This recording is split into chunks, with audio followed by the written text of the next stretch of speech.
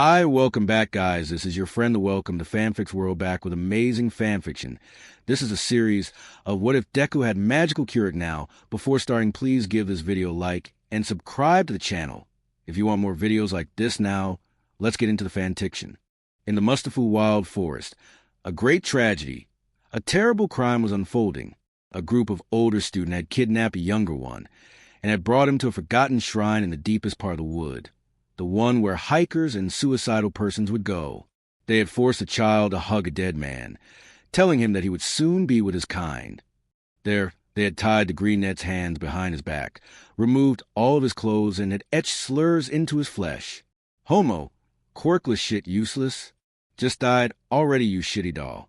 And by the end of it, he had stopped crying, he had stopped moving, and he would have stopped breathing if not for his stubborn streak and the unavoidable knowledge that a hero never gave up even when the sun was gone, painting the sky a pretty red, orange, and purple. Mom's coming soon, she'll look for me, and Kakin will tell her everything. He did it just to get away from the bad boys in our class. Yeah, that's it. Izuku thought as he tried not to breathe too hard, since his ribs were painful and crunchy. Ribs were not supposed to be crunchy. They left, spitting on him, one of them covering the dying boy in urine, telling him that he was worth even less than that. When they left, Izuku felt both relief and deep despair. And then Kakin. I must have been really annoying today, he thought with renewed tears. The only thing he did was to give Kakin his forgotten bento. Ani Mitsuki had asked him, but Kakin got mad again, putting him back in his place. Then a couple of older boys grabbed Izuku and did things to him, awful things to him, because he was quirkless. And a quirkless baby was only good at one thing and one thing only. They had told him that a flaw of nature had no right to reproduce, and that Kakin had to take care of the trash, or else he was no better than Deku. His body hurt. Night fell. The air grew colder for the destroyed child. He was shivering, wondering if someone would ever bother finding him. She would find me. Mama will never forget me, ever. The little boy thought with full faith. The sun disappeared. Evening was upon little Izuku, who could barely keep his eyes open as the pain, the cold and blood loss took its toll on the tiny 7-year-old. Unbeknownst to him, one of his violator's parents had a quirk that let him make people forget about things for 3 days. And when his frantic mother went to confront him after Bakugu had snitched, she forgot she even had a son. And thus, Izuku was forgotten, thrown away, discarded for perceived weakness. But as night fell, the border between human and yokai thinned, and the mistress of Gap, Yamana Devi Desai, born under the name of Maribel Hearns, and who used to be Yakumo Yukari, emerged between the border of night and day and a Hakurai barrier. The location those demons had left Izuku to die was the outside world iteration of the Hakurai Shrine, one that, for the past millennia, had always appeared as falling apart. In reality, her reality, the Hakurai Shrine, at the top of the dragon's head and in the border itself, was striving. Well, it was less a mere Shinto shrine, but a glorious temple dedicated to Garanga and Nichananda, and it had been taken care of by Raimu Revdi and her descendants for centuries. You see, 2.5 centuries ago, Yukari brought in a Hare Krishna devotee, and this devotee, with his charm and good behavior, charmed everyone that was someone in Jinsokyo.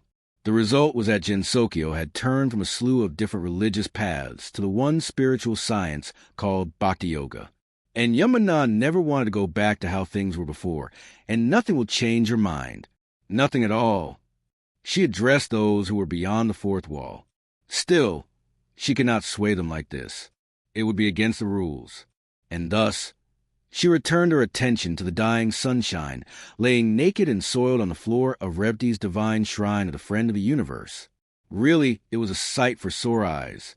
His body was pathetically small, and yet not an inch of it had been spared. He was bruised and cut all over. Slurs and death wishes were carved in his flesh, and if the blood that still flowed between his legs and feeding the red spider lilies was anything to go by, the grand yokai grimaced. Those so-called humans dared to call her kin's demons and amoral creatures of sins. What a joke! She sneered. We are called amoral, baby-eating monsters, while those born with strong power harass. desecrate, and mutilate children seen as weaker than them. Oh, sure, yokai could also be just as bad, but those yokai also tended to be eliminated quite quickly. Yamana and Revdi would make sure of that.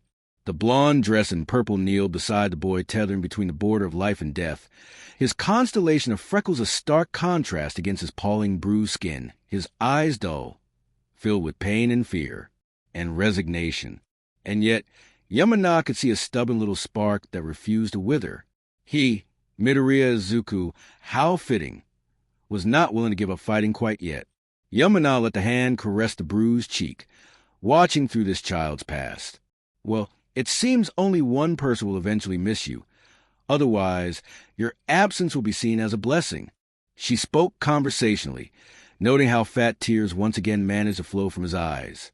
But I assure you, Izuku, what foolish men have thrown in the trash, calling them useless and worthless, have more potential than they can ever hope for. Yamana gently caressed his cheek. But you can't stay here, in this world of mundane logic and dull science.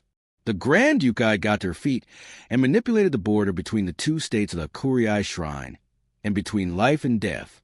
Sure, Miss Aiki would be lecturing her for days about how one should not meddle in other Karmi's affairs, but Krishna had a plan.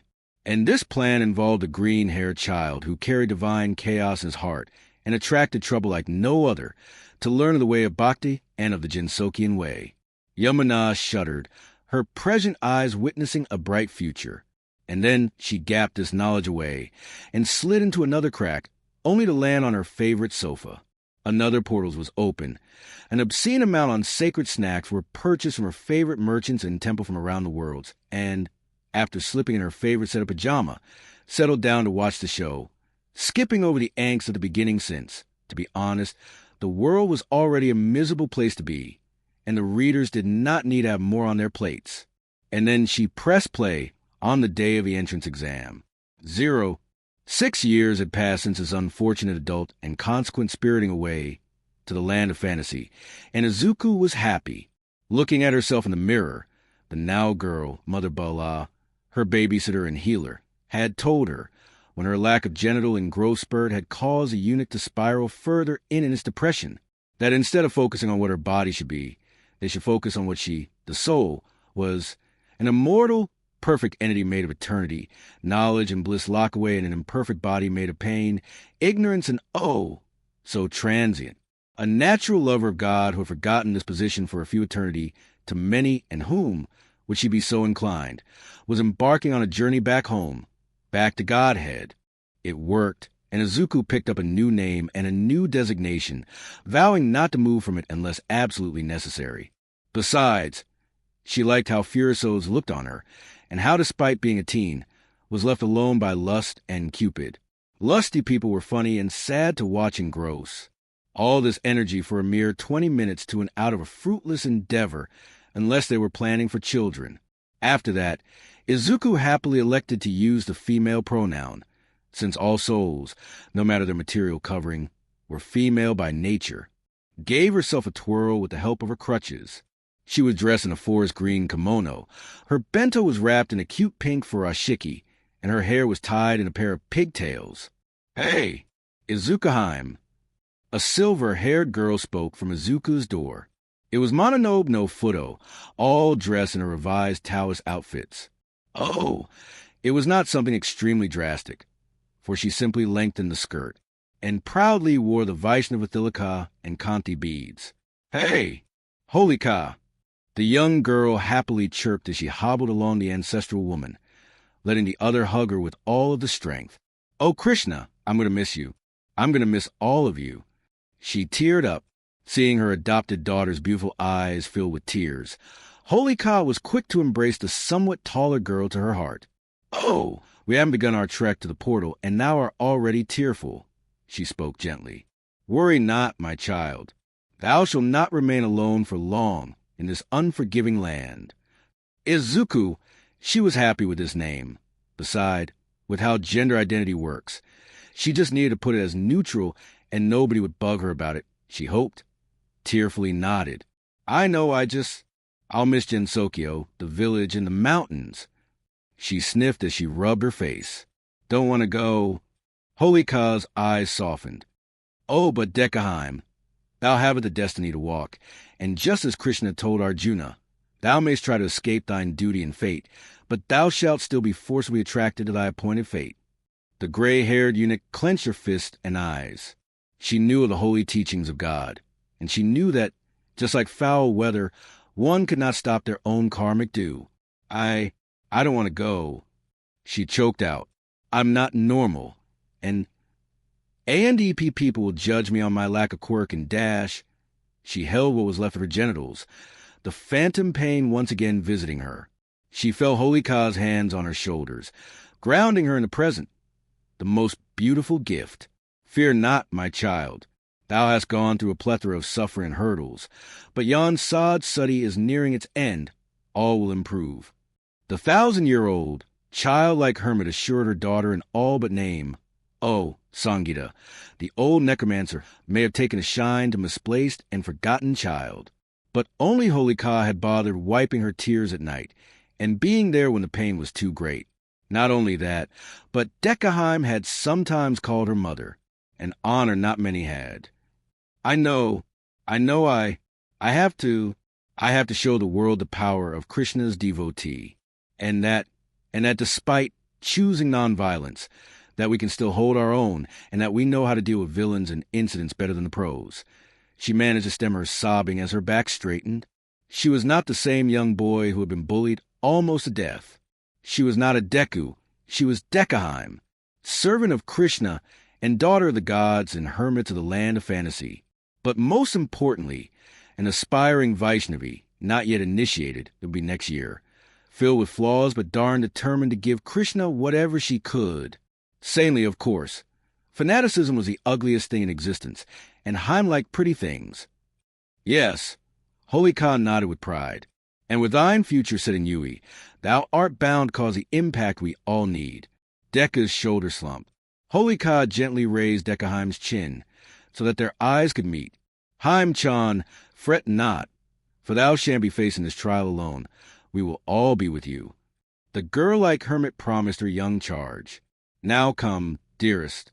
The others art waiting for you with bated breath, and thou hast to make haste not to be late for the entrance exam. Yes, mother, the entrance exam. Despite being thrown away by the most fallen hero-worshipping culture, Dekaheim still longs to attend UA and to see what type of quirk the ever-leaking mana was producing. I wonder where Bakugo ended up. He would have been a problem, but still. But after thinking about it, she heard her mother figure. Nay, such a person would be considered a problem. Acting like a hero while acting like a villain. This youth would merely be looking for fights, and his abrasive attitude would drive people away.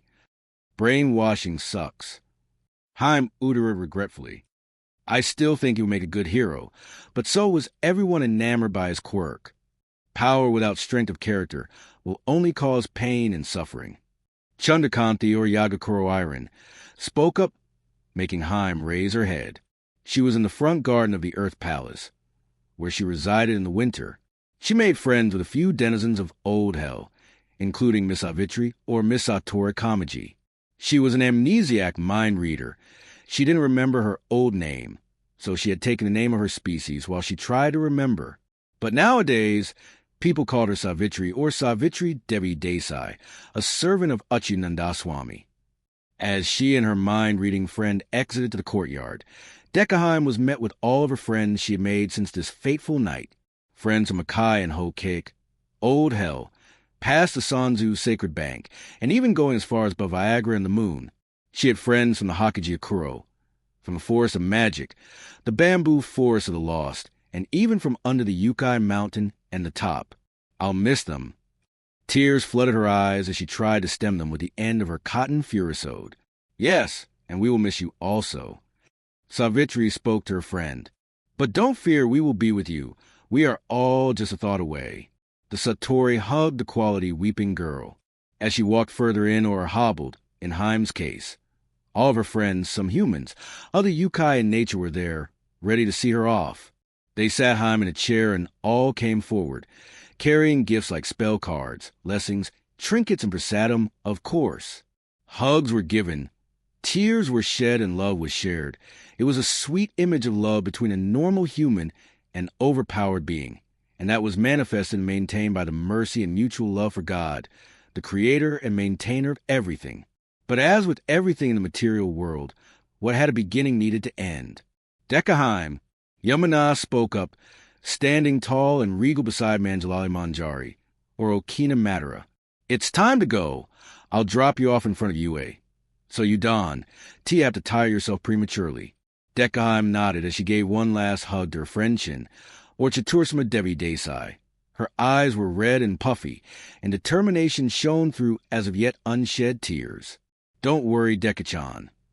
We'll be here if you need us, and even if you don't need us, and if you feel you can't rely on us. Hashiguma Yami, the chieftain of hell, walked up to the tiny Eunuchian girl. Then rely on Bhagwan. He'll get you out of trouble, and you can't feel lonely if the sexiest guy period lives rent-free in your heart. Those words had the intended effect, and Haim began to giggle. Yeah, okay, I won't leave Krishna alone. You can trust me on that. And how? There was one thing about Gensokyo that made it different from anything else in the world, save for some very specific places like Mayapur, Vrindavan, and every iteration of God's playground. What that some unspecific times ago, they had switched from the Asian religious trio to full-on Gaudiya Vaishnavism, or the eternal science of self-realization through pure, unalloyed service to the highest and most personal form of God, the supreme and absolute truth, Bhagwan Sri Krishna and Shrimbi Radharani, the supreme personality of Godhead in his primal, loving energy. And for the Gaudiyas of the world, the fused form of the two, known as Sri Krishna Chaitanya Mahaprabhu, Radha and Krishna as one, the avatar of mercy for the most fallen age.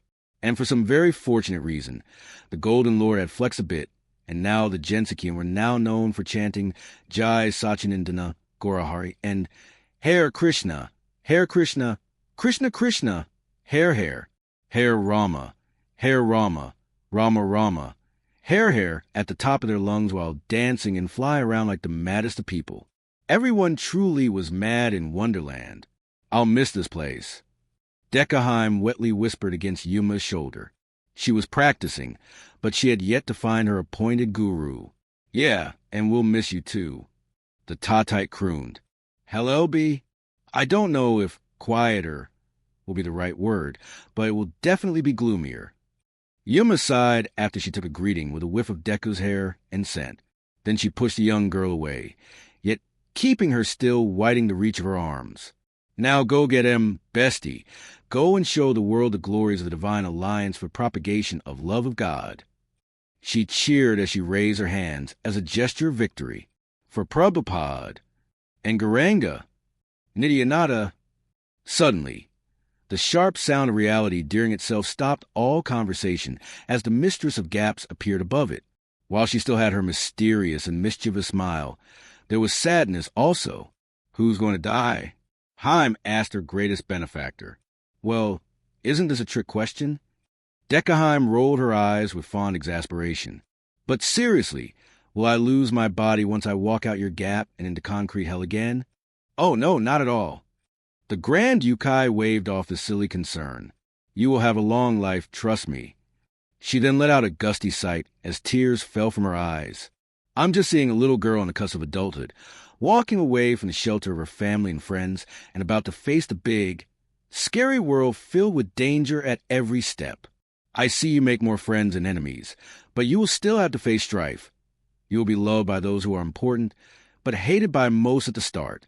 Your adventure will start with a single step, and it will end as you start your dance with the Lord. You always give this blessing. Dekaheim said with a blush. Well, there is nothing wrong in aiming to have another dancer in his Raza dance. Yamuna, the young girl, whined. Let me first learn how to be a maid servant at the feet of my guru. I'm not even close. She flailed around, cheating a bit with levitation since, with the state of her hips, standing unaided was about a reality as having the last of the quirkless walk out of Gensokyo and taking over the world. Wait! She heard her father. And indeed, dropping from the cloud cover's vault was Prince Twisadamimi no Miko, or Uma Devi Desai, descending like the celestial being she was.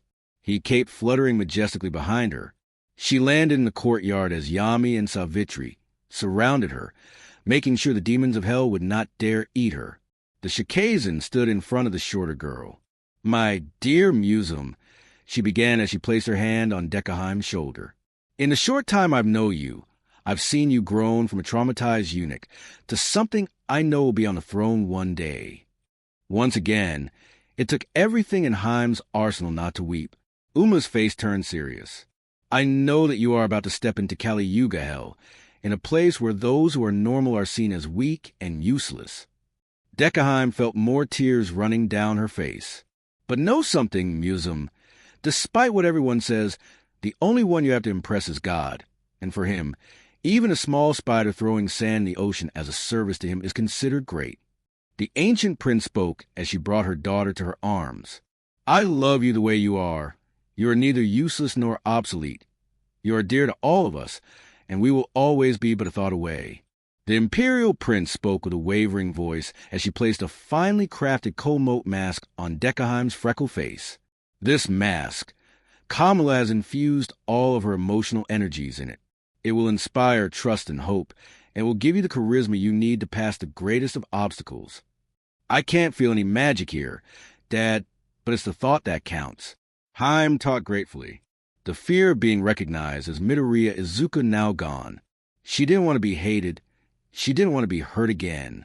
Yes, but she will never get to those obstacles if she arrives late at the school, Uma-chan. "Ariera, can I bid our collective daughter and good friend good luck and fair wind?" "Yes, you may, and I believe you did." Yamana then addressed Dekaheim. "Now come, Heim-chan, your future awaits." Dekaheim regretfully let go of her dad and hobbled to portal, only to have the imposing woman stoop down and engulf the shorter teen in her silken embrace. "Everything will be fine. May Sri Sri Radhakrishna remains eternally with you.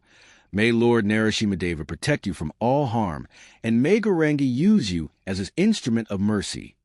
The grand yokai bid as she removed the cold moat mask to press a kiss on Heim's forehead, nestled between the two branches of her thylacah. "Now go, make us proud. And if I fail, you will still make us proud." And with that, the Yoshima gaped her away to Mizurufu, in an alleyway not that far from the legendary entryway. Legendary. It's only called that because one hero partially ended one incident. I'm sure it's overblown. The building's not even cute. She internally, she hoped, groused as she hobbled to it, merging with the crowd. She definitely caught the attention of many with the ancient accoutrement, what with the Furasode and the no mask. But Dekaheim was not here to fit. She was here to make a statement. She walked through the gate without much problem save from one rock. But nothing else beyond that, and nothing that a bit of floating would not fix. "Oh, be careful." A girl spoke, and Heim turned to face her, causing the fluffy brunette to balk. "You think I'm fluffy?" she asked, now thoroughly unsure now that she had the full attention of the odd girl. "Yes, absolutely," Dekaheim confirmed as she hobbled further in the compound, into the absolutely ugly H-shaped building where the registrations were happening. "Your hair is soft and fluffy. You have a gloriously round cheek decorated with spots of pink on them. You have broad and auspicious hips and thighs, and your bosom complements the rest," she praised. Immediately, the girl's face turned a crimson red. "Oh my gosh! Are you hitting on me? It's nice of you, but I'm totally not into girls. I don't really have a gender anymore," Dekaheim assured me. "And I wasn't trying to court you, but stating the fact. You, whoever you are, have a very good body karma, and your beauty will grow with you." And Heim knew full well that she would be a sweet older lady, one that would be taken care of at the end of her life. "Oh, Krishna, please protect her. And if Dash, by the way, what is your name?" she asked her healthy companion. "Oh, I'm Urarko Ochako. It's a pleasure to meet you," the bubbly girl greeted. "Wah, so cute. She reminds me of those nice fairy by the Hakurei shrine." I used the name Dekaheim Moria. "Dekaheim," Urarka-chan parroted. "That's, useless. It's red, doll princess. My sister named me after a character from Legend of Zelda, Majora's Mask." Oh, all right then. Uraraka mitered as she fiddled with her fingers. Anyway, why are you here? To pass the test. Haim answered simply as she looked for the registration line, hoping it was not a pre-registration event. Sure, we may have the internet up in the mountains and down in old hell, but she had been so busy with the last incident, Haim had completely forgotten to check. But you can't walk. Uraraka-san protested. There's going to be a physical exam. No idea what will be dashed. I put my money on robots since humans would be begging for casualty, and we are obviously going to face an OP opponent. Still, I wonder why it has to be robots and not something like fairies, way cheaper, and they can respawn upon death. Yeah, I need to talk to the principal about this. I'm sure the Fae kind will be thrilled to mess with teenagers. Haim chuckled. Oh yeah, pranking fairies versus teenagers with powers. Haim would pay to see that. Don't be ridiculous. There's no way UA would use robots. Uraraka protested. I'm sure it's something like old-school Olympics, but with quirks, what's your quirk, by the way? But before Deku could answer the bubbly, yet insensitive girl, she was in front of the registration officer. Name? The officer asked, probably someone hired for the occasion. Do I have to give my legal name? She asked, I am under protection. She admitted, something happened in my youth that would make my identity a huge liability. The officer raised his head from his computer, looked at Deku and, after typing on his console, gave her a tablet. Just write your legal name here, and whatever information you can't say openly. Oh, Krishna bless you. And thus Deku filled her registration, entering her age, name to be called, gender, and quirk. Miss, you're quirkless. Yes, I am aware. I can't let you dash. But before the idiot could continue, Deku interrupted him. Yes, you can. There are no rules that prevent a quirkless individual from entering the UA registration. And if I remember correctly, they are also inviting whatever quirkless potential students to attend, probably bait them to get killed by those robots, don't they? The clerk paled. So it is robots then. Don't worry. I've already faced death a few times over. I do not fear him anymore. Deku assured the man. So let's proceed then. But dash, Deku huffed. And if you really need to put something as a quirk, then just put the magic of friendship. The man stared. Hurry up. You're making people wait, She scowled behind her mask. Sure, she may be a bit shy, but one thing Kalabdi, Kagaiheim, and Tajiko had taught the young girl was that shyness has its place, but don't become a carpet and feminine pride has its use, but don't use it so often. All right, miss. The clerk spoke with a scowl. Your family better not sue us when you die. If my destiny is to die on a mock battlefield, then may this broken body fall gracefully.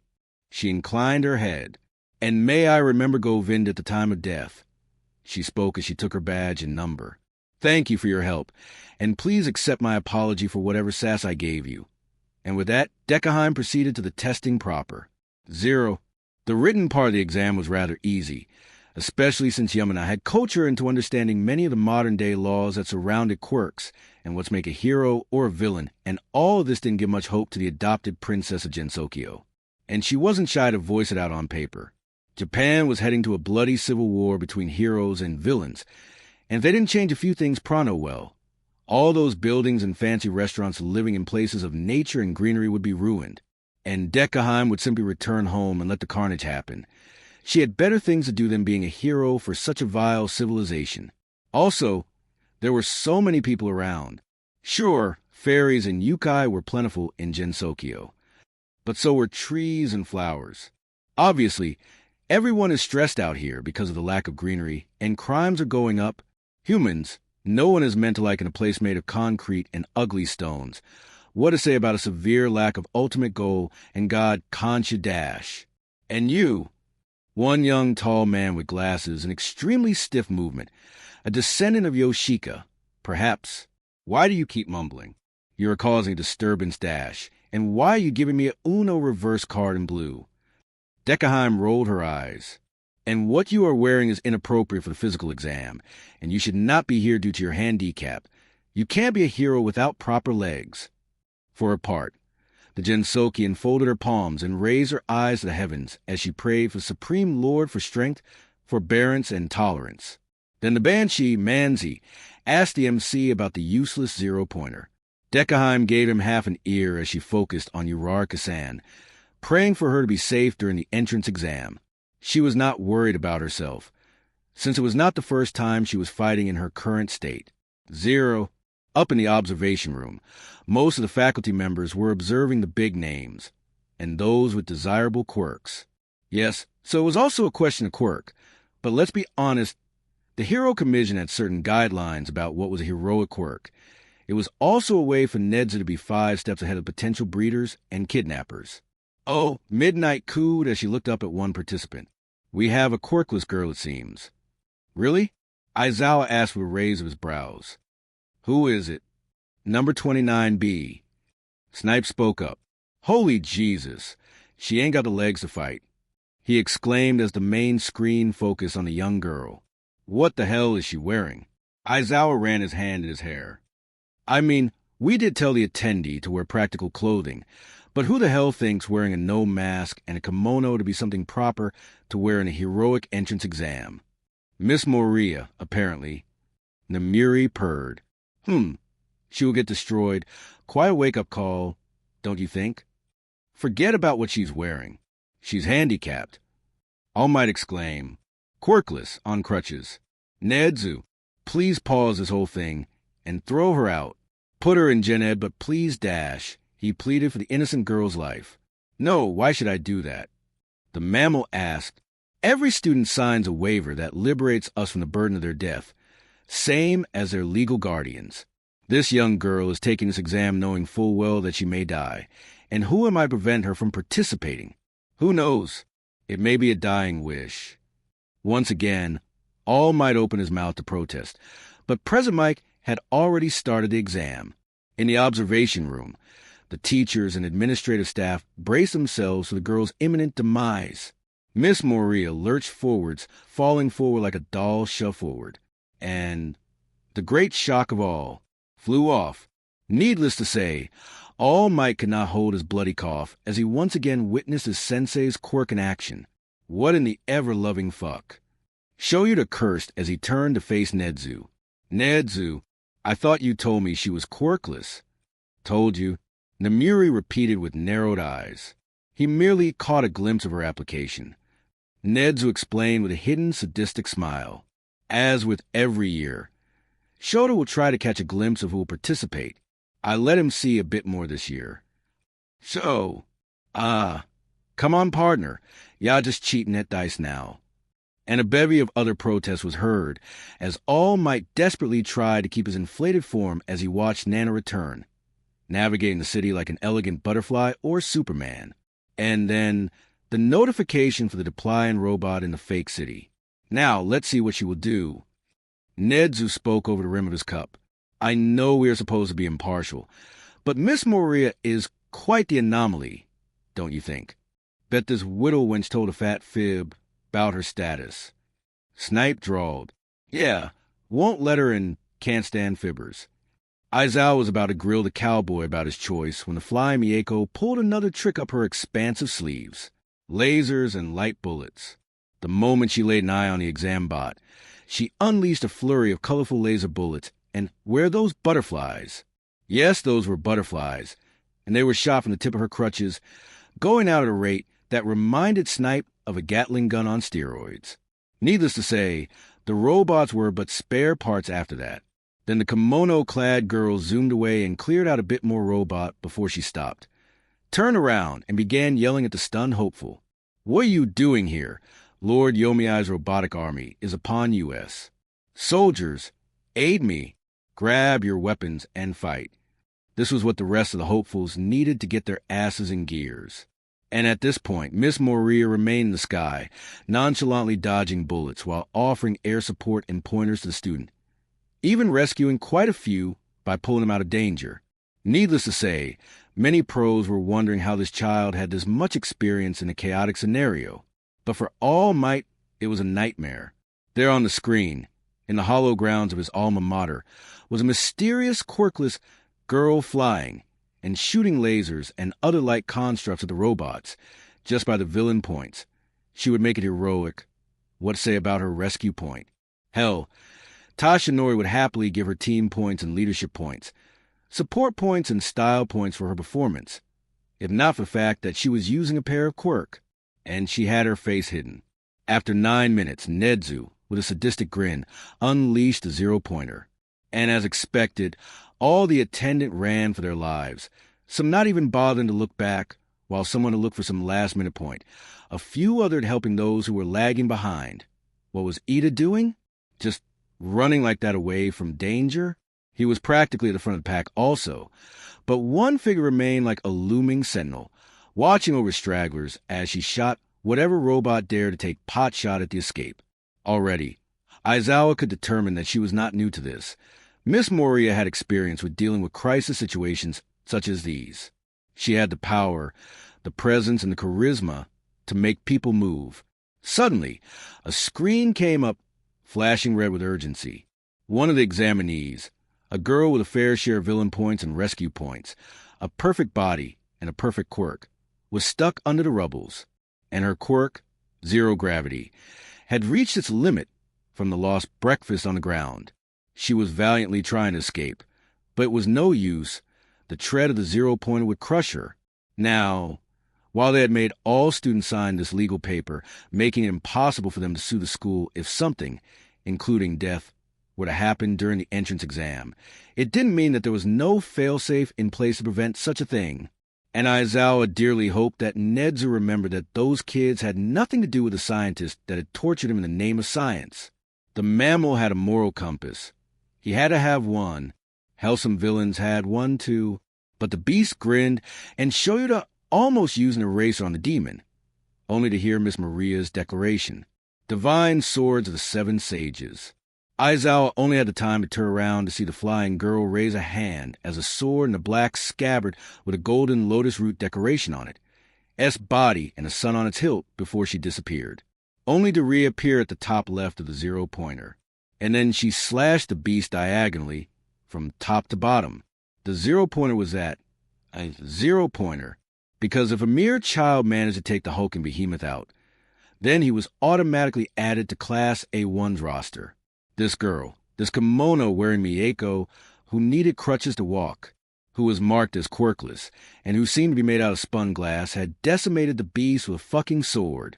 In the background, Nedzu cawed freely, his teeth spilling everywhere. That was until Miss Moria destroyed the rubble trapping the gravity girl. Unsafe way of evacuation, this would have to be remedied. And then processed to stab her. Needless to say, the whole room became silent after that. Needless to say, after the gratuitous murder of Uraraka-san, the observation room cleared out in record time, and robots were called to contain the murderous teen with the magic, the sword, and the multiple quirks. So, oblivious, All Might was the first at the scene. What met him was not what he'd expected. Moria Izuku, that was the girl's legal name, and there was no one that existed in any database with this name, had stabbed what should have been his rescue victim and a direct ticket to UA and out of the dirty grip of the HBSC. But no, she had to do the logical thing. She had to kill Miss Uraraka in cold blood because of reasons. But to be honest, Jinsokyo sounded like a very far and backwater kind place.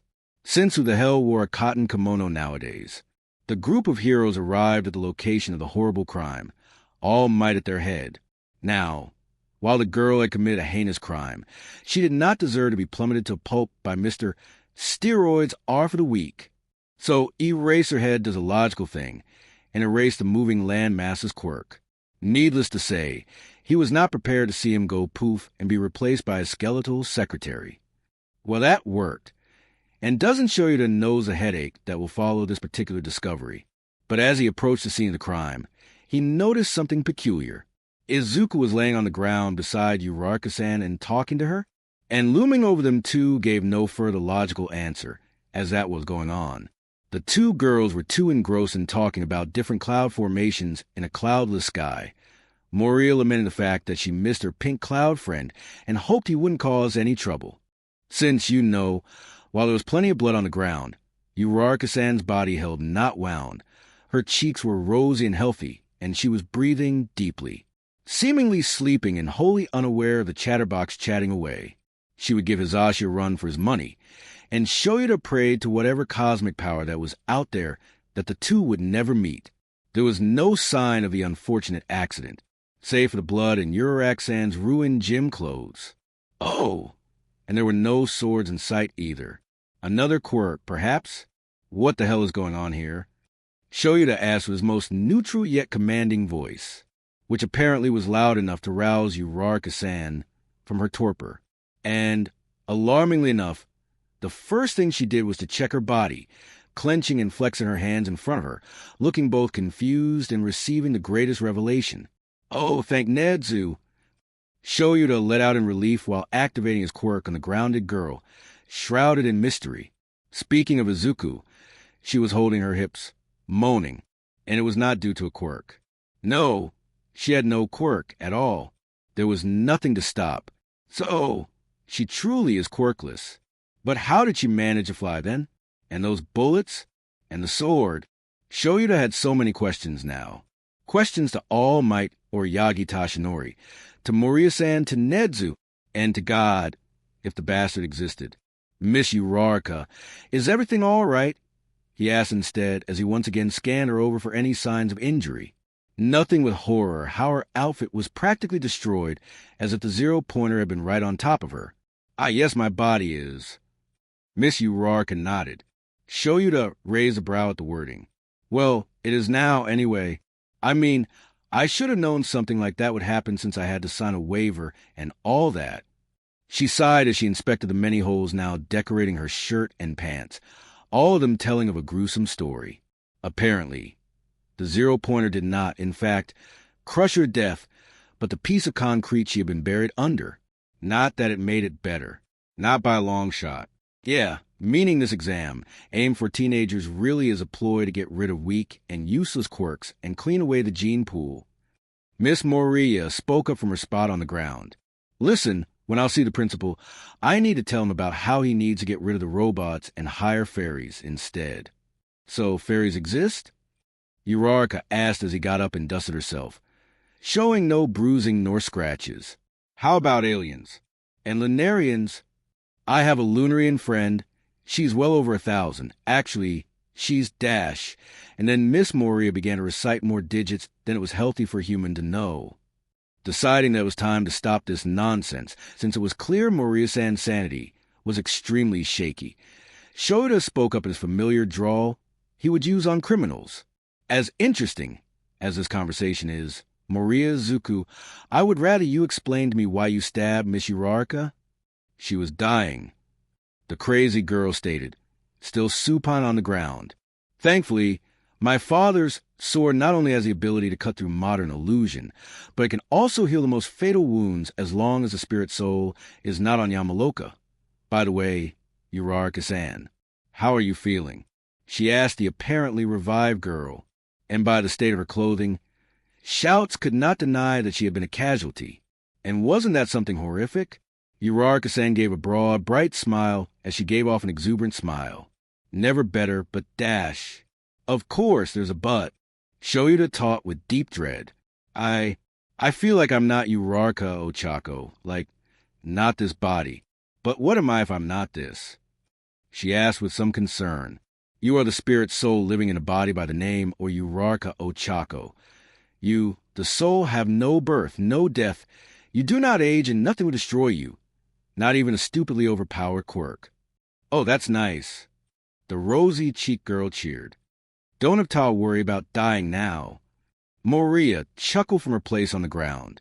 And you are the eternally separated part and parcel of God, Krishna. Wait, he exists? Oh, of course he does.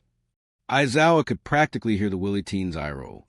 For his part, what wouldn't he do for a long nap and waking up to a boring routine, including a completely underwhelming class? Hell, he would be the happiest man alive if he wouldn't have to deal with Moriya-san. She was beyond a problem child and down right into chaotic gremlin from hell. Suddenly, Recovery Girl arrived, riding on her scooter/contact Medibot. All right, enough chit-chat. Who has he wounded? She commanded. I'm all right. Maria-san spoke from her spot on the floor. And I don't think the legendary recovery girl could regen a long-lost limb. You will know when I become a student. I was more worried about the girl you stabbed. Recovery girl deadpanned, her accusation her eyes hard. Shoyuta knew those eyes, and he was thoughtfully impressed that none of the girls were by her tiny old commander ways. I'm perfectly fine, too. Uraraka-san confirmed with full energy. I felt even better than when I came in, too. Chio gave the brunette a skeptical once-over. She was crushed under some rubbles, and the zero-pointer did squish her body until the soul was expelled. Not my finest moment, Uraraka added. Thankfully, the 7 sages empower my father's sword with their shaki. Otherwise, I'd be a ghost haunting y'all, 'cause my parent can't pay for my funeral. Tragic. Absolutely.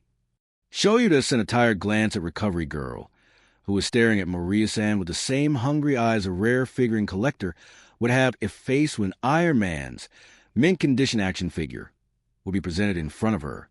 Those who were banned wondered why. And how about you, Miss Dash? You may call me Deckheim, but Maria is what everyone feels comfortable with. She stated, Are you hurt somewhere? Chio asked as she began to inspect Maria-san. I never expected to see you fly, and I was about to run Nedzu Trough for having you participate in the exam, Willy Omo, this one. Oh, I was hurt, and my thighs can't move all that well, and I did land it wrong, but it's not that bad. I was just watching my cloud friend. See? Maria-san pointed at a lone cloud floating in the sky before waving at it. Anywho, can we leave now? I still need to find a place to stay. Yeah. I really want to head back to my flat, too. I had a big day, and I can feel it will rain also. Oh, you can feel that? Maria asked as she floated up, proving that she was not too hurt. Uraraka nodded. Yup, Dad showed me how to, and I guess my gran had this super useful quirk that let her read the atmospheric pressure and the wind. Wow, now that's an impressive quirk. Midoriya spoke with clear appreciation. I wonder, was she feeling the pressure with her skin, her hair, or her eyeballs? Or maybe she could hear the fairy whispering about what will be the weather for the next day. But then, this would not be called a quirk, and she would be another quirkless person with amazing skills that had nothing to do with genetic coding. Not that it's really from one's genetic, but from Dash. All right, you two. Shoyuta mildly snapped at the two. Just get out of here. All right, Mr. Hero. Uraraka gave a salute. Of course, Aizawa Shida-san. Miss Maria said, surprising the underground hero more than he cared to admit. But before he could demand how the crazy girl managed to get his legal name, she lifted off the ground and turned to Uraraka-san. Uraraka, mind coming my place? I know it's pretty sudden, but I moved in from another village, a village that had remained the same for over the past century or so, and I would need someone better versed in today's lifestyle and cityscape to teach me how to navigate. She bowed, still not touching the ground. Just call me Ochako. And of course, I'll help you get used to Tokyo. Not sure about Mizurufu, though, since I come from Fukuoka myself. Oh, really? And thus, Shoyuta Nedzu, since of course the damn mammal had peeped in the weird conversation, and a very deflated All Might. The goof was playing his competent, quirkless secretary, Mr. Yagi. Credit where credit was due on this one. Watched with an uncomfortable mixture of awe, confusion, fear, and dread as the two examinees walked, or flew, in Moria's case, out of the testing ground and to the green-haired future problem home, somewhere in Mizurufu. For Shoyuta, Yagi, and Nedzu, the next course of action was clear. They had to find as much information they could about Maria Izuku, and fast. For all they knew, this multi-quirked, quirkless person was the first sight of something sinister, and thus Shoyuta followed the two, or would have, if he had not forgotten what he was supposed to do once he boarded the train. 1 bus ride later. Deckheim could not wait to tell all about it to her fairy friends back home. Cinnamani would be so jealous about the fact that the eunuch had boarded one of those fabled buses.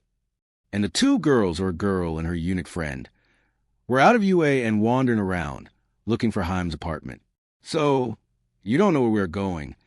Ochako, after what had happened, It would be ridiculous to have the two girls call each other by anything lesser than their given name. No, Haim admitted as she read each and every number and nameplate she could find. I started off in old hell, and Yamanaji gapped me near the entrance of the campus. Otherwise, it's been a long time since I've set foot in mundane Tokyo. Wait, you were in hell? Ochako gasped as she grabbed her new friend by the shoulders. Oh my God, Dash! Krishna, why would someone so sweet and pure get there? I was visiting a few friends, and it was for my training also.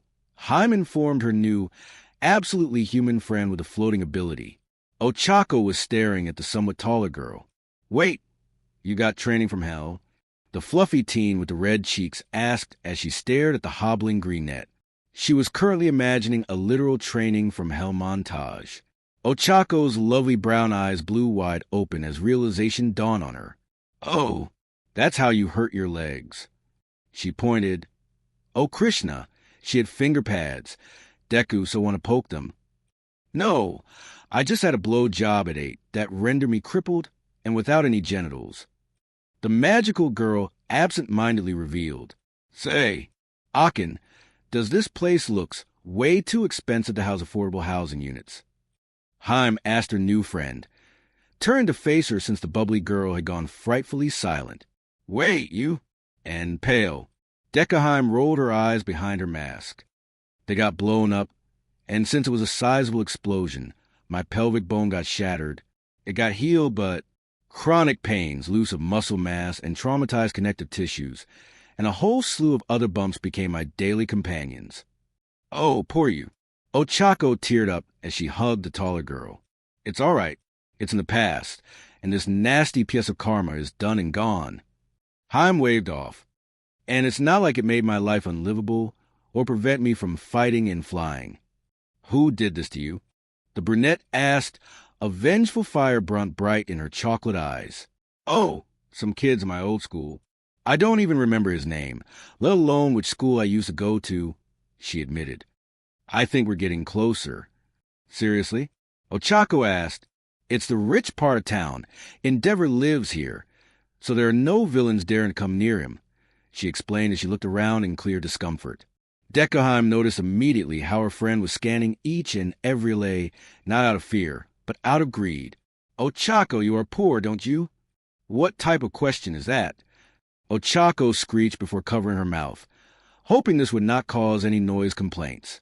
And having a noise complaint ticket on top of the debts her parent had would. Well, she barely had enough to pay for her hero suit on top of her rent and food, let alone having something better than a somewhat armored suit and a face shield and poofy boots. It wasn't a question, and you just confirmed that your financial problems are affecting you emotionally. Don't worry. If my house is nearby, then I'm sure there's enough room for you. The magical girl proposed with glee. Oh, how nice would it be not to be alone in an empty house? Ochako stared at Deku before her cheeks turned red. Haim's face fell. Ah, you have your pride. I'm sorry. I didn't mean to insult you. She bowed down as tears gathered in her eyes. She was used to being blunt, being well-liked by the Onis of hell and heaven because of it. And the Satori, since she was so forward and could not manipulate anyone for the life of her. Still, this was the outside world, where people had their pride and who saw asking for help as something dishonorable, which, in the young Vaishnavi's mind, was absolutely bonkers, since everyone here were but mere humans with the 4 flaws making all their endeavors hard and painful. They would lie to one another, despite saying that they trusted each other, and they would get cheated, they would get illusion, and they would forget. And Izuku had completely forgotten that in Japan, it was all about pride, and like an idiot, she had proposed to Uraraka-san to admit the fact that she was poorer than the eunuch and live at her expense. Meaning, I'm sorry. She tried to stem her tears, but as per usual, they spilled off from the mask's eyes as she sobbed. Wait, what? Uraraka panicked. What's wrong? Is it because Dash? I didn't mean to insult you, Dash. She sobbed harder. Her first day out of Gensokyo, he first friend and numerous blunders. No. And oh, non. The The next thing she knew, Deckheim was crushed to Urarka's bosom. I'm sorry, I'm not. You're right about how tight I am financially. I let my pride as an Urarka take over. I mean, my dad never accepts help for anyone, and my mom can't too since, Da's the one in charge. But anyway, I'm not here to pile you up with my bad karma. We need to find your home. Ochako cheered with vigor. Deckheim sniffled as she took out a handkerchief from her broad sleeve and cleaned up her face. Okay, she squeaked, relieved that her budding friendship with the fluffy girl was not over yet due to her faux pas.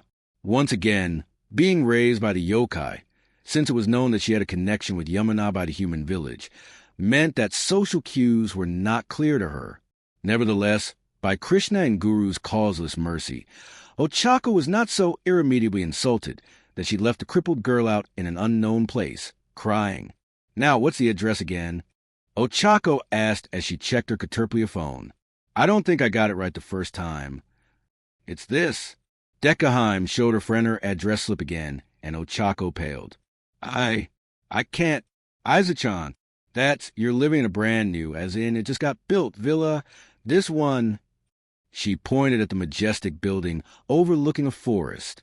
It seemed as if Jinsokyo had decided that she wanted to claim a piece of Mijuatfu, and thus took over an entire hill and vale for it. Izuku-chan. Ochako grazed her fine sleeve. This is Sakoto Hill, the most haunted place in Mizudafu. She warned as a round. Worried gaze never left the apparently cursed piece of property. Years ago, there was a fire here, a blue fire, and on this hill, rumor has it that Endeavor's first son burned to death. Oh, so this is why it was sold then. Haim spoke with a smile hidden under her sacred no mask. Good to know. The poor son of Endeavor will definitely need the holy name to get out of his perilous situation. Now come on, friend. We are in dire need of shower and cloth. Haim's tone broke no argument as she found the expansive property's gate. And find it she did, and the sight of a person she thought she would never get to see again. There, sleeping while standing up, her intense red hair being played within the slight early spring breeze. She wore an emerald green dress and waistcoat over a white, short-sleeved shirt, and on her blazing lock, a beret sat, a golden star was proudly proclaiming the name of the gate guard of the Scarlet Devil Mansion. Mohini! Haim exclaimed in pure joy as she woke up the guard, who quickly took the most generic and badly done fighting posture, only to lose her attempt at appearing fearsome. When a flying unit collided with her, her eyes filled with tears of love and joy. Oh, my sweet baby Krishna! Haim, it's been so long. The woman, Madana Mohana Mohini, Devi Das, cried in happiness as she spun the shorter girl around. Wait until Mrs. Gargi and Mrs. Pondermaya hear of this. Wait, are they here? Is my magic teacher here? Haim asked with hope. She simply adored her friend from the big, red mansion. Mohini's face fell. No, her and Mrs. Gargi had to remain back in Jinsokyo. Oh, but... The redhead gently grabbed Deckheim in her arms. We're still a few waiting for you. And with that, the dragon lady of Jinsokyo jumped the property's front door, leaving Ochako in the proverbial dust. And then Mohini jumped back and grabbed her too. Zero, Haim-chan. A woman with blue hair and wearing a dress of green, blue, and yellow yelped happily as she hugged the short girl. Around her, a painted dragon swirled in numerous hues as he snuggled to Izuku-chan. It's good to see you again, my friend. Keiki dash. Don't ask Sama at the end. Silly. I'm your friend. Remember that. The glowing woman spoke as she poked Deckheim's nose before turning her gaze to Ochako. Oh, and who might she be? She asked as she stepped closer to the 15-year-old. Ochako stared at the colorful, glowing woman, nodding that her feet didn't touch the ground, didn't seem to blink and casted no shadows, and just screamed artist. Oh, Uraraka Ochako, please take good care of me. The brunette bowed as low as she could. Sure, the other girl might look young, but, well, she knew there was more to her than meets the eyes. Io, am I smelling right? Is Suki here with another magic baby? Another woman asked as she rushed out the door, and her entire appearance caused Ochako to balk. She had deep dark skin like chitin, wore a black shirt and short ensemble, with a golden chain pattern printed on in green metallic rings decorating all of the hems. She had long, wild gray hair stilled in a mullet. How come it worked for her? And was barefooted. On her arms and legs were about a dozen or so orange ribbons. Her ice blue eyes were trained on Ochako, and the girl felt awfully creeped out about this. Beside her, Deku gasped, "Momoyo, Iwai, bring it in, girl." The creepy-looking woman opened her arms wide, preparing for the little bullet. That was an ecstatic Deku. Then she felt a hand on her shoulder.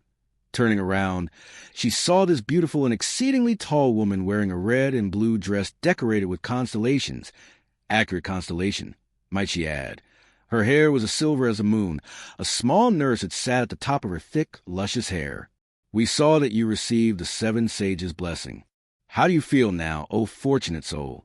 Ochako just stared, trying to form words that didn't exist in the face of the glowing, otherworldly woman. I think I realized I was a soul, but now I think I'm Ochako and poor?" she asked this morning.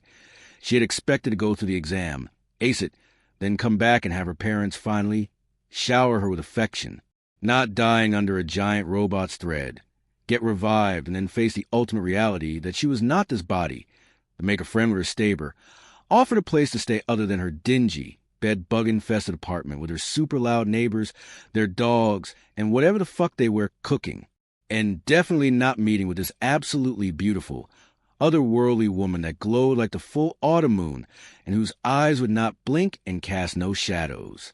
Who are you?" she finally managed to ask. The woman's smile broadened. "I have quite a few names. Some call me Yagakoro Ira no Moikane, or just Dr. Yagakoro, but I now go by Ekarani Devi Desai." "Ekalani?" With an R, dear. "Oh, Just keep it simple. You don't have to talk about yourself any differently." The tall woman kneeled in front of Ochako, thankfully so, since she was starting to gain a crick in her neck. "I'm Urarko Ochako. Nice to meet you, Davidus-san." The bubbly girl bowed deeply, causing the moon-haired woman to blush happily. "As much as I love being called servant of the all-effulgent goddess, it would be easier if you were calling me Ekarani, since we are all Devi Desis here." "Okay." Ochako once again bowed at the formidable woman whose taste matched her own. Little did she know, but Ochako had met her first Lunarian. She would meet the rest tomorrow during the super early morning ceremony. But this information would be realized quite a few months later since, at the moment, and due to quirks being so widespread, Ochako only saw them as those super nice cultists who agreed to house her instead of the dangerous apartment her parents had chosen for her in the worst part of Mizurufu. Speaking of morning, the sound of ringing bells met Ochako's ears. Not that this should have woken her up since, she was from an expanded family, and her half-sibling all had their own personal schedules. But for some reason, this very faint sound woke her up. Who the hell would ring a bell at? She checks her old Caterpillar phone. 3:45 in the morning? Like, what the fuck's wrong with them? She mumbled as she glared at her clock, unable to fall asleep, not because she had not been about to. Well, she still had the realization that she was not this body, but at the same time, she had no idea who she was other than a servant of Krishna. And this woke her up. Right? I'm not this body. I'm the spirit soul locked away in there. Better start my service to him then. Ain't gonna waste any more time in this shitty place. The brunette thought as she threw off her blanket and made her bed. They were all sleeping on the floor, something quite unusual in Japan since America once again became the strongest country in the world financially speaking. Then went to look for the rest of the cultists, wondering what type of ceremony they were performing at 8:00 in the morning. She followed the sound of the house's main room, the living room, and indeed, light streamed from the shoji door. Ochako could also hear mumbling. "No, what is it? Halu, Kushna? Lama?" Suddenly the door slid open, and a silver-haired woman, not Ekarani, another one with short hair and a silver and blue sari. Also, were her eyes blue or red? Also, what was that mark on her forehead? "Oh, Urarka-san." Hare Krishna, good morning. She folded her palms. I don't think we had met yesterday, but you may call me Izao Sakuya. Oh, that's a Japanese name. Ochako blurted out. She had already noticed that most had their own foreign names like Ekarani, Kokolai, Madama Mohini, and always ending in Devi Desai. Yes. She blushed as she sighed elegantly. Your diva has yet to manifest, but I know one day it will. She spoke brightly. Now enough about me. What are you doing up so early in the morning? Not that waking up to attend Mangalarati is bad. Mangala? Arati? We greet the Lord after he and his Radha sleep, or, in our case, Garanga and Nityananda. Mrs. Zao explained kindly. But before you do, it is advised that you bathe and cover yourself in clean clothes. It is God, the cleanest and purest we are about to see, after all. Oh, right. She was about to see her master and... Come, let me bath you quickly. What? 0. When Sakuya had said that she would bathe Ochako quickly, she meant it, since after a blink, the brunette was bathed, massaged with fragrant oils, dressed in a silken sari expertly folded, decorated with a few tasteful ornaments and makeup, and back in a room as if nothing had happened. This had prompted the teen to ask the elegant and perfect woman about her quirk, only for her to tell Ochako that this wasn't a quirk, but the magic of an artifact and the blessing of Kala, Time himself, who just so happens to be an illusionary aspect of God, Krishna, who is now on her altar as Garanga. It was super interesting, but also way too esoteric for Ochako's taste. It was still 4 a.m, way too early to have Sakuya explain the nature of the absolute truth, especially to a soul that had just woken up to the fact that she was not this body, but, well, an eternal soul wearing a flesh suit whose bodily blueprint was made out of karma, time and reactions to said karma. And misery, let us not forget miseries. 15 minutes later, and the sound of a pair of crutches echoed in the hallway, heralding the arrival of Deku. Actually, her name was Izuku, but since her identity had changed, she let one of her friends choose it for her.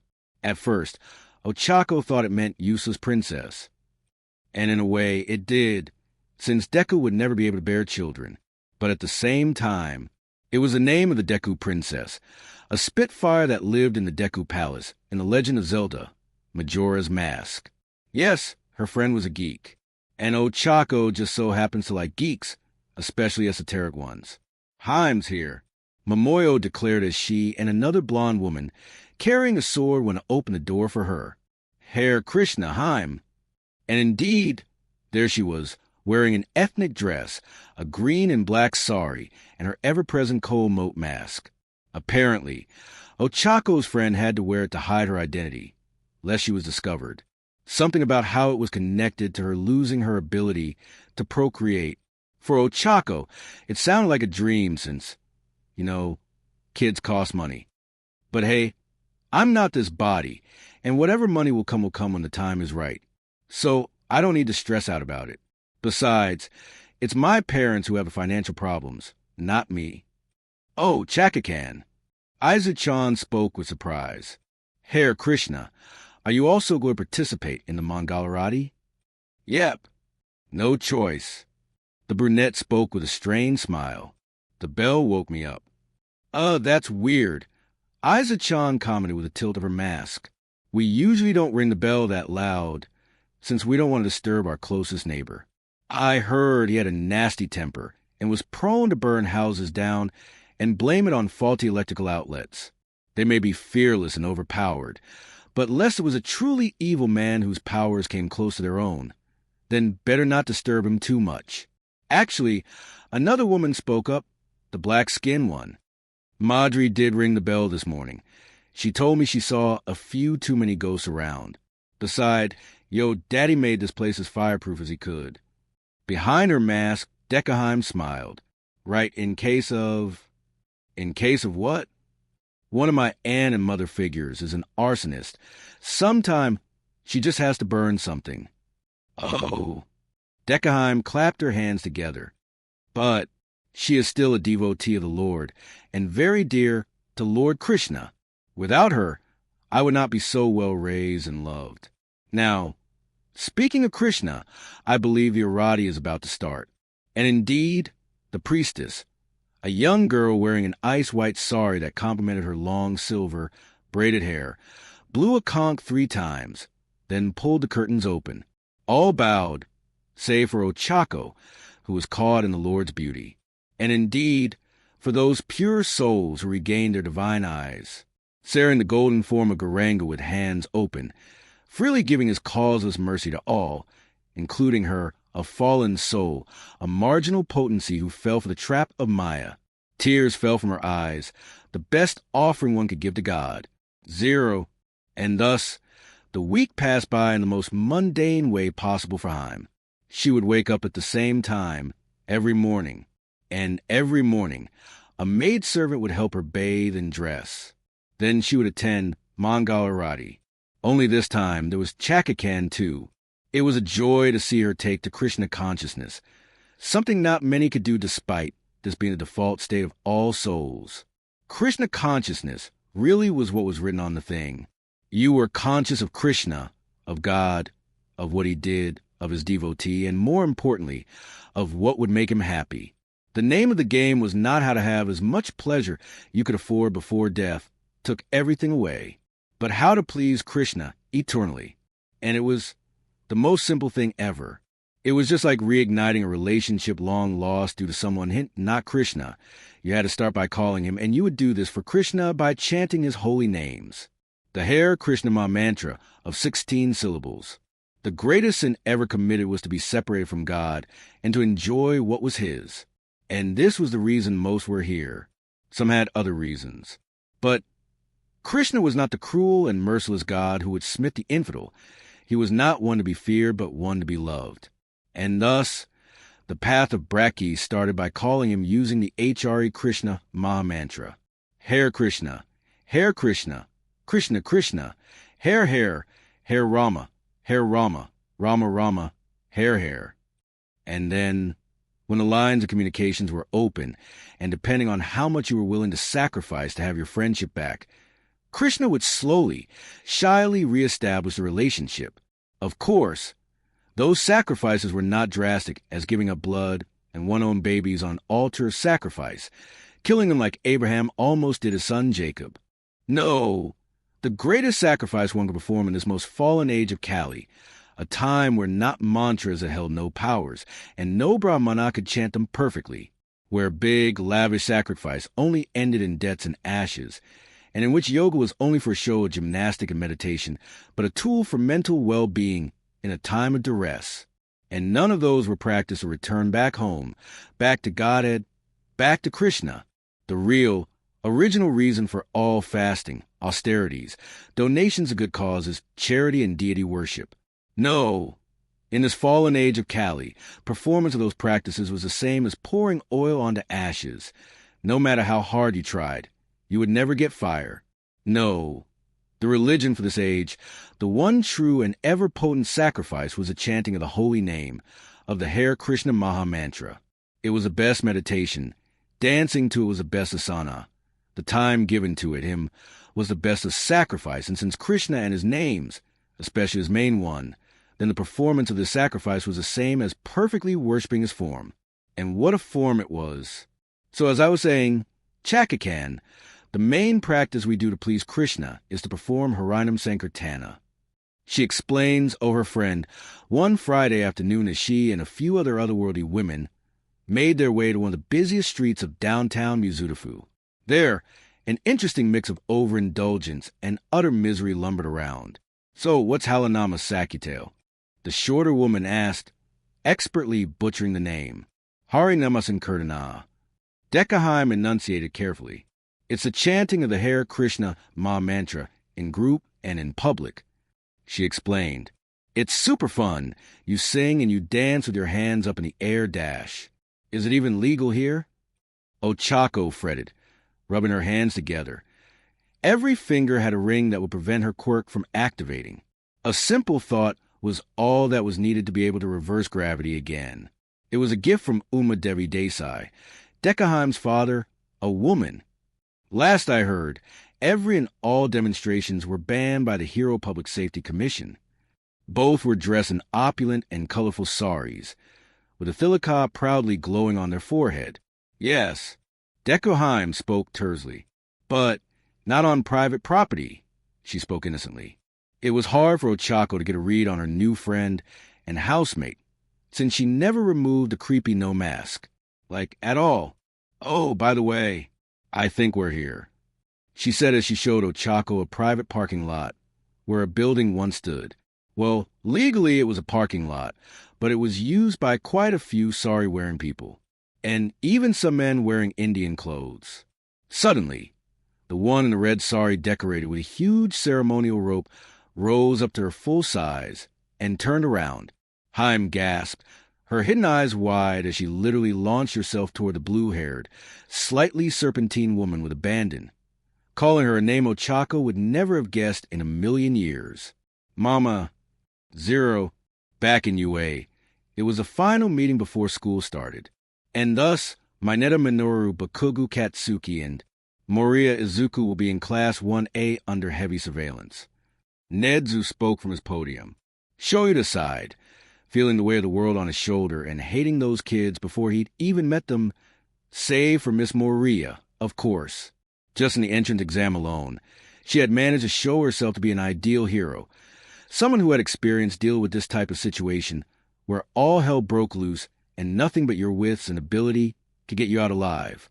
Then she used quirks, plurals, to not only ace it, but while having fun while doing it and saving a student from certain death by stabbing her with an ancient Taoist sword that had been lost to time and considered a myth.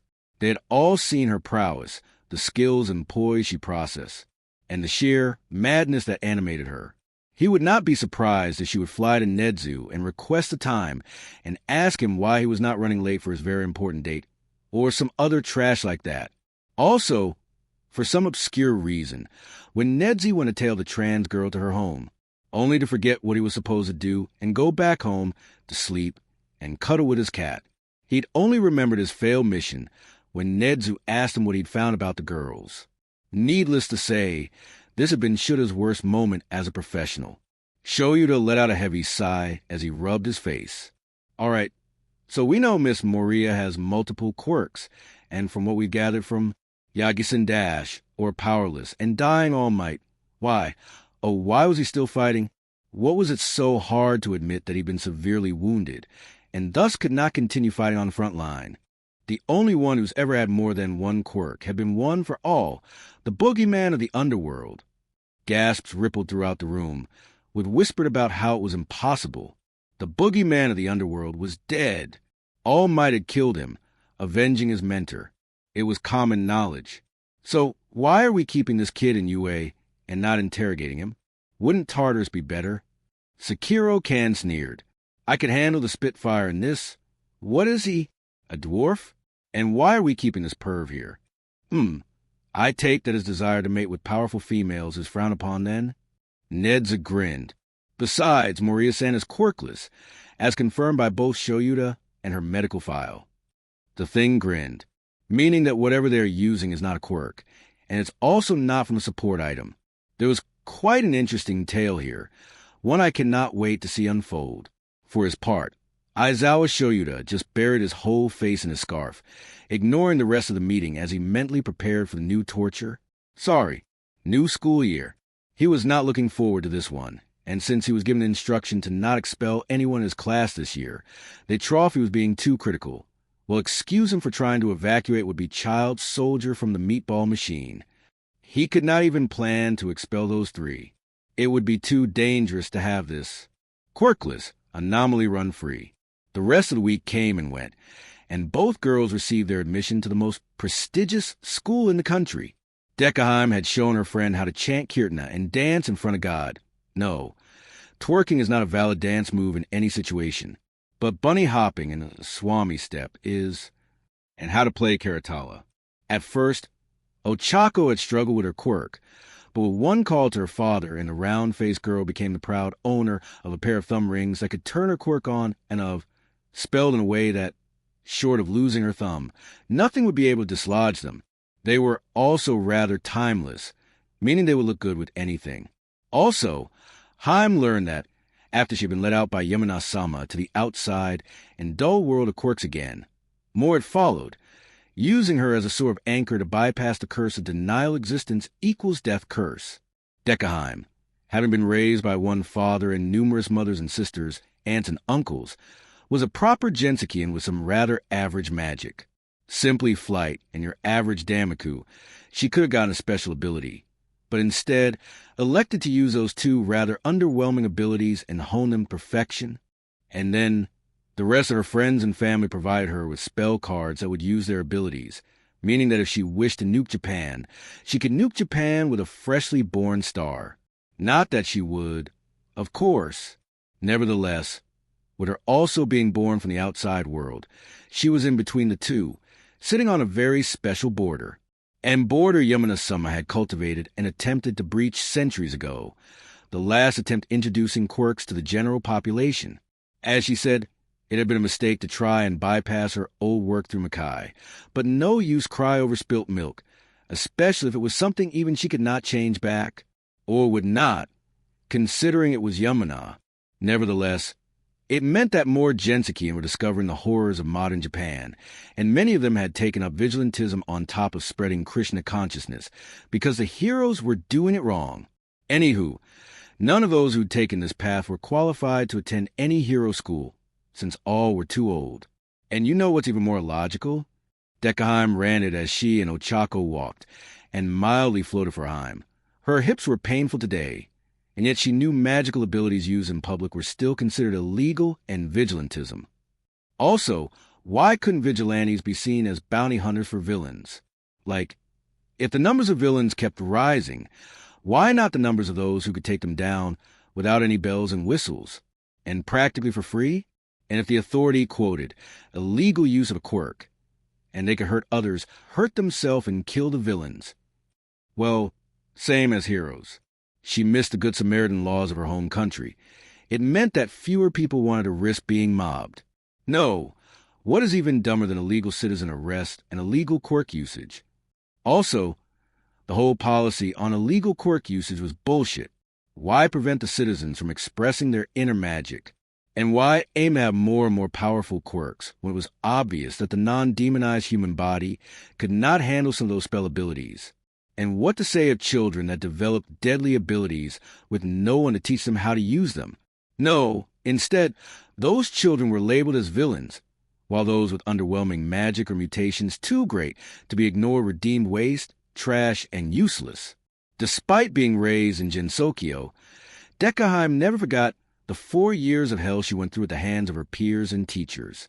While she knew it was her karma, it did not mean she would not try to do something about the whole situation. Krishna, willing, of course. Beside her, Ochako giggled, the customized UA uniform dancing with a light breeze. Wow, Deku-chan, you have a whole lot of plan here, girl. She drawled, now more comfortable with her heavy accent that she knew what she was. Heim blushed. When excited, her mouth would spill out whatever was happening in her mind. Thankfully, the art of Damaku had taught her to keep her mouth closed while in combat. A mouthful of flying insects never was a pleasant experience, save for the birds. So, as I was saying before I got off track, is that with all this rise of hoodlums and villainy, it's absolutely logical to have such a highly restrictive triage as to what can be a hero. Deku resumed. They only want marketable people, those who look pretty and have flashy quirks and flashier costumes. They don't want soldiers, warriors who have truly trained in the art of fighting and killing, but characters from comic books who uphold so-called Christian/Buddhist morals about not killing those who have killed. By the way, the Christian Crusade is still seen as the deadliest campaign ever known to man's mind. Nevertheless, this means that heroes will always be weaker than the villains since they have to control their output, so as not to kill, while the villains have no reasons not to, leading to more casualties than any sane warrior could ever permit. Not just out the whole thing about declaring your special attacks is just plain stupid. But didn't you declare your attack? Ochako asked, feeling confused at the word vomit and by Heim's apparent hypocrisy. Spell cards have to be declared since it is super potent magic. What you saw me use in the exam were non-spell cards and silent spell cards. Those are usually the least lethal and used as a cool-down period before the damnable artist casts another big one. It's a safeguard since, some of us can manifest moons, suns, and other deadly attacks. Like the Yamuna, she will train people she doesn't like, or depending on her mood, or Uttara Devi Desai, who hold an entire star, as it is her power in nuclear fusion. Yikes, that's mighty scary. It is... Deckheim nodded sagely, her face hidden behind her mask. Then she tilted her head. Now that I think about it, calling out your attacks is a way to warn others to get out of the way. Unfortunately, you guys mostly use it to appear fancy. I rarely see any attackmen to kill anymore, and no side watcher has any power to set a barrier, and all would rather gawk at the destruction than run. She sighed as she and her friend approached. Nevertheless, there's another logical thing the hero culture is praising, and it is to keep the villain alive, sending them to Tartarus where they rot, and their DNA is stolen from them. It's quite a ghoulish place that my Yama friend wants to see destroyed. And it makes no sense to keep those sinful persons waiting for death in Tartarus, when it would be safer and more merciful to kill them on the field. I swear, keeping all those villains in one place is just begging for trouble. Don't I know it now? Ochako nodded sagely as the two girls readily ignored the ogling the student body gave them. I know it's the same principle for heroes, but why should a hero follow etiquette when villains won't? She asked as she moved her arms. Just like in the Mahabharata, the moment the warriors fighting for the Kauravas ganged up on Abhimanyu, killing is most ignobly. In the Dhanurveda, all fighting was one-on-one, and between warriors of equal strength, and you can't help nor impede another warrior. She explained, the fighting has to happen during the daylight, and one cannot hit below the belt. But I thought Bhima struck Dhritarashtra in the balls with his big fat mass? She asked as she blatantly ignored the student gawking at their long dress. Purity was a force, after all. Yes, he did. But you have to understand that God's will and desire go above all Vedic rules. Krishna asked Yudhishthira to lie, but Yudhishthira upheld his vows of truthfulness. And at the end of his life, he saw hell from a single moment, but a moment in hell can last 1,000 years. You also have to understand that at this time in the wars, the villains had stopped following the divine rules of fighting, and thus the unwritten rules were activated. The Pandavas began to fight dirty also, but unlike the Kauravas, they had Krishna, the father of all religions, giving them his blessings. Also, the unwritten rule is that you must match your opponent's level of aggression. If it's play fighting, you play fight, and if you fight to the death dash, you fight to the death, got it? And you match them 1 for 1. Ochako smashed her fist in her hand for emphasis, looking positively feral. Did Deku tell you how much she adored Ochako? Well, she did now. Eventually, they reached the eponymous classroom that would have the honor of surviving 3 years with those two in her hold as they go through the hero course. Damn, now those are some big-ass doors right here. Ochako drawled as he looked to the very top of those monstrous sliding doors. I wonder why. I mean, some mutated students are bigger than average, but those are too rare, and I don't think Miss Takayama even attended UA, so I believe it's the principal trying to compensate for something. Like what? His height. Ochako asked as she pushed the door open to admit her friend in, since it was not automatic. I have heard from Friendly Wind that he was indeed rather small, and what in the world is our teacher doing sleeping on the ground? Haim exclaimed loudly as she stared with outrage through the rather expensive eyes of her mask at the yellow sleeping bag on the ground that could only belong to their teacher. Of course, now that he had been outed, Aizawa Shoyuta was known to Sakuya and Colony Devi Desai and her dead sister, the ever-depressed man with a desire for a slow, pathetic death. Seriously, what was the man thinking? He was working 2 jobs, not something unheard of nowadays, and quite sadly, but the fact that one of his jobs was daytime and the other a night job that could get both physically and emotionally demanding meant that he had nothing else to give. This was one of Colony's biggest gripes about the man, and how he was overly broody and clearly suffered from depression, and yet did nothing to get out of the state. The man, looking and smelling like an unclean lekka when was the last time he bathed. He got out of his bag and gave a red glare at the Princess of Gensokyo. One of them, at least. You're going to be a problem child, aren't you? Only if you turn out to be a problem teacher. She shot back primly, making some students snicker, and one, the tallest young man in the group, got up and started berating her for her lack of respect for their teachers. But Haim did not desire to make the scene any longer. He was still her teacher for now, and if push came to shove, she could easily record his behavior and give him to those it may concern. But then came another problem. Her desk was the same generic desk with the same generic seat, meaning it would cause her immense amounts of pain if she were to sit in that. Joy. Well, at least the young man sitting in front of her was quiet. His green hair was definitely a dye job. And did he draw freckles on his face? Weird. But all right, this was modern-day Tokyo, and people liked to cover their faces with layers of dangerous makeup to make up for beauty they lacked. Still, to return to her seat, it was one of those uncomfortable, mass-produced school chairs that would cause back pain and problems in students. And for Haim, she couldn't sit in without suffering in agony. Is there any problem? Shoyuta asked, and Deku began to regret how rude she had been to him. This would be her superior for the next 3 years, and she, as a Vaishnavi, was supposed to give respect to all, something she had neglected for this man, and I shall now receive my due. Yes, sensei. You see, I can't sit in a chair like this. It would make my pain worse dash. Then, if this is going to be a bother, there's always the door. The teacher smirked sadistically. Obviously, he needed some lessons from Yuthika Devi Desai about that. Right? But I can't sit properly on a door. Then she tilted her head to the side. Actually, a flat surface would be perfect, but I fear the classroom door may be too big. Thank you, sensei, for reminding me that we have a perfectly good floor. She bowed as she gently lowered herself belly down on the floor, with some magic, of course. Aizawa stared at her bemusedly. But before he could say anything, the tallest and broadest boy in the classroom, with shima blue hair and glasses, got up, moving as stiff as Yoshika. This is completely unacceptable, he declared as he violently chopped in his hand. The moment you have entered this classroom, you have disrespected our teacher. Then you are blatantly making fun of him. This is a terrible way to start your school years, Miss Moria, and I wouldn't be surprised if you were expelled in the next hour or so. Now get off the floor.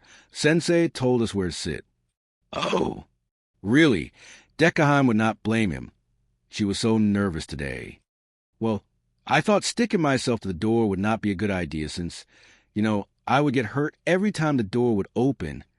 Oh, Krishna. She really wanted to disappear into the ground. She was terrible at this. Then she heard Aizawa-sensei sigh. You know what? You're fine where you are. Just grab your gym clothes and come find me at Training Ground Beta for your quirk assessment test. Their teacher said as he got up from the floor and dropped his dirty yellow sleeping bag. He needed a new one. The poor man was definitely a charity case. And wordlessly made his way out the room. You have 10 minutes to get there. A young woman, she looked older than most, who had the same power as Sunny Milk, raised her hand. But sensei, how about orientation? She reasonably asked. It would be a waste of time. UA's pretty liberal about what a teacher can do, plus ultra and all that. Deku raised her. She shot a Damaku up, a white one that flashed green. No quirk usage in the classroom. Aizawa-sensei spoke in a bored tone. Huh, this never happened in my old school. Well, about that, this was magic. And I don't have a quirk. Is there another teacher that could give me orientation then? Aizawa stared. Then his eyes turned red, and his hair began to float around his head, pushed by his latent psionic powers. If Aizawa-sensei would have been quirkless, he would give Sabrina a run for her money. The tired man's shoulders slumped as he leaned on the desk. You are to be evaluated for your physical prowess. Then I suppose I should just pack my things in since I'm a rather squishy wizard. 0. Shoyuta started at the supreme problem child as he felt his mind melting, cursing Nizu to a slew of animal torture. First, she walked in with a friend in a longer skirt than permitted, a clear sign of delinquency. But he could overlook that. Nedza had prohibited him from expelling anyone this year, especially Bakugo, Mineta, and, of course, Moria. Bakugo looked like a madman. His green-dyed hair and painted freckles were one thing he could leave as an eccentricity, but wearing a pin asking if they had seen someone looking like him took the cake. Not only that, but despite having a quirk, the boy managed to pass the exam quirkless and on rescue points alone, then daring to not have him in a hero course because of that, calling out Nedzu for the fact that there were no quirkless students despite him saying that quirkless students were allowed, and then calling the sadistic rat out on the fact that he had hidden this information so thoroughly in the website that it would take a hefty amount of moon logic to get there. How this Bakuga managed to find that, Shoyuta could only speculate. But one thing was for sure, those eyes did not hold insanity, but grief and righteous anger at the world. He may have to keep an eye on him. Maybe set him up with a counselor? And how about that doll he always had on him? With black, green hair? The one with the diamond-shaped freckles. Was it a video game character or something? Or maybe a dating sim character, with how innocent he looked. Then there was Mineta Minoru, or the underground hero Japjus. He was retired after he got hit with a permanent shrinking quirk, but instead of taking his fall hard, he instead chose to test the girls and boys on how they would react to sexual harassment. No one knew to say for the faculty, and every year his ace verified. Cohort would harass the students and see how they would react. Would they seek help? Would they fight? Or would they just take it silently? Many would be surprised to fail that test, and Kiyama would pick up the slack. True, it was underhanded, but it was effective. What was the point in teaching those young girls how to fight when they would be eaten whole by the creeps and the press? Same as those boys. And Shoyuta would do everything he could to ensure they could survive, even if it were underhanded. And maybe he liked the cringe comedy that would come out of it. Nothing wrong with being sadistic. Hell, his own homeroom teacher was Nedzu, the most non-villainous sadist on Earth. So it was all right? He was stalling, wasn't he? His gaze returned to the second and yet foremost of his problem children this year, Moriya Izuku. For a moment there, he thought it was Midoriya Izuku, a kid that had disappeared under nebulous circumstances, the last place he had been seen alive, having gone up into smoke after the little quirkless creep, as told by his classmates. Well, Shoyuta had a very intense love-hate relationship with those. He hated them since the only time he would see and interact with a quirkless person was when he had to talk them out of unaliving themselves, sometimes more than once at night. And he loved them since they were some ridiculously smart and resilient fuckers once they got their will to live back. Seriously, just give them the proper tech, and they could even outperform all might have given a chance. But this Moriya-san, she resembled the boy, their age matched also. But, well, his gut feeling told him no, this trans woman, the quirkless trans girl, was not the latest quirkless cold case. She was a suicide migraine made manifest. Why was Shoyuta thinking that? Well, since the seat was late, no. He was not that cruel, even if he thought heroism was no place for a handicapped hero, ectoplasm notwithstanding. He was retired, for crying out loud. But Moriya-sen was an anomaly Ned's desire to keep close to his chest. And Shoyuta could understand the logic behind that. Better you keep the devil close than far away. Still, it didn't mean that he wouldn't try to make the girl give up since, with her injuries, she wouldn't survive on the field. But Shoyuta felt that this magical cultist was not bound any rules of this world, and thus the newly acquired Chaos Gremlin would do as she pleased. Oh, well, he had been tasked to keep an eye on her and follow her home if needed. More work for him, but then All Might sucked at tailing people. You may use your magic also, or you can go to Class 1B and have your orientation here. The rest, you have 5 minutes. Anything later than that, and it's immediate expulsion. That said, Shoyuta turned his heel as he listened to the mad scramble to the changing room. He grinned. Maybe this year won't be so bad despite Moriya-san and Bakuga-san.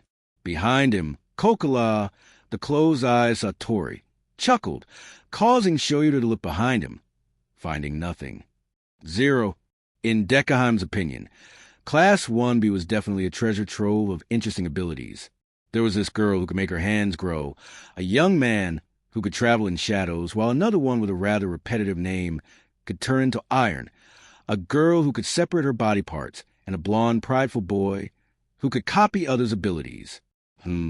I wonder if this is a true gift of the quirkless, if the magical orbs are still in effect. then I wouldn't be surprised if the urban legend that the quirkless could take other people's quirk would come true.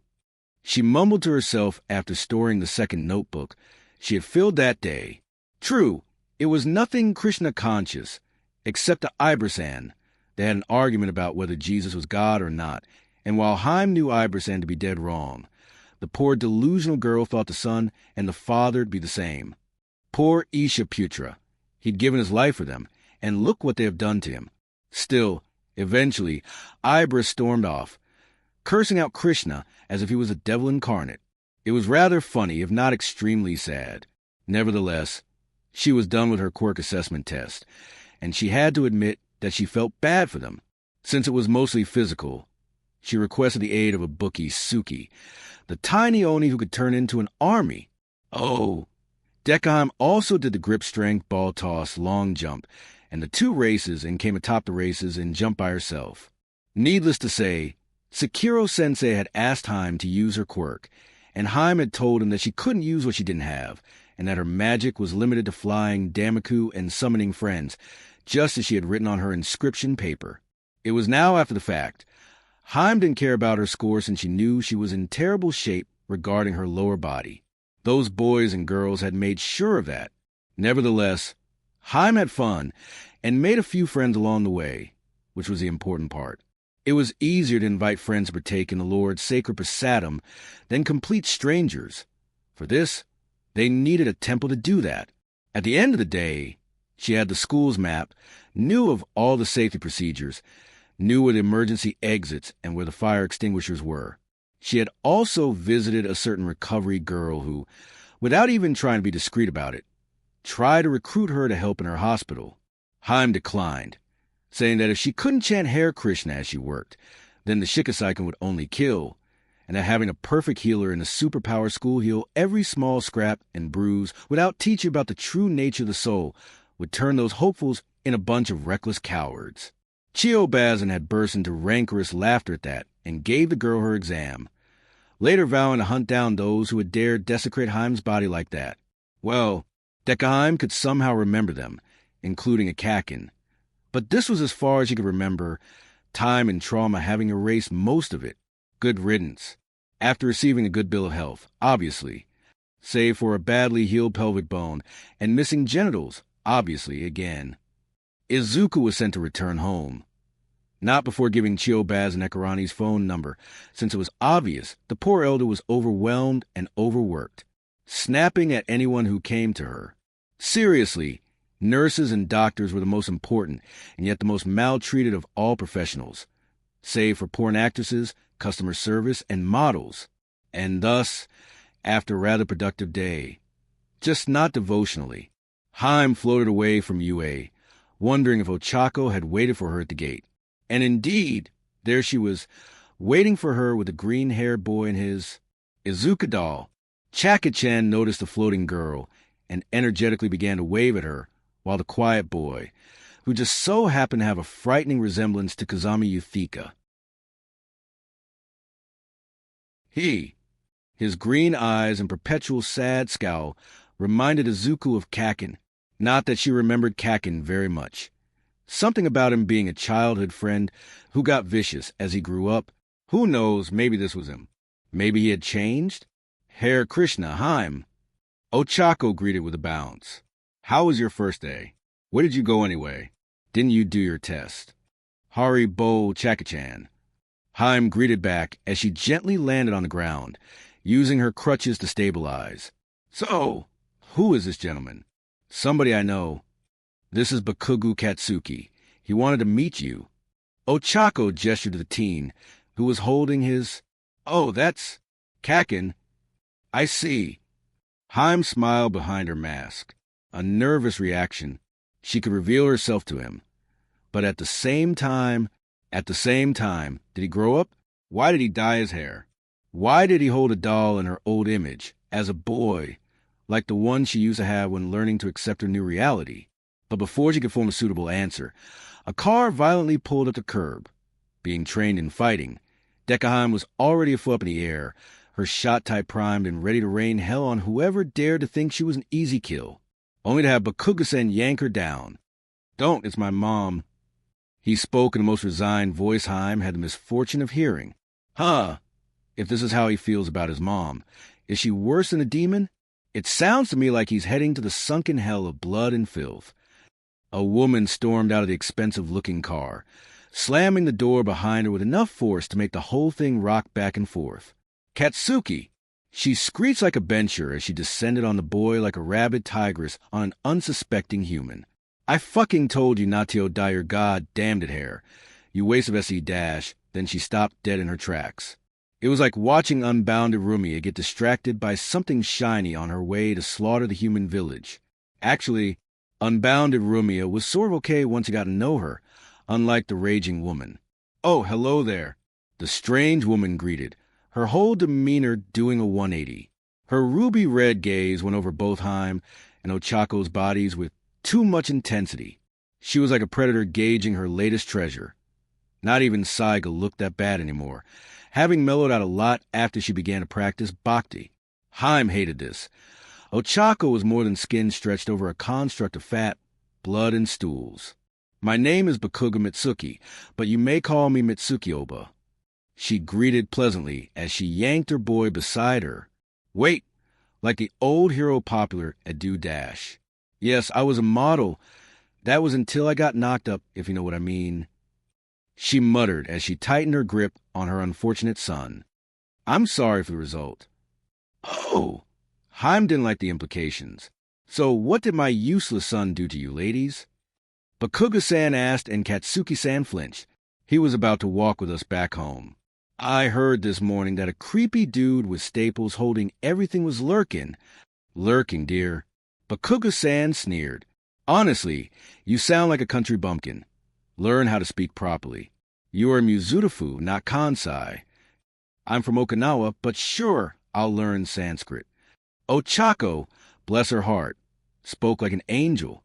But yeah, Katsuki here was about to escort us ladies back to our place on Sokoto. Purty little piece of heaven this is. The brunette spoke with an exaggerated accent, probably enjoying making fun of the illusion soul. Oh, is that so?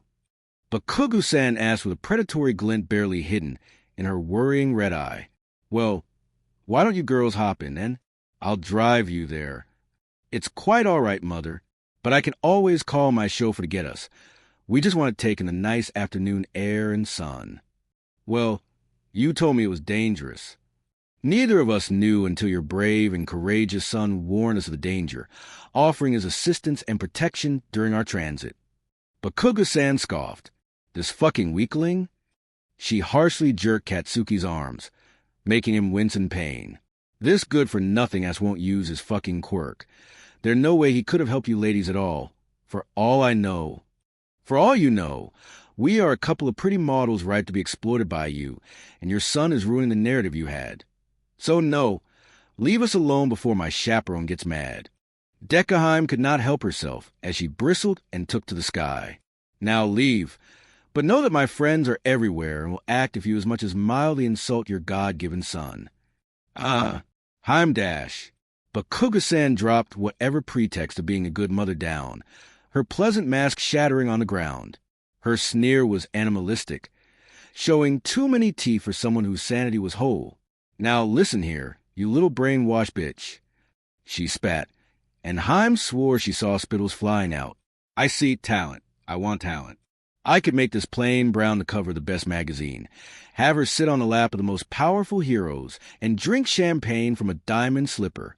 You're nothing, just an ugly cult whore with no dash, but Mitsuki's words were muted by a silver blade pressed to her throat. In normal time, I would have drained you of all blood the moment you frowned at Moriya Haim, said Izao Sakuyu. She wore a cold pinstripe suit and heels that should be illegal by their height. But considering that her time magic permitted many feats that defied the laws of physics and plain old logic, for made of the pocket watch of blood, fighting in stilettos just made her even more dangerous.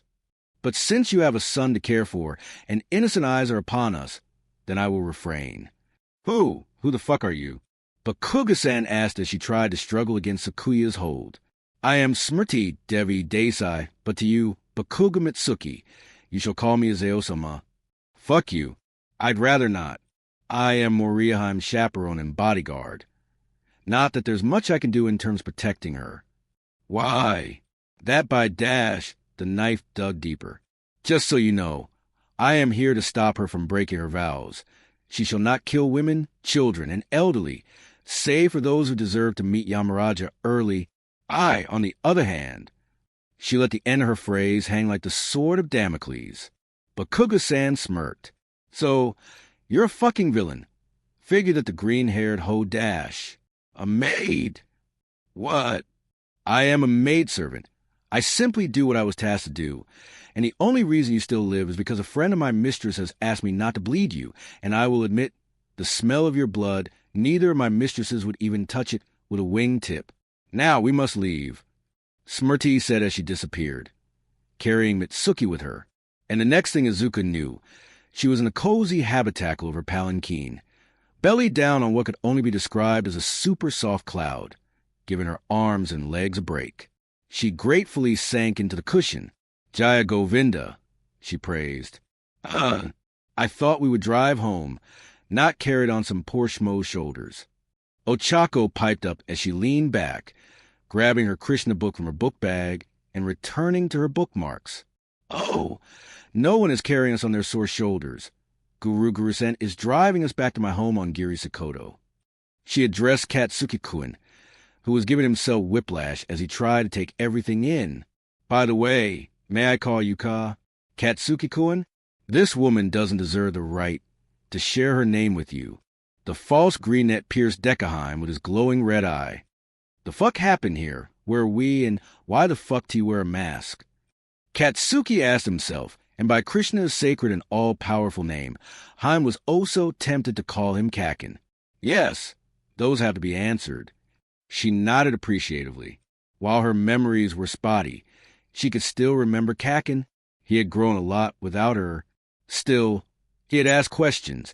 It was also an opportunity to test him, to see if he was different from the bully in her past, and to understand why he'd blown up her genitals. What happened here is that I saw you in trouble. As a soon-to-be hero in Chitrani by nature, to ignore the way your incubator treated you would be at harmic sinful, but my chaperone saved me from having to chastise her. She explained, waiting to see Katsuki's reactions. From what little she remembered, the young boy's mood was as explosive as his quirk, even more so, and he would explode at the mere implication of him being weak and needing help. She saw his lips thin and his brows furrowed. To the side, Ochako sneaked closer, ready to touch him, or maybe to pummel him in the ground since, being the sole girl of a family of boys, she knew how to fight dirty and efficiently. Then Katsuki took a deep breath in, then gently released it. He did this a few times before he reopened his red eyes again. You'll get in trouble. Mom's got sharks for lawyers. We have the literal law on our side, and we were in Nedzu's sight. The way Madame Bakugu acted, from her body language to how she made to grab you to the traffic infraction she committed by going over the speed limit in a school zone. Suddenly, Heim realized that she'd become the center of amazed and confused attention. Have I said something? Heim-chan, I thought you were super ignorant to anything pertaining to modern culture? Heim blushed under her mask. WL, there's nothing wrong with researching, you know. She blushed as she scratched the back of her neck. I mean, I didn't want to be more of a burden than I am usually, and, I heard tales of foreigners being bamboozled and dash. Zero. Katsuki stared at Heim. Deku Heim as she dissolved into a mutter storm. He felt as if he knew her, and yet nothing triggered, no huge revelation came to him save the usual dread that came when his mother didn't have what she wanted and had to call her lawyer. No, he did not look forward to facing her again. She would cuff the back of his head. T. She would yell and call him names. Call him a disappointment. A little bitch who got attached to a terminal case. That maybe Izuku should have gotten his quirk and left Katsuki to die in the forest instead. He knew it was wrong. Mama Inko never did all that. But this would be a problem for future Katsuki. Right now, he had so many other questions that had to be answered. Why the mask? He abruptly demanded, feeling a familiar itch in his hand, demanding he ignited his nitroglycerin. You got something to hide? Out of the pan, into the fire? Yeah, Kakin, your luck fucking sucks. He harshly thought to himself. But considering what he did in the past, yeah, that checked out. I do, Haim revealed. Then she began to fidget even more. Despite lying on her front, she had suffered a heavy blow to her pelvic area. It was a miracle, and rather badass that she could still fight. Still, Katsuki would rather she chose something safer, like Izuku. Poor Izuku. So, will you tell us? Katsuki demanded in a somewhat belligerent way. His day had been shitty. He'd barely had any sleep that night. The Quirkus hag had been a pain to deal with in the morning. He had been sitting beside a weirdo on the train and had to deal with Hobo Sensei. Fucking hell! What was wrong with the guy? Last he'd read about Japanese labor law. The hero was super illegal with his time. He just wanted to go to Izuku's shrine and pray to him, and tell him all about his day. He would get a kick out of Dekaheim's magical quirk. Haim remained silent as she seemed to mull over her answer. Well, I have more than one reason, but before I answer you, and don't worry, I have my own questions to ask. Of course, it would be like that. Sure, can't lose much anyway. Especially now that he knew he would be kicked out of the house. Something he deserved ever since he was 8. All right, can you tell me why you dyed your hair? And what is this doll all about? And why does it look like you? She tilted her head, the creepy mask not helping the atmosphere. Yeah, it's like mighty suspicious. Round Face asked, before her eyes grew a bit wider in surprise. Hey, wait an effing minute. Katsuki froze. How come you know his hair got colored? He still has some green behind his ears and at the back of the neck. Speaking of Katsuki's ears, they were now burning in shame. He had been so careful about it. But this being his first time, mistakes were bound to happen. Katsuki hesitated. The last time he spoke to a shrink about what had happened, he had dismissed him, telling him not to worry and that he did a great service to humanity. Thankfully, his auntie had quickly dispelled this falsity and given him the straight facts. Don't worry, Kakin. You can tell her. The weird girl, probably an extra, told him. But you better not ask Katsuki how she looked, for he had already forgotten everything about her. He closed his eyes and began his tale of woes. It all started when my only real friend got diagnosed with quirkless. 0, back in UA. I want to keep her in my class. Sekiroken declared as he slapped his hands on the conference table. She managed to soothe Monoma's anxiety. She connected with Ibra over God and his glories. Tokusen is already calling her sister and Dash. And this is why Class A, one still produces better heroes out the gate, Vlad. Friendship is overrated. Better they focus on training. Aizawa drawled, probably wishing for more coffee, his sleeping bag, or both. We're raising soldiers, not children. It took everything for Ken not to flinch. Soldiers. This was how Aizawa saw children. Kids who had barely begun the most stressful and traumatic time of their lives right before adulthood. Say, how many of your previous class stayed in the hero business? He asked instead as he tilted his head to the side. I've heard another one of your old students, one you taught to the end of class, committed Dash. Shut up. Ken stared at his colleague. The rage in those 2 words was raw and unbidden. Then, the insomniac hid his face in his capture scarf, mumbling something about rumors and how most of those he taught would go to underground heroics anyway, away from the paparazzi and other carrion birds. But Ken's knew he'd dealt a low blow to the man. The reality of the heroic industry was a rather grim one. The public was fed a romanticized version of what was truly going on, and the thing was suicide amongst the lower-rank heroes. Even the higher ones. There was this rumor about Todoroki Enji, but it was so far-fetched, no one truly believed it. Was high. And this was not counting the other types of deaths. Sorry, that was a low blow. Ken admitted. Sure, he may have built this whole narrative about the epic rivalry between Class A and Class B, but this had gone overboard. A moment of silence passed over the 2 men as they watched the wind play in the treetop. Nedzu, being an animal, had commissioned the school grounds to be a beautiful, lush forest since he was well aware of their healing properties. So, how many did you want to expel this year? He asked instead, moving to a much safer subject. Aizawa sighed as he rubbed his face tiredly.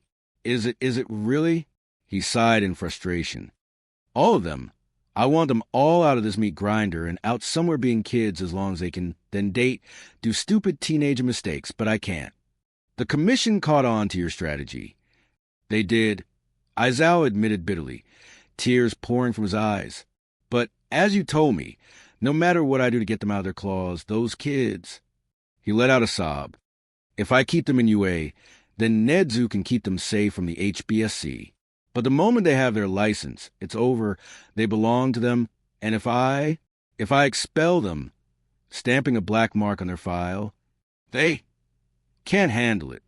Shoyuda shook his head. No, I always made sure they would have options. Kansas. It may not be as glamorous as daytime hero work, but it pays the bill, they are safe, and they can still have a full life. He scrubbed at his eyes angrily. Suicide, fucking. It wasn't suicide, Sekiro. It's never fully a suicide.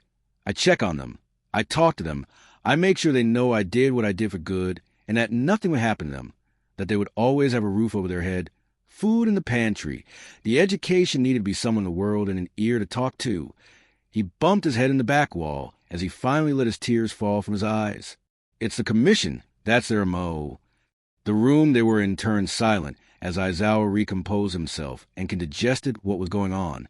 When he joined the UA student body, the commission had been a force of good men and women who worked to keep the public and heroes safe from harm and debilitating drama, all the while maintaining a strict code of conduct for them and the heroes to follow. But now, we're fucked, aren't we? Aizawa let out a very hollow laugh, a laugh that had more to do with a sob. Not so.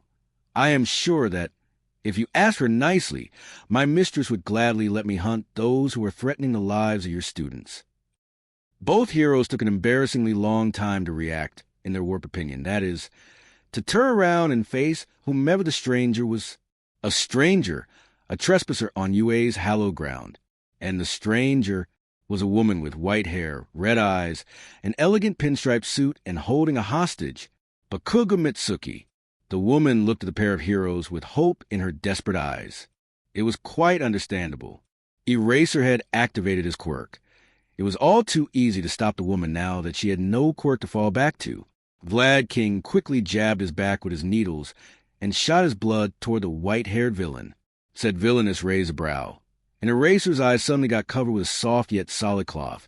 Shackles also bound his wrists and ankles. Thankfully, he was already on the ground and not falling towards it. Vlad, on the other hand, was facing a rather peculiar situation. He was already feeling the effect of mild blood loss, meaning he'd lost a ridiculous amount of it in a ridiculously short amount of time. He stared in fear at the unassuming woman who was still holding Miss Bakugo captive. Now that this is done and over with, my name is Shirada Devi Desai. But among the vigilantes, I am known as Sakuya Izeo, the head maid of the Scarlet Devil Mansion, and currently the chaperone of one Moria Izuku. Then she gave a chilling smile. And I may have been known as Jack the Ripper. Maybe. The two men blanched as she deposited the now-bound Bakugo Sr. at Vlad King's feet, along with a huge file cabinet. This is Bakugo Mitsuki, best pimp, groomer, and child trafficker aide of Mizudafu. I performed a citizen arrest. She took out a silver pocket watch with a moon engraved on it, along with some suspicious brown stain. Sekiro knew blood in every state. Mrs. Ao closed her watch decisively. The quiet sounded too loud for the two men. It seems that it took me 5 hours to gather all the necessary evidence. And no, none of them are forged, and I will gladly stand scrutiny. But in your time, it took me 30 minutes. The maid of the pocket watch of blood bowed humbly. My apologies. Both heroes stared at the two silent women. Not even Bakugo Mitsuki had retained the ability to speak. Are you a vigilante? Can ask cautiously as he clutched his head in pain. Blood loss was a bitch to deal with. Well, I am an incident resolver from Gensokyo. We don't use the terms villains, heroes, and vigilant. If someone can stop an incident, then they stop an incident. And if you start an incident, you are liable to get mobbed by how many incident resolvers or on the case. Once the incident is resolved, we all have a feast in honor of Krishna. The same will happen if the troublemaker has met with death.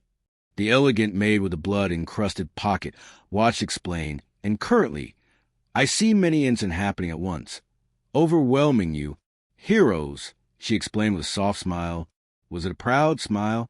A sardonic one? Ken had no idea. The only thing he knew was a black spot dancing in his vision. The next thing he knew, he looked up to Mrs. Ao. He was lying on one of those blood transfusion chairs, his legs raised and covered with a warm blanket, and indeed, he was receiving blood back. Not that Ken's needed to sense his body could synthesize red blood cells from food thrice faster than a normal and a non-blood quirk person. Nevertheless, he felt less woozy, but I have manipulated time in such a way that you regained all that was lost and got to rest for a few hours. Your colleague, Sir Eraserhead, is back in his classroom. I let him sleep the hours he so desperately needed, fed him a healthy meal, and helped him sort the case about Miss Bakuga. I'm sorry about the inconvenience. She again bowed before disappearing from Can's sight. The vampire-like man looked at the ceiling. He felt better, but he now understood another part of Aizawa-san. I will never complain about Aizawa Shoyuta venting about his class, and how it was the first day at school, and yet the chaos, once the students had started, was enough to want to have him give Nedzu his 2-week notice. Also, he could keep Deku. No need to have yet another gremlin princess in his class. Tokei-san was enough. In Heim's hellish palanquin, Guru came from hell. He was an old cart demon who adored his job at Heim's feet. He was a friend of Yami, the chieftain of Old Hell, and loved to carry around Vaishnavas in need, since Baki ignored everything about one's body and mental form. As long as they ardently desired to please the Lord and his blessed devotees, she would be there. Ochako and Heim waited for Bakugo Katsuki's tale of woes. Heim had some vague remembrance about this dramatic time, but as Savitri had told her, not everything was good to remember, and the mind would do everything in its power to erase and forget some events, like what had befallen Midoriya Izuku during this one cold evening at the very end of summer. The poor dyed greenette had leaned back on the wall of Guru, holding a pillow to his chest and his Izuku doll. It was clear he was dreading what would happen next. Then, after he cuddled and kissed his doll, and took a big, stabilizing breath, he began to speak. All right, so, Heim, what do you know about quirks? He began. I already know about the ratio and how 20% of humans are born normal. Katsuki nodded. Yeah, sound about right. And we all get our quirk when we are 4, sometimes a bit later. He let out a heavy breath. I had a dear person who was Q who was normal. The creaking of the cart and the wheel filled the silence. At this time, our friendship broke. He admitted sorrowfully, I was such a dumb shit back then. Thought Izuku was better than me. Thought I had to surpass him at everything, and Katsuki let out a hollow laugh. For fuck's sake, what was wrong with me? Anyway, I wanted to destroy him, to show the world I didn't need a Q-dash, quirkless, useless Deku. I started to avoid him, the same as the other kids. But Izuku had no more friends, and the blonde sobbed. And I just got worse. People liked it when I insulted him. They praised me the first time I shoved him hard. Hell, I was given a fucking ice cream when I broke his arm, shoving him down the stairs. Katsuki angrily wiped at his eyes. It was messed up. I knew it was messed up. But I didn't want to stop. I couldn't stop.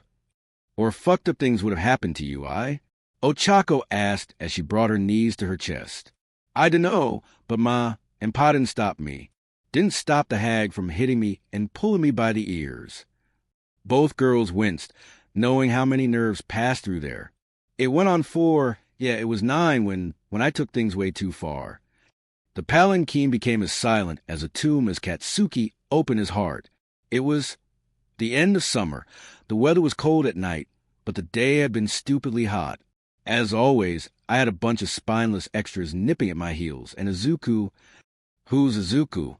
Ochako asked, and Heim could only praise her father's mask-making skill, for she was, unlike her sister, very expressive. Katsuki took a deep breath in and showed his doll. Izuku, we grew up together. We weren't born at the same time, not even the same parents, but our moms were friends. The red-eyed youth spoke quietly. He was So different than the explosive boy from her past. He was fuck. His smile was like sunshine. He loved quirks so fucking much. Like, the moment he would see one, he would start dissecting it, asking those weird yet deep questions. Thought it was the creepiest thing ever back then. Thought I was a quirk, and he would psychoanalyze me. That's what we all thought, anyway. Deku winced. Yeah, she was rather insistent about those quirks. Don't get her wrong. She still loved quirks and theorizing about them sometime, usually with Yamuna. But her subject of interest had grown under the care and tutelage of her friends back at the human village, like the art of ancient dance, flower arrangement, and Damaku. Oh, and Krishnakatha, of course. Nothing ended nor started the day quite like hearing about a love-filled pastime of Bhagwan, or an awesome one. Just to remember that the baby getting caught stealing butter, or the soaked-to-the-bone youth waiting outside an arboretum for his lover's anger to abate was, and will always be known as Krishna, the supreme personality of Godhead, whose part breathed out dream bubbles, most commonly called universes, and who was time himself, the destroyer of everything. And he was quirkless, Heim. Like, today, if you don't have a quirk, you're less than trash, and you get treated as such. There are 20% of them left in the world, but they hide well. They don't even have a safe place to hang out since the last one was targeted by every small-time villain, and bored teenagers with a semi-powerful quirk. And no, the police don't do shit. Katsuki spat. It's horrible. It's like the world slid back to the racist era. If you weren't a white European, you were less than humans or the gays, lesbians, and anything out of the norm. The quirked also had an era like that where they were persecuted. Ochako chipped in. It's like them white, normal humans can't handle the shit that's too weird. Oh no, not just white men. Animals in human skin. Those who have no spiritual knowledge tend to be ignorant bigots. And no, fanatics are not true spiritual practitioners, since they are acting on their false pride and false ego. Ochako gave an understanding nod before turning her inquisitive gaze to Katsuki. Taking this cue, Katsuki continued his tale of woes. So yeah, I was an ass to him, though he was better than me. He always looked down on me, that I had to beat him at anything to be something to my mom, something better than Izuku. Let me guess, your mother used to compare you with Midoriya-san. Dekaheim spoke up. Tijik, yeah, all the damn time. Katsuki admitted, even after his death, she kept telling, that you were the wrong survivor? I'm not a survivor. Katsuki denied. I'm a murderer, all right? Those older kids? They planned everything. One of them said his dad had this awesome lawyer, and that no one would care if a quirkless hoe was to die, that it was for the new generation, for the evolution of humanity. He spat. Fucking twits. Powerful quirks mean more chances of your body breaking down or death. Hell, I know a website that compiled the real numbers. It ain't pretty. He huffed. They said I could only be a hero if I did a huge service for humanity. He trailed off. And what was this service? Ochako asked. For Heim. She could feel the blasting of the used sandwich bag in his hand on her. The sound, the pain, the smell of blood, urine, and burnt flesh. They had me blow my only friend's dick. CUs they didn't want him to reproduce and make more quirkless babies. His voice grew thick. It was my biggest explosion broke my arm. Heh, this was some fucking karma. You know, still, I deserved worse. Once that was done, Deku wasn't breathing. He was losing so much blood, and he was so white. Katsuki's whole body shook as the terrible memory replayed in his head. The other kids, those bastards said something about him being dead. There was bones, and tears poured from his eyes as he swallowed. We ran. We all did. We were a bunch of fucking cowards, and cack and dash. The blonde sobbed. I don't remember how I managed to get home, but I hit it. It was over the weekend and school was out, so I decided to just, stay home and play video games. The hag didn't notice shit, and my old man, he's just hanging around like a dingleberry. He only got his head out of his ass once he noticed I broke my arm. When school SD started, Izuku wasn't. He still wasn't there. The teacher called his mom, and he sobbed more. Katsuki-kun. They were so happy. Those motherfucking hoes were so fucking happy Deku was dead. They were celebrating, and those older kids, they gave me those cigs and booze. Izuku shook her head. I hated it. So I sneaked out and I ran into those woods, and I searched for the dilapidated shrine, hoping that somehow I was wrong and that Izuku was still there, still alive, that someone, maybe a spirit, had found him or All Might found him. He gave a humorless laugh. To be honest, the idea of All Might beating the shit out of me for being a villain was the worst nightmare I ever had. I'll say, so I found the shrine, but he was gone. There was no body, no signs that an animal had eaten it. I even called the police to confess, telling them what I did. A bitter look of resentment drew itself on his face. They gave me a medal, telling me I'd been a good, brave boy and that they would deal with this as adults. The sound of Katsuki's grinding teeth made even Guruguru unsettled. They swept it under the rug, as if a human's life could be calculated by the worth of his quirk or the lack of it. He spat, his rage making the entire carriage smell like caramel haleva. And then, what did you do? Deckheim asked with all the authority she could muster. Then, Mom knew what I did, same as Izuku's mom.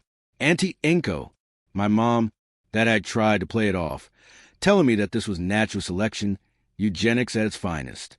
Izuku had won a Darwin Award, and I should stop crying about it like a baby. Izuku always had this thing about him. He moved a certain way, spoke a certain way, said he liked Prince Charming better. He was gay. Ochako asked with wide eyes, You got a fucking problem with that round face? Katsuki asked as the smell of burnt sugar became worse. Ochako sent a helpless glance back at Haim, who realized she had to intervene before things went south. She had seen the mom. Now, how was the kid? The soul is not affected by physical or mental gender, let alone one's orientation. But as long as they are not worshipping the lotus feet of Sri Sri Radhakrishna, then even if they are the most religiously accepted in terms of material qualification, then whatever they do is useless. But I thought Krishna was God, so Bhakti's a religion, right? Ochako asked. Deckheim shook her head. No, it's not. Bhakti Yoga is the ancient science of self-realization, and it stands above mundane religion, using its head as a stepping stool. Now, please, Katsuki, keep going, don't mind us. Haim quickly added, cursing all those fanatics and gatekeepers for having turned something natural and wholesome into something only their self-chosen elite could reach. Idiots. Katsuki made a sound at the back of his neck, piercing Deckheim with his anger-filled eyes. Listen, I can't say that you can't practice Baki or that being divergent is a sin since I'm a divergent too. And Izuku, while it was his karma, what happened to him? And you were still horrible and never should have happened in the first place. Yes, she was speaking for herself. But it was true. While it had been her karma, it had also been the fault of many men and women who shirked their dharma of child educator and protector of the weak. It's truth. She had deserved every single moment. It had been traumatic, but it meant that she had done the same previously to those souls, many, many human lives away, and had paid the price in this particular lifetime. And thankfully, since she had taken to Krishna consciousness, her karmic will was broken, meaning she could never make more karma, only burn it. Katsuki closed his eyes. There's nothing much for me to say here. I fucking killed my only real friend when I was 9, 'cause I'm a fucking coward. He stated, a coward would not admit his wrongdoing, Katsuki. Izuku stated, but you did. But why the green hair and the fake freckles? Ochako asked, interrupting the sweet exchange. Katsuki chuckled humorlessly as he held his Deku doll closer. Honestly, I suck at coping, and Izuku's dream was to go to UA and go to the hero course. That was the only thing keeping him alive, this and his mom. So, I know I'll never be a hero, not after what I did. Oh, Kakin. But he deserved to be, so I'm going to carry him. Izuku will be the hero, I'll just be his sidekick, the now Greenette explained. And I will do it with the least quirk usage ever. If possible, I'll go through it quirkless, as he would have. He spoke with conviction. But since he also liked my quirk, I'll use it only when I have no choice. He gave a sad, crooked smile. My quirk! It's like a gun, you know?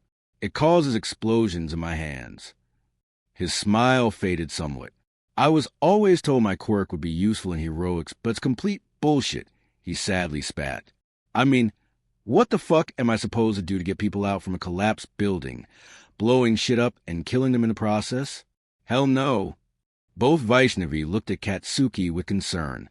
Katsuki, I know it's suicide, but I can't stand to hurt people anymore, and besides, he raised his red eyes, leveling the two girls with a gaze far too old for a 15-year-old. What else am I supposed to do with my life? I'm fucking useless. Those words choked Izuku, and tears gushed from her eyes and around her mask. Suddenly, Shirata, the elegant and perfect maid of the Scarlet Devil Mansion, popped in the chariot, kneeling before Dekaheim, Ochako, and Katsuki. Good evening, Haim-sama. Goodness, this late already? Haim spoke in surprise. I thought it was earlier than that. We are 6:58. Shirata informed her princess. You and your two friends already have plates in the warmer. It's a shame you won't be able to attend the Arati. I can always attend the Guru Arati. It is a vow I took, and it is a vow I will keep. Haim spoke with conviction. Yes, Haim, also Bakuga Prabhu. She turned her attention to the other greenette. I have the displeasure to inform you that your mother has been arrested for her link with human trafficking. Your father has been taken for questioning. Mother Sri Bhumi Devi Desai is requesting that you stay with us, at least until the police can find some other relatives willing to take you in. The elegant and perfect maid inclined her head. Katsuki stared at Shirata. His whole body was shaking, and he gave a bitter smile. I have made sure none of her friends will have the ability to get her out. It is truly the end of the line for her. Sure, listen, my gran and grandpop hates my family. And I heard from my dad that they took one look at me in the maternity room, and it was the last we've ever heard of them. Katsuki said as he scratched his cheek. I dunno about Mom's parents, but the further I am from anything connected to her, the better. I see. Shirata nodded. I will still open a search for them. Take your time. I only stayed with Mom to receive all the crap I needed in UA. We could always change your address to my home. Haim practically jumped at the chance. She felt horrible for fearing him now. It was obvious that her death had destroyed the once explosive young man. I don't know you. Why should I trust you? Because I'm your Deku. Haim tried to speak, but the words died on her lips. You may trust us, Katsuki-san, for we are servants of God. We won't look into your mail, let alone steal it. Shirata said with a gentle smile. Oh yeah. Katsuki challenged, the old spark of anger reigniting in his red eyes. How about those bomb-happy Muslim, or those creepy priests, huh? They serve God too. Those demons and habits are just that, demons. Haim spat, ignoring the stabbing pain in her loins, unwilling to let this nasty stain touch the true servants of the Lord, those who use God's names and works as a means to kill those they hate and steal.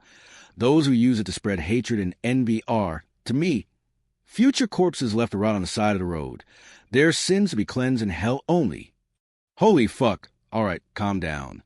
Katsuki, ironically, tried to calm the wounded girl down. Jesus, all right. I won't lump you with those assholes. You don't seem the type, either. Well, of course not. Ochako rolled her eyes as she leaned back on her pillow. Trust me, Katsuki, we are all about the love of Krishna, the supreme personality of Godhead, and respect for all others. I haven't seen any of M. Vaishnava's hating on people. They're, like, super tolerant, humble, and meek. All right, I trust you. Katsuki rolled his eyes before his smile tried to hide again behind his usual scowl. Anyway, I'm staying a shrine in the woods. It's pretty well hidden and shit. I can always arrange for your guardianship to be given to Moriya-sama. She and her spouse, Yakasha-sama, will keep an eye on you in case you need some assistance to reach your true potential. Something only the strongest are willing to take. The elegant, Yakuza-like maid explained. Now, I must extend to you, from Yakasha-sama, an invitation for dinner. Shirata bowed down with all respect. I don't know. Heard you guys can't spice for shit. Shirata raised her head, flames burning in her eyes. And I shall take this as a challenge. She grinned back. 0. Later that night, after eating the spiciest veg meals ever, Katsuki had been dropped off to the old shrine in the middle of the woods, where he called home ever since he killed his only real friend. It was quiet and far away from the light pollution. The first nights had been rough, and he almost didn't survive his first winter until an old lady, probably a witch, helped him out with supplies and know-how. But right now, he was safe from his mom, his useless dad, his fake friends had turned on in the moment he had been labeled a murderer. He was no hero. The true hero was Midoriya Izuku, the new inspiring hero hope.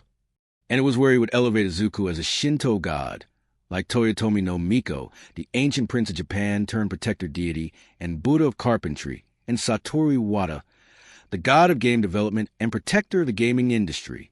He put a sacred doll on the altar and, after bowing down to Izuku Deva, went to his little kitchen. It wasn't much, but he had running water, a solar-powered fridge, and a gas stove. He went to his granary, noticing that someone had gone there and had refilled his rice container, salt, and flour. He grinned. Deku, did you do that? He asked his god, a giddy feeling filling his heart. But instead of the usual treatment, a woman answered. No, it was me, kid. An old woman spoke, revealing her presence to Katsuki. She was curled up in the darkest corner of the room, her bare feet looking worn and clean. She wore a yellow dress that hung from one shoulder, the red and blue sleeves, one each color, looked deliberately ripped. Her long, gray, matted hair pooled around her, and her red eyes glowed through the gloom, glinting off the wicked, bow-sporting knife resting at her feet. Her thin lips spread in a smile. Name's Nemino. I'm a friend of the Hare Krishnas of Jinsokyo. She introduced herself as she got up to her feet, towering above Katsuki. Her glinting red eyes pierced the boy right to his very soul. You're a good kid, rough around the edges and with a fuck ton of trauma, but a good kid nonetheless. Then she leaned forward until she was nose to nose with the firecracker. And good kids listen to you, Manba. Don't worship your Deku if you know what's good for you. Follow Haim and her family, and for fuck's sake, kid, stop cosplaying as him. He doesn't like that. And why the fuck would I listen to you? Katsuki snapped, unable to move from the overwhelming fear the woman generated. She wasn't those fabled mountain hags that ate children and whose hearts were flowers. She was just an old vagrant. Just an old Vargant, that's all. The hag chuckled like the cold winter air known to steal the lives of those too weak to endure it. Oh, kid, try as you might reject my nature, but I am what I am.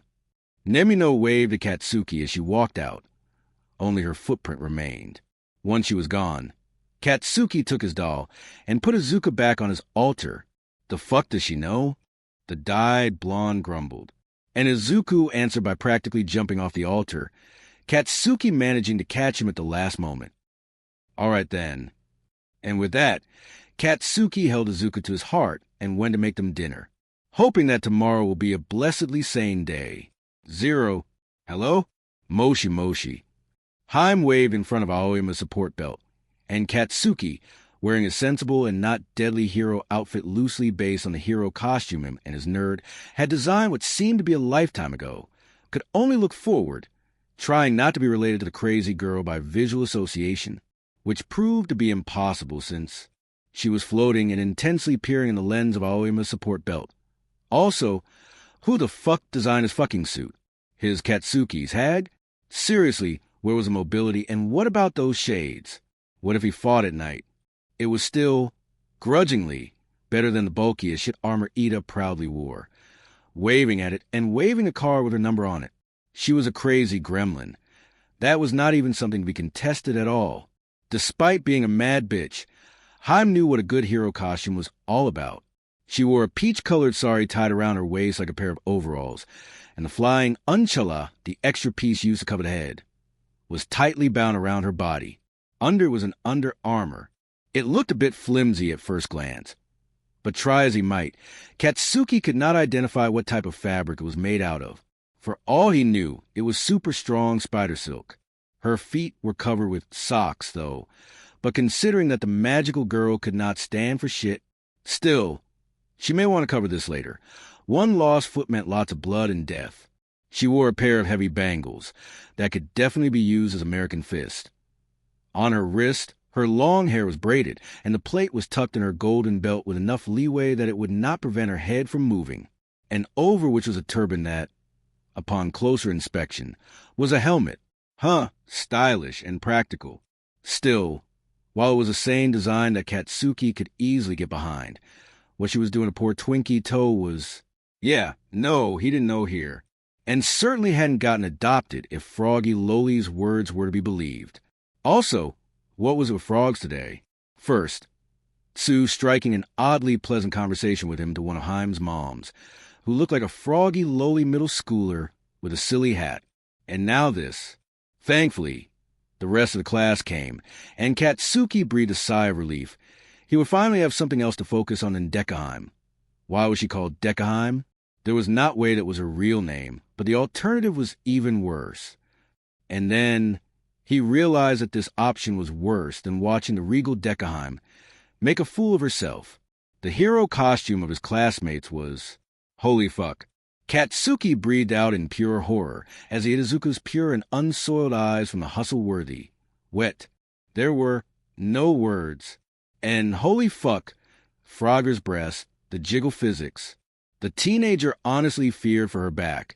She was already hunched over due to her frog mutation, but with 10-gallon worth of breast pendulating back and forth with every hop she took, and the son of a bitch felt an overwhelming amount of sympathy for her trapezius and Cooper's ligament, and her back and neck.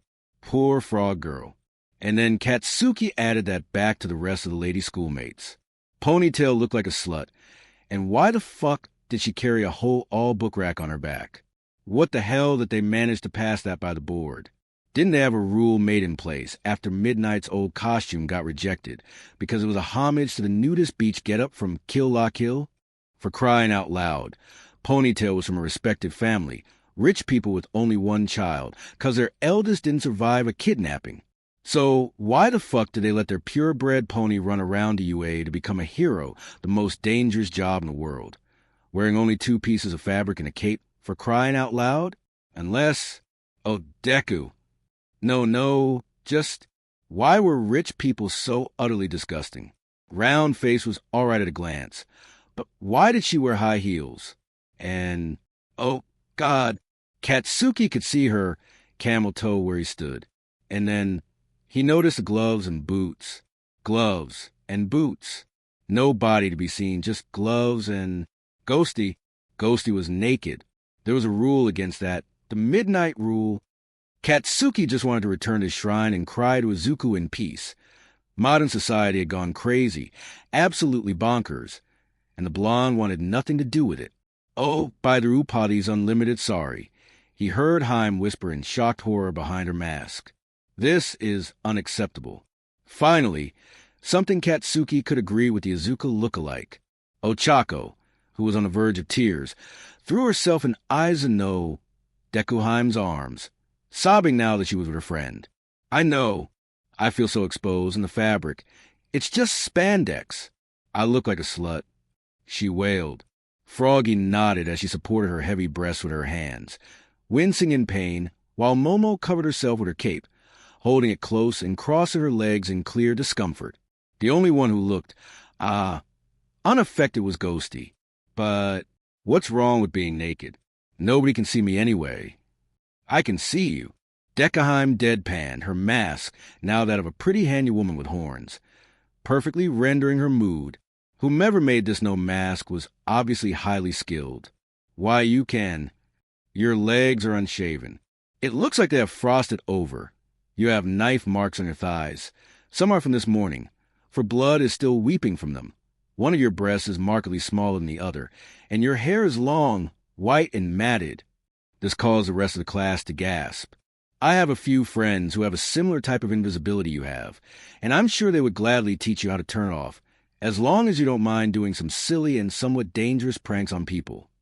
Deckheim informed the not-so-invisible girl, ignoring all Might's attempt to get back in control. Nevertheless, As a princess of Japan, I cannot, in good conscience, let any of you go out perform any exercise, let alone combat, looking like dressed-up whores.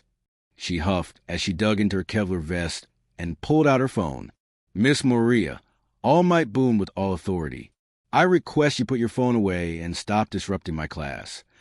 If it truly were your class, you oaf, you would have used your underused brain and checked all of their costumes for flaws and hazards. And isn't there a rule against women showing too much skin? The midnight ratio. The overly tall and muscled man falters, and sweat beads on his head. Well, there is no such rule.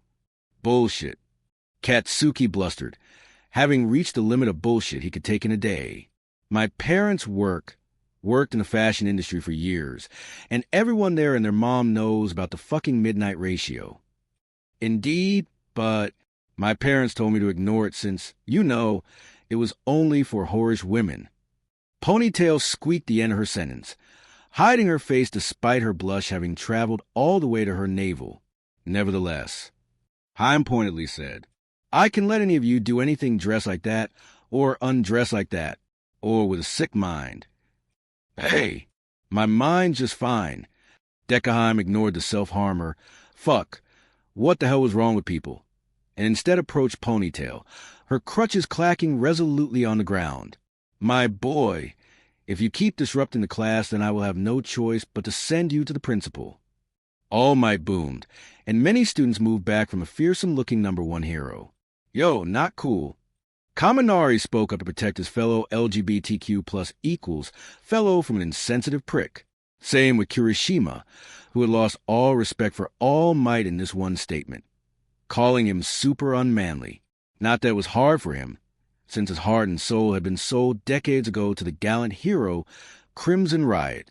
But neither All Might nor Deku gave them any thought, for their voice was drowned by All Might's ego and Haim's purpose. She stood in front of the Yaoyorozu heiress. Oh, scion of the Yaoyorozu, may I request a looking glass? She humbly asked with folded hands. What now? A looking glass, specifically one that is put above a foyer, so one may see what's behind him. Haim explained before putting a hand to her chin, mumbling how a bar-grade looking glass may be better since it will allow for more people to pass through. Moria Dash. All Might growled as he stalked toward the smaller woman. His hand reaching made a grab at her arm when he froze, seemingly forgetting what he was about to do. Maria-san, and maybe we should listen to our teacher. Ponytail asked as she held her arms against her body, eyeing the grape-headed freak warily and for good reason. That little piece of purple shit was eyeing her, as if she was a piece of meat, and Katsuki wanted to blast the stain off from the mortal realm, but he had made a vow. He managed to catch the grapist's glance, and summoning his most fearsome scowl, Katsuki cowed the pervert without a single word. You mess with them, you mess with me. Thankfully, Katsuki's carefully curated presence was all it took to make the ugly grape turn white and know his fucking position. As it should. Honestly, this man is no teacher yet, and if he were a real teacher, the first thing he would do is to make sure what we wear are appropriate for fighting, and he would have us do simple exercises like parkour or simple sparring, not an advanced battle simulation with high stakes and the risk of death hanging above our collective heads. The green net regally condemned. Now, please, I need this looking glass. And you stay right there, I know your secret. She threatened the symbol of peace, standing to her full height. Don't make me reveal it to the world, you old goat. All Might paled noticeably, and Ponytail managed to produce a decently sized-looking glass using the length of her armpit and ankle, Roundface helping her get the piece of glass out to the sound of Deku darkening the page of a notebook at a pace only Izuku could. No, you motherfucking idiot. What the hell is wrong with you? He's dead, you killed him. All right, not the easiest thing to make, Momo mumbled to herself. This will have to be taken into consideration for your other costume. I wonder, when you make something, if you could fold like the wings on an earwig and unfold on the way out, so you could make bigger things, or just learn how to fight with a lance and halberd. Maybe you could make a gun that circumvents a Japanese law. Or dash. Haim shook her head. Sorry, my mouth tends to run away from me when it comes to quirks, she said as she approached the mirror. Katsuki averted his eyes from the reflective surface, unable to look at himself. Who would be able to look at a monster, save ignorant people and other monsters? Algith, Deku, Haim spoke as she pressed a hand on the surface, making the glass rippled like water. The rest of the class oohed and awed at the sight. Even Kastuki could not help his bottom lips divorcing with his top one. And then a blonde woman half emerged from its now liquid surface, causing a type of subdued panic to sweep among his classmates. "Yes, Haim-chan, what may I do for you?" she asked. "Holy crap. O Señor, Chuel es Brilliante. Dark revelry of darkness. Pretty. Hello, Achitagopi. I hope I'm not taking your precious time away from your project." Haim greeted her. "If you would, I would not have answered," Akira replied before her eyes fell on the gaggle of girls and took an honest to Izuku double take. "Oh, I see why you have contacted me. Haim-chan." The blonde, let's call her Alice, spoke after having recovered from seeing that. Jokes that were the girls' hero costumes, and some of the boys, too. Also, Ear Jack looked way too casual to be safe, and Raccoon Eyes. Welp, she was a hip-hop dancer and wore straight-up dancewear that had gone out of style centuries ago. It was honestly painful to look at. Alice walked out the looking glass, followed by around 50 blonde dolls, all carrying sewing material like scissors, tape measures, and Alice's ancient sewing machine. Damn, this must be one of those old mythical mechanical singers. This was honestly Katsuki's wet dream. Despite his dad not doing much in his life, Masaru had managed to give his son a passion for sewing, something the hag never accepted, and bolts upon bolts of fabric and ribbons of all colors. Let's get started, shall we? Haim, you've analyzed their quirks in depth? Have you now? Alice asked as other dolls made petitions, while others immobilized all might with magic circles. I don't know if I should get mad that you had to ask. The green doll-like girl jokingly scowled as she handed the other blonde 4 binders. Those are the short versions. I left the integral work with Pranamisai. Brave of you to think they are safe from the thieving rat, my friend. Brave of you to think I am not friends with said thieving rat. Alice boggled at Haim, all flying dolls freezing in place. And what has she stolen from you? It was not the most precious, I hope? Who said she's stolen everything? Haim shot back. Remember, we worship the greatest of thieves, and your thief knows how to bow to his lotus feet. Ah, was the only thing out of Alice's mouth as she returned her full attention to her flying dolls. A few had floated in the vicinity, and from the smell of them, it wasn't fluff that filled them or sand. The fuck? Who's the mad-ass, poo-brained dickwad who thought filling dolls with gunpowder was a good idea? I did. Texas is the best to take care of a recalcitrant pest. Alice answered without much of a flinch or tension on her shoulder, knowing he just insulted a master designer and a dangerous doll maker. Katsuki shut his trap and made himself as small as possible, deeply desiring to sink into the ground and away from yet another mad blonde. At least, she was more pleasant to be around than his old hag. 30 minutes later, everyone had an improved hero costume, even Haim. Ochako now wore a gray dress and galaxy-themed leggings, probably armored. There was enough room to move, and the dress was barely below the knee. It was decorated with different planets. 10 of them, to be exact, must be from an ass-backwards village, since Pluto and the fucking sun were there. And all had a different weight. A circle of stars rested upon her head, and a pair of ear decorations. No, not dangly earrings. Thank Deku. Finish her look. She looked less like a hero and more like a magical girl. And she looked adorable and marketable. And Katsuki hoped he would never find out if the Venus on her skirt were as heavy as it claimed, nor if the miniature sun looked as hot as it claimed. Tsu was also adorable in her raincoat-inspired hero suit. She even had a leaf-shaped umbrella and spiked galoshes. Those things looked painful to be kicked with. Ponytail wore an over-engineered gym bra and shorts. A long teal coat covered her body, and her feet were clad in combat boots. A suture scroll scrolled in front of her eyes. And while many would think this was not better than her last outfits, there was a reason for that. The gym outfit was hidden under a glamour spell interwoven in the bra, giving her the appearance of being clad in heavy armor up to her head, hiding the true nature of her quirk.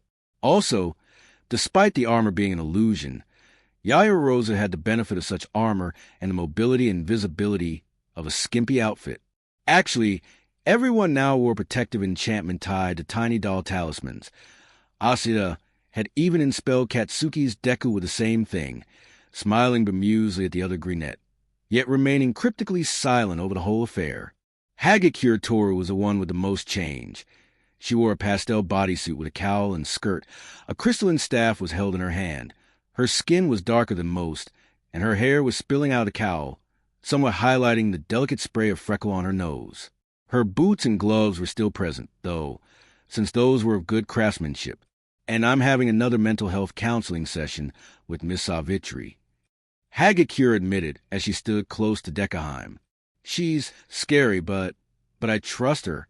She's kind, even if you can't hide anything from her, which is a good thing dealing with suicidal teenagers and people suffering from other mental ailment. But depression's a myth. Yaoyorozu spoke up, barely above a whisper. And you will all have to see her then.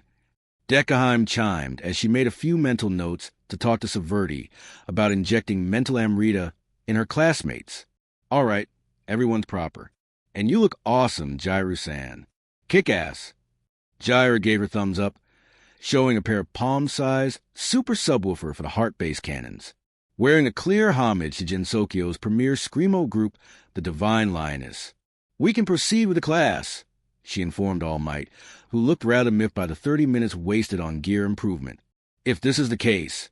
He gritted through his teeth as he managed to hang a very fake smile, causing quite a few students to take a step back, save for Todoroki, Haim-chan, and Ochako.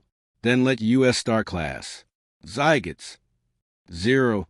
Later that evening, Ochako, Haim, and Katsuki returned home after their first day of class, laughing all the while at the sight of All Might cry on a very understanding Aizawa's shoulders. The reason? And y'all made it fly, you fucking mad gal. Made it spin. Ochako howled as she held on to Katsuki for support, despite the young man not being in any better condition, holding his stomach as the image of the symbol of peace just being. Fucking done, too good not to laugh at. Haim, who was wiping her tears and recovering from her uncontrollable laughter, finally spoke once her gales abated. I heard stories about how Kijin-san made an entire castle flip upside down to try to stop Revdi, but it didn't do anything. She somehow managed to explain. Despite her cheek hurting from her laughter, I got inspired. He looked. Katsuki wheezed. He looked so done. Think we'll see him at school tomorrow? Ochako asked, ignoring the gaggle of old ladies whispering about high school delinquents from UA. No less. Fuck if I know. Does UA work with contracts? Could he even break it? Katsuki asked with genuine curiosity as he held his Deku. I second that. Fuck if I know.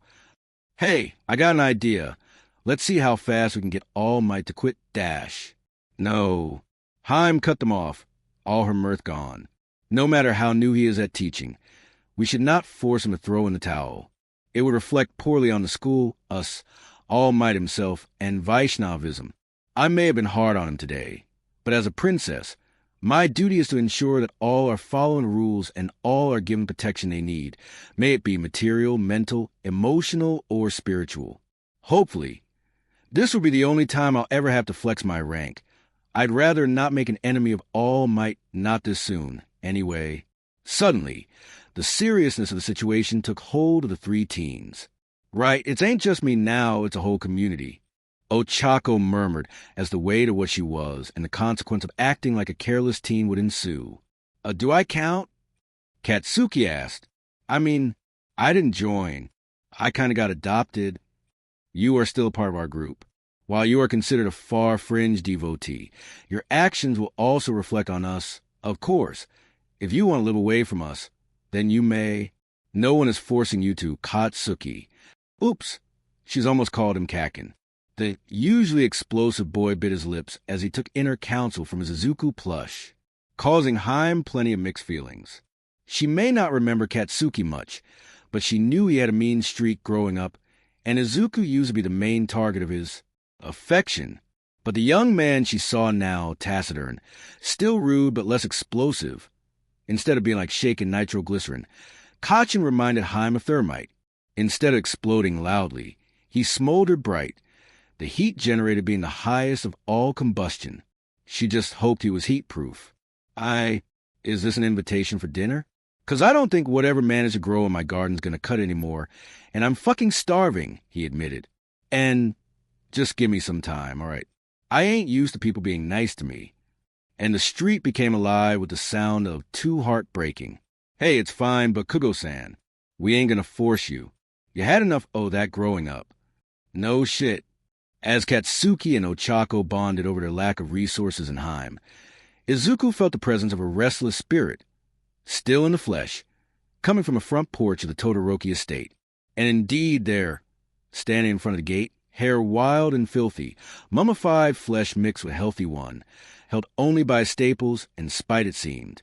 He smelled of smoke and illness, and numerous evil spirits inhabited his gross body, affecting his mind and whispering words of hatred, fueling a blaze that had the will and ability to scorch down villages. Izuku's heart was already melting for the poor soul, and thus she quickly approached him. Excuse me, I would like to help you. She began, not letting the fettered spirit any room to escape her. I live nearby, and I would dash. Fuck off, he growled, his voice fire damaged. I don't want to do shit with any neighbor of Endeavor's. I wouldn't call myself a neighbor to this old fart. Haim quipped, I know who you are, and your anger against your father is valid, but not against all of them. That would be foolish, she gently scolded. Nobody has ever asked to be born, let alone be born to be a thing instead of a person.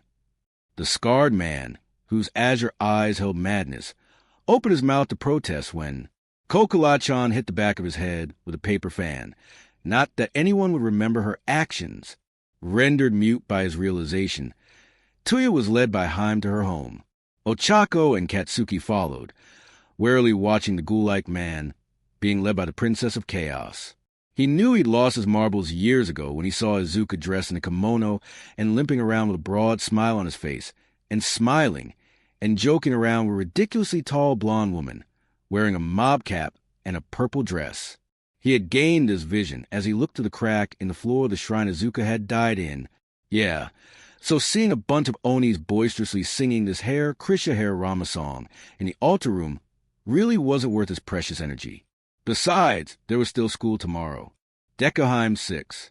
And this had been the start of their first week at school, which set the tone for the rest of the 7 days. Of course, after first exercise, Haim had gotten scolded by her mother, a tall, massive woman with blue hair and yellow snake eyes. Around here hung the aroma of rain and wind. She had a pair of maidservants, a pair of blonde twins that smelled like autumn's fallen leaves and fertile earth. And she may or may not be in a relationship with a young blonde, frog-like girl who is supposedly as old as the tectonic plate Japan was situated on.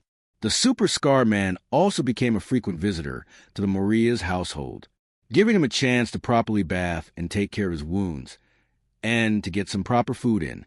And by the end of the week, Dabi, not his real name, but super cool and edgy nonetheless, was given a room with some instructions.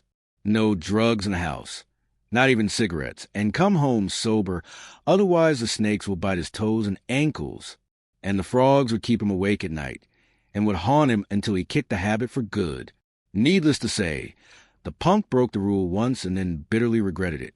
Still, he was like this weird older brother type character with a mysterious dark past and a history with the equally mysterious neighbor in their all-too-nice and manicured manner with too many security cameras and whatnot. Haim had filed Dabi's past as probable Todoroki family drama. Why not the dead elder son back to exact revenge on his family for having been ousted? Or perhaps neglected? Abused? Whatever happened, it was not of Haim's business. This family had their karma to burn, and unless one of those would come forward, if the conflict would come to them, Haim would let it run its course. She had other things to focus on, like her japa, her Bhakti Shastri course, and who could possibly be her husband, right, and the hero course. Yes, Haim was very much aware of her birth gender. Yes, she was also very much aware that, if she did not have his accident, her outlook would be different. Yet, this was her karma, and her karma made her attracted to men. Not sexually, since she was missing all the glands that would secrete those funny hormones. But she still longed for companionship. And not just any companionship, but that of a Vaishnava. Puberty was weird like that. One moment you are free from sex desire, think the opposite sex is gross, and make fun of those struck by Cupid's arrow. Next, you acted like a dog in rut/heat and forgot everything about Bhagwan and the science of self-realization, instead focusing all energies in the act of mating, eating, sleeping, and defending. It was at that time, watching her schoolmates turning into hormonal fools, that Haim thanked her Kakin profusely in her mind. Of course, her current desire was rather, how to say, controversial for what she was. But could you blame her? Most of the powerhouses in Gensokyo were with other women, and yet had managed to kick Cupid out of their matrimony and let the defeater of Cupid take his place. She longed for calm evenings cuddled to a broad chest, the dishes done, the Lord worshipped, and the kids, perhaps, asleep, listening to ancient classes by His Divine Grace, Srila Prabhupada, conversing in hushed whisper about the latest chapter of the Srimad Bhagavatam they had read and such. This would be her perfect evening, and she had her Kakin to thank for. Her now greenette friend was not ready for this yet, but perhaps after the USJ, or perhaps the day after the Gladiatorial School Festival, something Haim was eagerly looking forward to, curious to see how her year mate would compare to the inhabitants of Gensokyo and Bavayagra and the Onis of Old Hell. Sure, Izuku Haim's hips were about as stable and solid as Duryodhana's after Bhimasena was done with him, but since all of Gensokyo's lifestyle was governed by ancient Vedic rules, something that happened well over 250-ish years ago when a walking monk had wandered in Yamana's realm under Krishna mischievous order, it meant that, following the Dhanurveda, any hits below the belt were prohibited unless you were fighting outside of Damaku, meaning that no Oni ever struck her weak point, respecting her too much for that. Besides, she had the magic power to command respect and the knowledge needed to control it, meaning that, while she wasn't physically strong, she was magically potent. Now, the princess of Gensokyo wondered how those would stack up.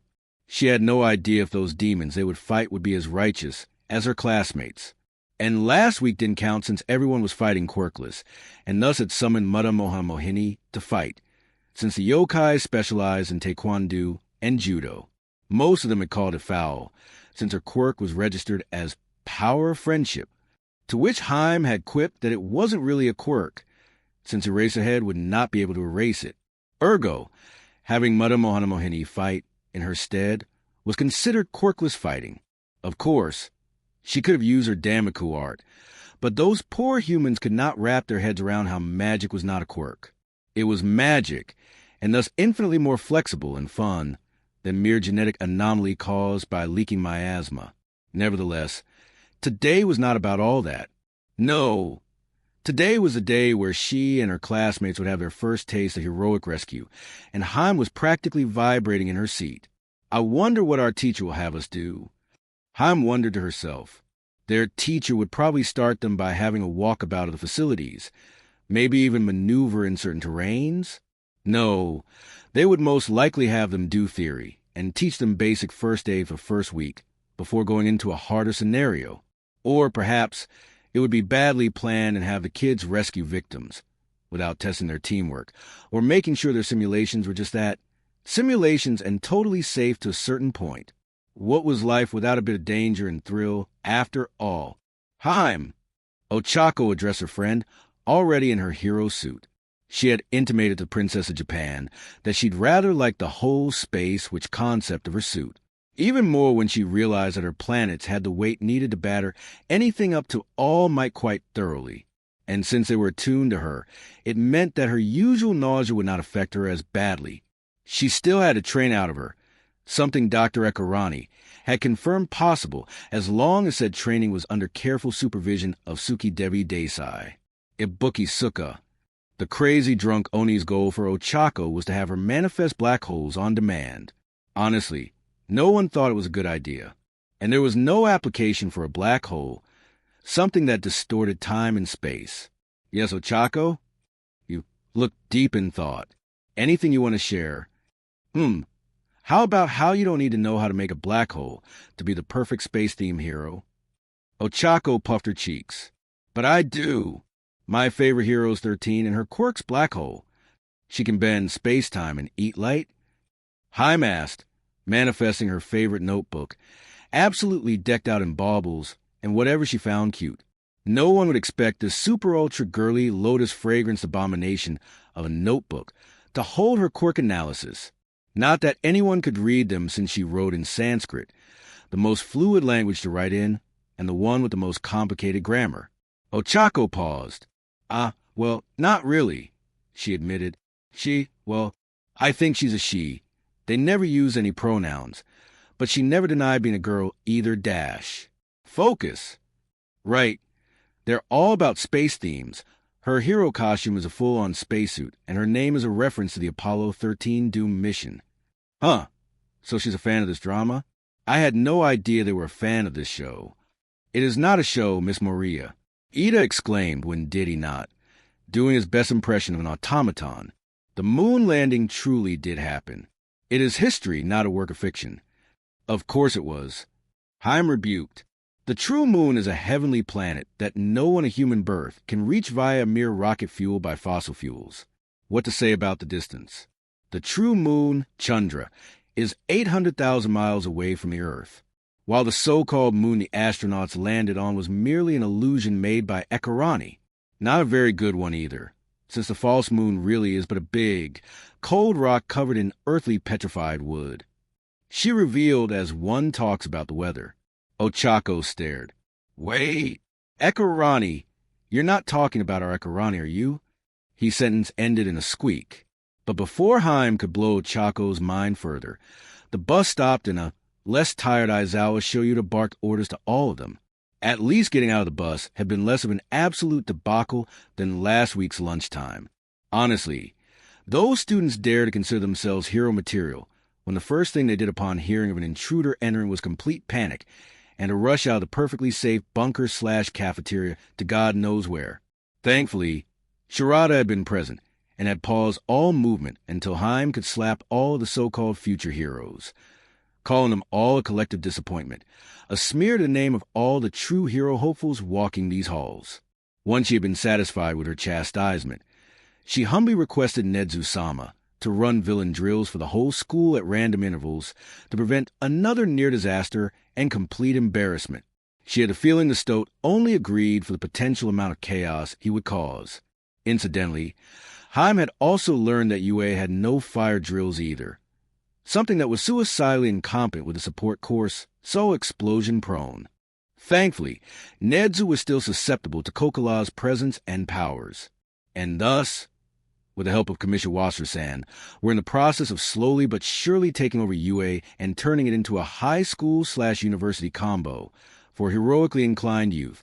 Those kids would have close to a decade in hero formation, and once they hit the streets, they would be able to handle everything their karma would drag them through.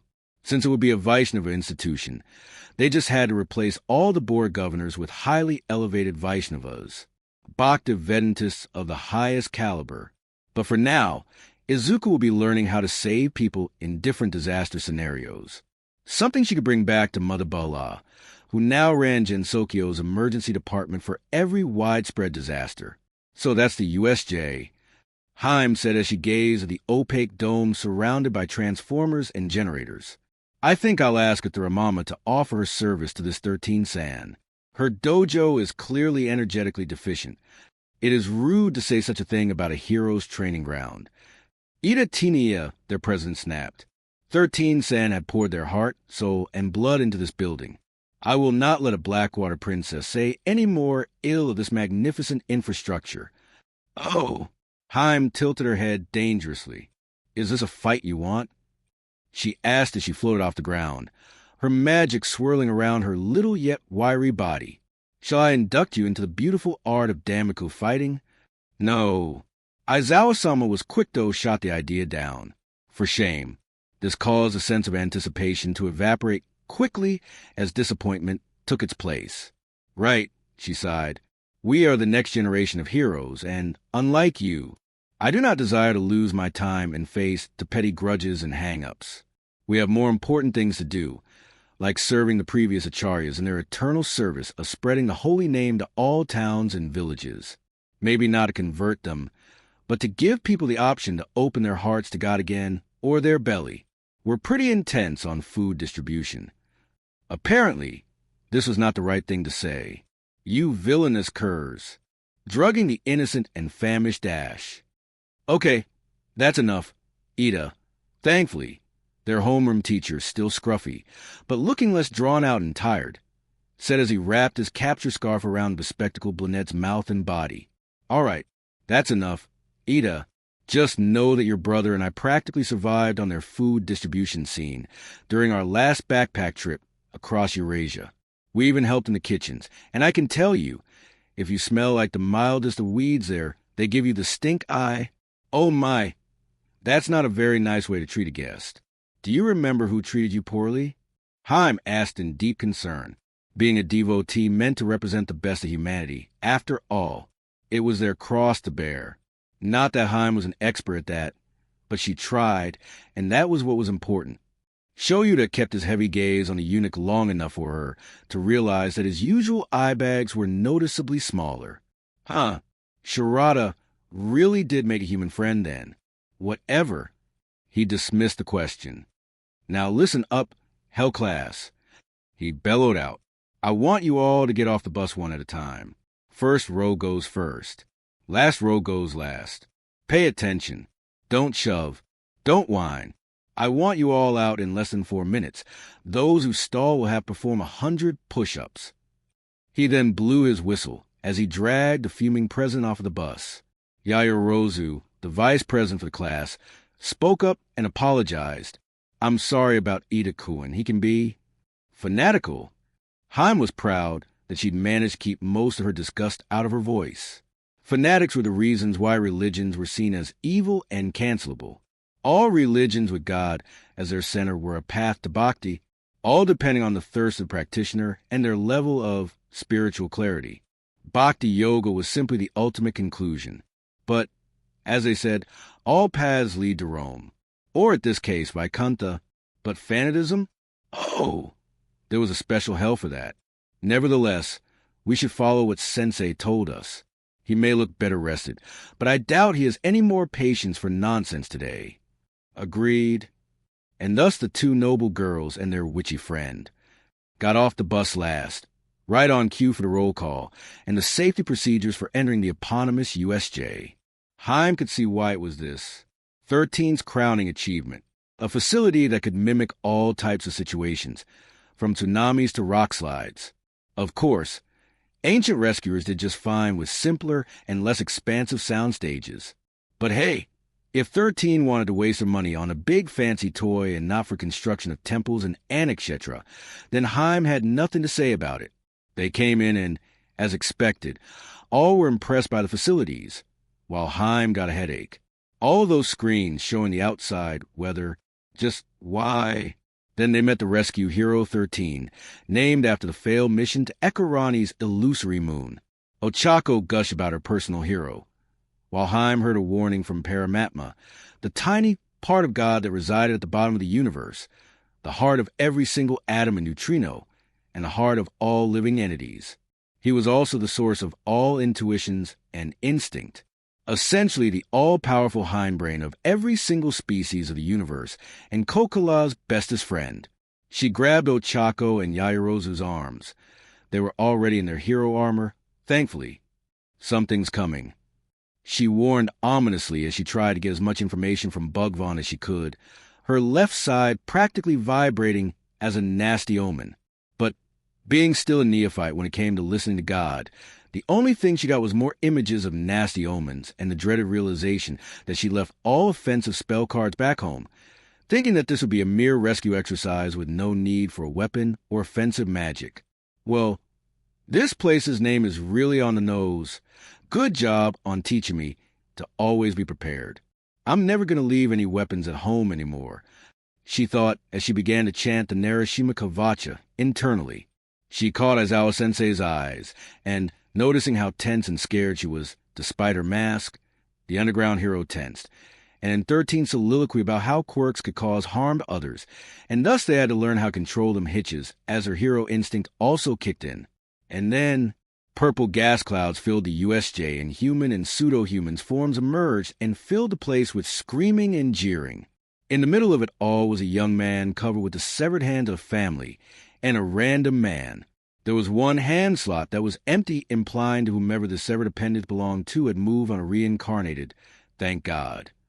Other than that, his red eyes and his judicious use of his angry father's hand o' his face as a mask. Gotta love that upcycle. Onis would look more gruesome and hellish if they'd reuse their last meals like that, and the red rings holding those appendages in place, making the sky-haired young man appear like a puppet to an entity bearing a passing resemblance to the Virat Rupa of Bhagwan. The man's costume was rather plain. Not that it was a bad thing, but she had heard from Asayuta, her mother, and Yamana also that a true villain never skimps on the presentation. That poor boy needed to work on that, and perhaps give a clue as to the magic he wielded. Kuro Jairi. Scatter them, he rasped his order, and suddenly all were engulfed in blackish purple fog. Thankfully, living with a reality warper and a troll meant that Haim wasn't fazed at all when she and her two companions appeared above a USJ field, in an area filled with debris. Deku cackled in joy as she lowered her companions down and dispatched a dozen or so villains, dotting the field. Not a spell card, just some average fairy dispelling shot. Quick, effective, and illegal to use during official Damaku fights, since they lacked any grace. Nevertheless, she wasn't in Gensokyo, and the only law for the hero was a no-kill one. Frustrating. But it didn't say anything about sending them to Yuthika and her dream realm. Moriya-san. The Yairozu air spoke under her mask. Her outrage was clear to hear. What? Why are you laughing? Those are villains. We're not supposed to face any villains until after our work studies. Well, guess what, Eris? We're on the fast track. Haim grinned behind her mask as delirious adrenaline filled her body. This was different from the entrance exam. This was the real deal. This was an incident. Ochako, get your planets ready. Make pretty patterns and try not to kill too many goons. Haim snapped her order as she took to the sky again, her pretty komote mask turning demonic with a wooden snap. Deku wasn't but a pretty small face. She was a Hania, a vengeful spirit of a scorned person, a scorned woman who had sworn revenge. She was the second level of Hanias, those who still had enough sanity to stop and return to being human, but not enough to be considered housebroken nor pretty. She was feral, she was angry, and she longed for true bloodshed. And this was an incident Izuku could feel in their bones, her material body, mangled and mended, thrummed with power, demanding to be shed. She summoned her Vimana, her mind-made plane, and generated bullet spawners and unleashed hell on those fairy-like humans. Of course, being humans and following the archaic rules of this land, heroes could not kill. What a joke. Haim merely paralyzed their mobility and quirks. And this was supposed to be a rescue mission, meaning that even her shots had been nerfed. As long as none fell in the water or in other hazards, they should be fine and, good for Tartarus. Why bother keeping those poor unfortunate souls stuck in a place where they are forced to stew in their sins until their brain melted, and were then tried for their sins by Yamaraja, having received no mercy? If they came with a desire to kill, then better kill them, for it would purify them of whatever murder they did, and thus their sentence in hell would be lessened, not that it meant much for the impious souls of the age of Kali. Haim was mumbling, wasn't she? Nevertheless, until her father would once again rule as the active emperor of Japan, not letting a mere pig dressed in silks enjoying the spoils of wars he never fought in, then Haim would have to follow their illogical and demoniac rules. Well, at least she didn't have to kill. For truth be told, she didn't feel like sending anyone to Yamaraja. She wasn't a Kshatriya like that. But, if need be, suddenly, she felt the air shift around her, and the sounds of crushing bones met her ears. When she turned her attention to the sound, she was met with something that would make Miss Kaku blush and titter. It was huge and stank of death. His insides were inhabited by suffering souls begging for relief for the void. Now, of course, death didn't mean to become nothing. In this age of Kali Yuga, it meant being dragged out of your body by the Yamadutas, and a hell where all your sins would be read by the man himself before the sinful soul be sent to whatever hellish planet one needed to go to be purified of their worst offenses before having to once again take birth in a species other than human and work their way back up. Something that could take millennia. They didn't have the time to do so, since this Kali Yuga Golden Age only lasted a mere 10,000 years, and the rest was a slow and steady apocalypse. So no, she would not give those souls the so-called void. Instead, she flew in, taking note of the broken body of her teacher, and instead focused her energies on the liberation of those poor, unfortunate souls. And no, Haim, run. Aizawa Sensei choked out, but the doll-like princess ignored him. She had two choices: stop the nasty cobbled-up joncture, or attack its master, the one with the blue hair, the hands, and the trauma. Well, better cut off a head and hope the body follows. Wait, no. I can't do that. Principal Nedzu told me to only bring non-lethal spell cards. The masked eunuch remembered in pure dismay. And I left my father sore behind, and from the look of Aizawa-san's elbow, whatever it was, that's one quirk I don't want to test. She shuddered as she mentally went over what she could do. She could shoot the villain down like she did with the rest. But before she could do anything, the blue-haired menace noticed her. The fuck are you? You don't look like a mook. Banter. A mook? If you mean a fairy, then no, I'm more than that. My parents would not tolerate yet another beast. I'm boss level. Behind the gruesome hand of a wrathful father, the villain, hand-wearing griefer, Shigaraki Tamura, grinned as he cackled. Hell yeah. Finally, someone who gets me. You're a boss, are you? Nah. Bet you're just the mid-boss before I get to All Might. Once I kill you, All Might's all mine. Why do you want to kill All Might anyway? It's not as if he's the only hero around. Besides, I've already surpassed him in terms of agility and magical power, and I got nerfed too. Nerfed? Dude, like, gah. The blue-haired, red-eyed man, a descendant of Tenchi perhaps, began to scratch his neck. I don't have time for banter. Sensei warned me this was a stalling tactic. Not for me. Haim said resolutely as she got her cards out, and indeed, none of them had any true offensive abilities, except one. Not that it matters much. For in the end, you'll be the one facing your worst memories, she declared as she took her first cards, skipping on her non-spell. It wasn't a legal move, but she doubted Shigaraki Tamura had any spell cards, and she didn't want to test her Narayana Kavacha. Not that she didn't have any doubt in Lord Narayana's ultimate protection, only that she didn't trust her own mantra recitation. For a single mispronunciation, one syllable held for too long, or even a drop of blood, or a single moment of inattention could ruin it. But not the Maha Mantra, and the Maha Mantra will protect me. She reaffirmed as she activated Mother Savitri's opener, the updated version and the bane of Marisha's existence. Terrible recollection, unearthing of past trauma.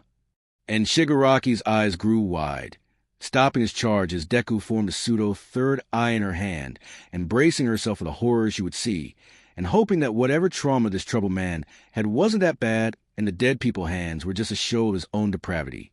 Oh, how wrong she was. Meanwhile, Nedzu was enjoying a nice warm cup of tea, tried to ignore a rather human conscience nagging at him. Of course, having robots at the entrance exam was a legitimate way to test them. The other school had too loose of a testing, and let in so many subpar students. No, he wasn't delusional. Just look at the ranking. Yagi Tashinori was an alumnus, same as Todoroki Enji, and all the best heroes sent their pups to this establishment, meaning all was good. Right? Right? Why do I doubt it now? I am the perfect being, the one who survived all the tests and who tore my captors to shreds, and yet managed to infiltrate the ranks of heroism to mess with those humans. So why do I feel guilty? The Chimera wondered, not used to scrutinize his own actions. It's not normal. And yet, he can't find it in himself to investigate, which should make him want to investigate more.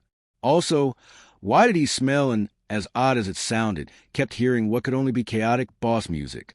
But before he could ponder more, Cementos and Power Loader approached his office, both smelling of stress and anxiety. It is to be expected for Power Loader since Nedzu had sent the menace to his den. But Cementas, why would the literature professor be there? It wasn't like he was teaching any heroics. Yes, what seemed to be the matter? Nedzu asked as he connected to his spy network, simultaneously checking each and every camera and microphone he'd implanted in every single nook and cranny of the school. Class 1A has yet to return from the USJ ground. Neither have Eraserhead nor 13. Power Loader said, and in light of All Might's missing class schedule, we are fearing the worst. Oh, don't be, Nedzu said. Aizawa and 13 are experienced pro heroes, and as you have all noticed, Aizawa-kun had managed to get his required amount of sleep during this past week. Besides, if the villains make their first move, then we shall know what our own steps should be. I don't like it. Those are villains, bloodthirsty and unwilling to spare even the most pure of babes. What tells you that the USJ isn't a sepulcher as we speak? Cementas spoke up with a sense of urgency. Well, then, since All Might is with them, there shouldn't be any dash. Nedzu didn't have time to finish his sentence when the man in question crashed into Nedzu's office through the window, spraying everyone with bits of concrete and glass. Taken by complete surprise, Nedzu reverted back to the frightened creature he was and hissed when his office door failed to open fast enough. It managed to give his forebrain the time to dominate his reptilian one and to once again demand perfect behavior.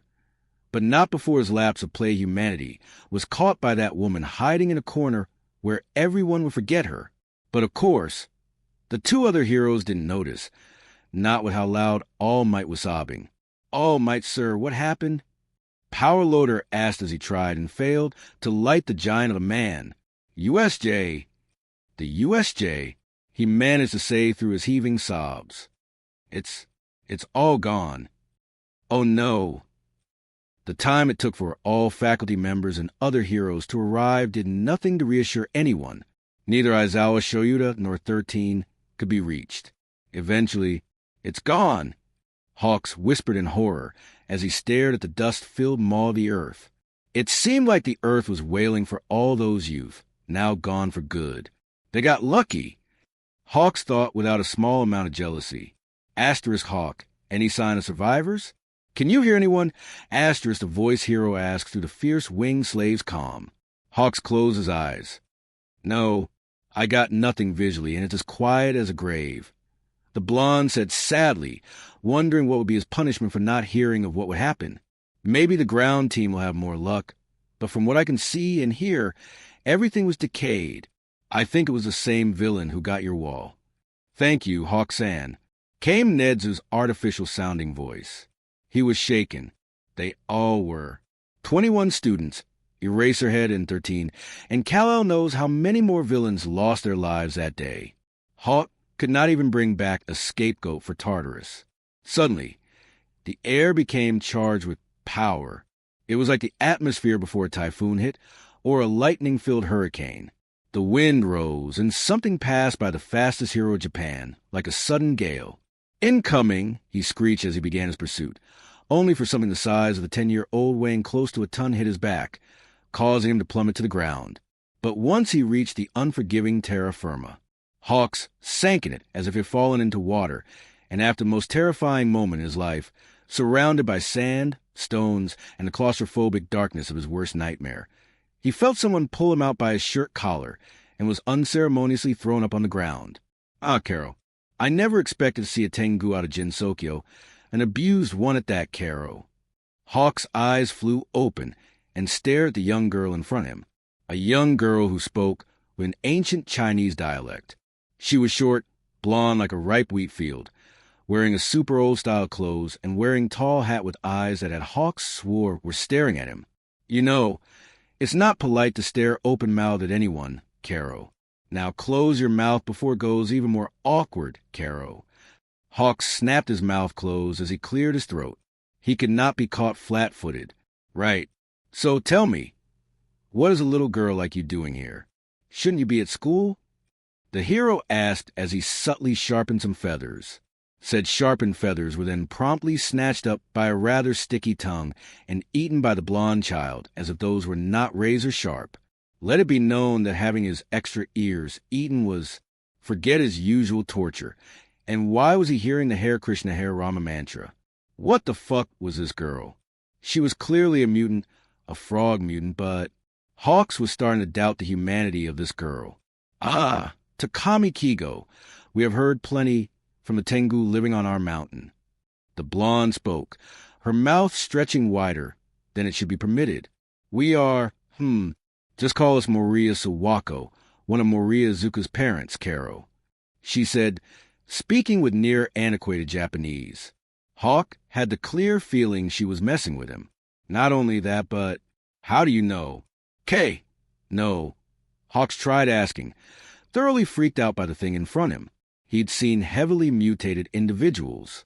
Hell, there was this one person who was nothing but cursed paper. This seemingly innocuous young girl, 12 at most, and with a frog-like quirk, clearly wasn't a 12-year-old with frog-like traits. 3. Another voice resonated from the sky. Loud, deep, booming, yet still clearly female. What have I told you about messing with the mortals? The figure taking form from the unseasonable red leaves said. She was massive, wearing a blood-red sari over a burgundy blouse, a thick rope girding her waist, holding another one hallowing her from the back with those zigzag paper fluttering in the arch. She had blue hair, which was the most mundane thing about her. Beside her was another flying woman with an animal. Excuse Hawks, he was having a moment, with the most mundane, ear-shaped platinum hair the hero had seen, wearing a purple dress, a pink top that went down to her thighs, and a pair of headphones on her ears, a shaku and a sword at her hips. Both women were frowning, looking at the gaping wound marring the earth.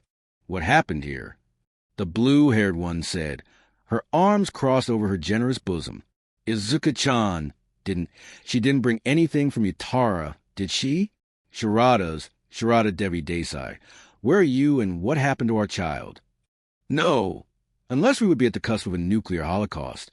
Our child would never dare bring anything of Uttarao. The blonde, Sri Bhumi, said as she ran her fingers in the dirt. And don't you remember? Izuku-chan ordered Sharada not to interfere when she would face villains, saying how no region would survive the shame if their servant and bodyguards would win wars for them, unlike the modern ones. The Platinette spoke under her breath. I can hear, too. No. 3 hearts beating under us in falling sand. Whomever is with our Musa must be very young in mind, for he wants his granny Nana. The falling sand comes from his hands.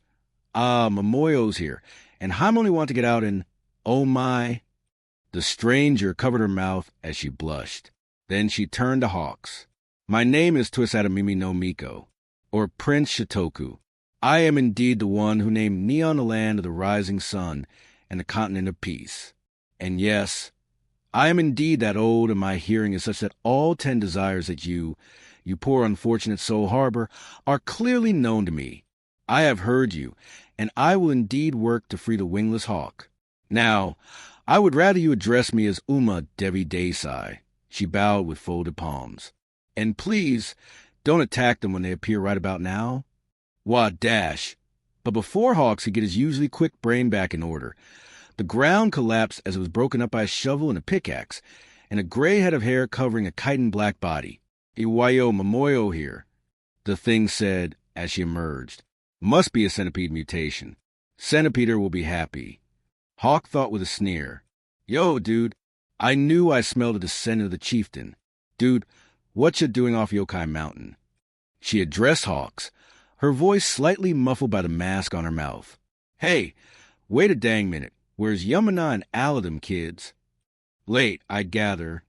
Kamini said with a sigh. That or we're early. I doubt it.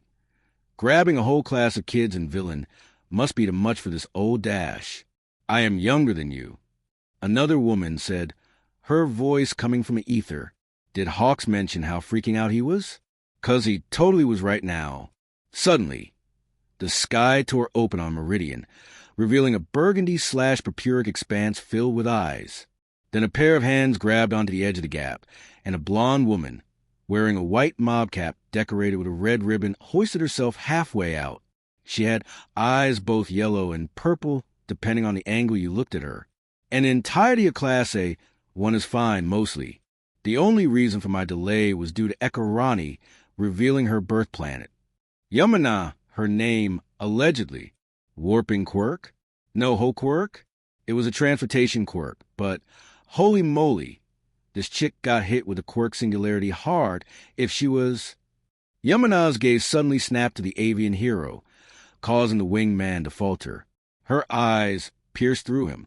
Her eyes narrowed as her smile widened, reminding him of this horrifying expression his handler had sometimes, usually preceding a reconditioning.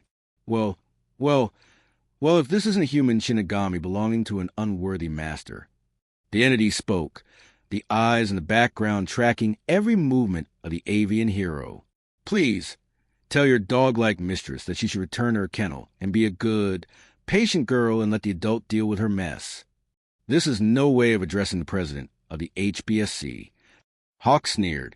Sure, he hated her, but she was needed, and otherwise she was good. Her title means nothing to us.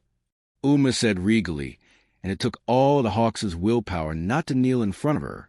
By the divine laws of these lands, the Emperor is the one who rules all, but since you threw his authority away, then I, Tisaramimi no Miko, Protector Devata Japan, shall once again ascend and lead my people to true peace and prosperity.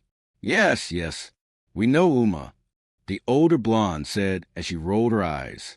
But for one who says to care about your subject, you seemed unbothered by the missing children. The yokai reminded the mad girl. Ah, the flying woman said as she wagged her finger. But why should I worry when I know you want to give them all a grand entrance? Am I wrong? Yamana stared, then chuckled. Spoil sport. Suddenly, the sound of a train was heard. Then an ancient bullet train emerged from the space between the sky and the land, riding on rails that hadn't been there a moment prior. The rest of the heroes gathered around, and a surprising amount of animals, too. There you are, your blessed students, unharmed and whole. The wily woman declared with a snap of her finger. At this signal, all the students walked out. Hawks was caught off guard by the massive armor lugging around a heavy hammer, and even more so when the illusion broke and the Yairozu heiress walked out in a pretty night dress that covered her whole body. Then more of the missing students walked out in line, all doing something for their wordless introduction. Kirishima flexed, perfect quirk for heroics. The president needs to know about him, the next symbol of resilience, if he can survive the training. That is, Ashido struck a pose and anima, struck fear in Hawk's heart as he swaggered out dressed as a ringmaster. A tiger, a lion, and a few elephants sedately following him, their eyes filled with intelligence. Then, after the 20 students walked out from the illogical train, their hero costumes were different from the files the HBSC had received and approved. Girls had to be sexy. Sex sells, except when they were plain and ugly. Same with the boys, but not as important. Boys had to be protected, had to look heroic, unlike the girls. Out walked Eraserhead, looking well-rested, his clothes clean and glasses utilitarian. He was expertly groomed and suave. Why was it hot in here, all of a sudden? Then out came 13, out of her suit and into something more flattering. On her bare hands were rings on each of her fingers. Well, Hawks assumed she was a she. Neo-pronouns had always confused him, but it wasn't a topic he was supposed to speak about. Then out came Bakugo Katsuki. Wasted potential. Too careful. Too smart for his own good. Dangerous, unstable. Practically running out and looking all around like a man possessed by unprecedented good fortune. Then the dyed Greenette froze, and Izuku ran toward yet another unknown. The brave winged hero turned around to see who this Izuku was, only to freeze at the sight. There, in the distance, but not too far, was two people. One with green hair, the other with light blue hair hanging from his back, and the horrible scarce, whole-body tattoos, and the gruesome remains of his genitals registered. Izuku smiled. "Hey, Kakin," he said, his voice a forever falsetto. "I'm back." After what seemed to be days, but was truly only a scant few hours, the Chaos Midoriya, Heim, Izuku had finally settled into a post-apocalyptic recovery of sorts.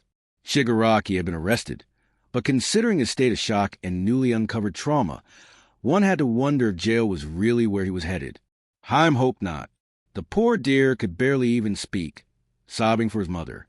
The eunuch shuddered at the memories she had received from her mind moms. Spell cards.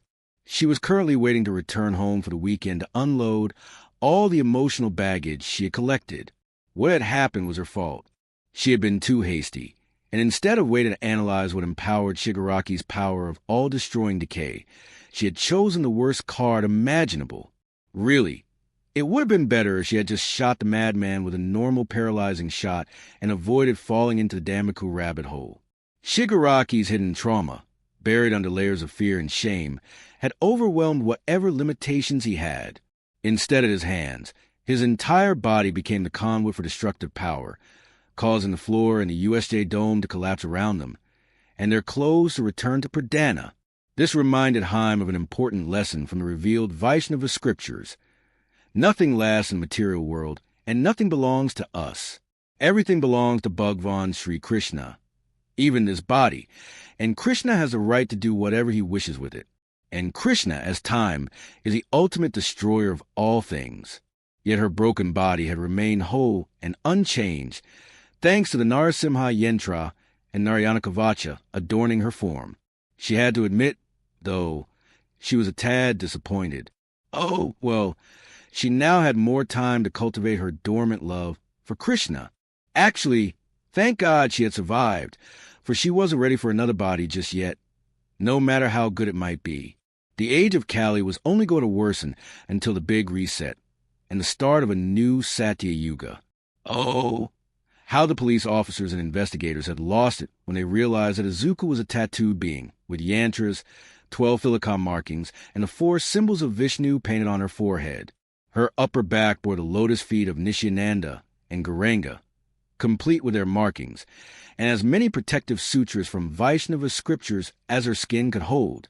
They kept whispering that she must be with the Yakuza, specifically the Shai Hasaikai, or something like that.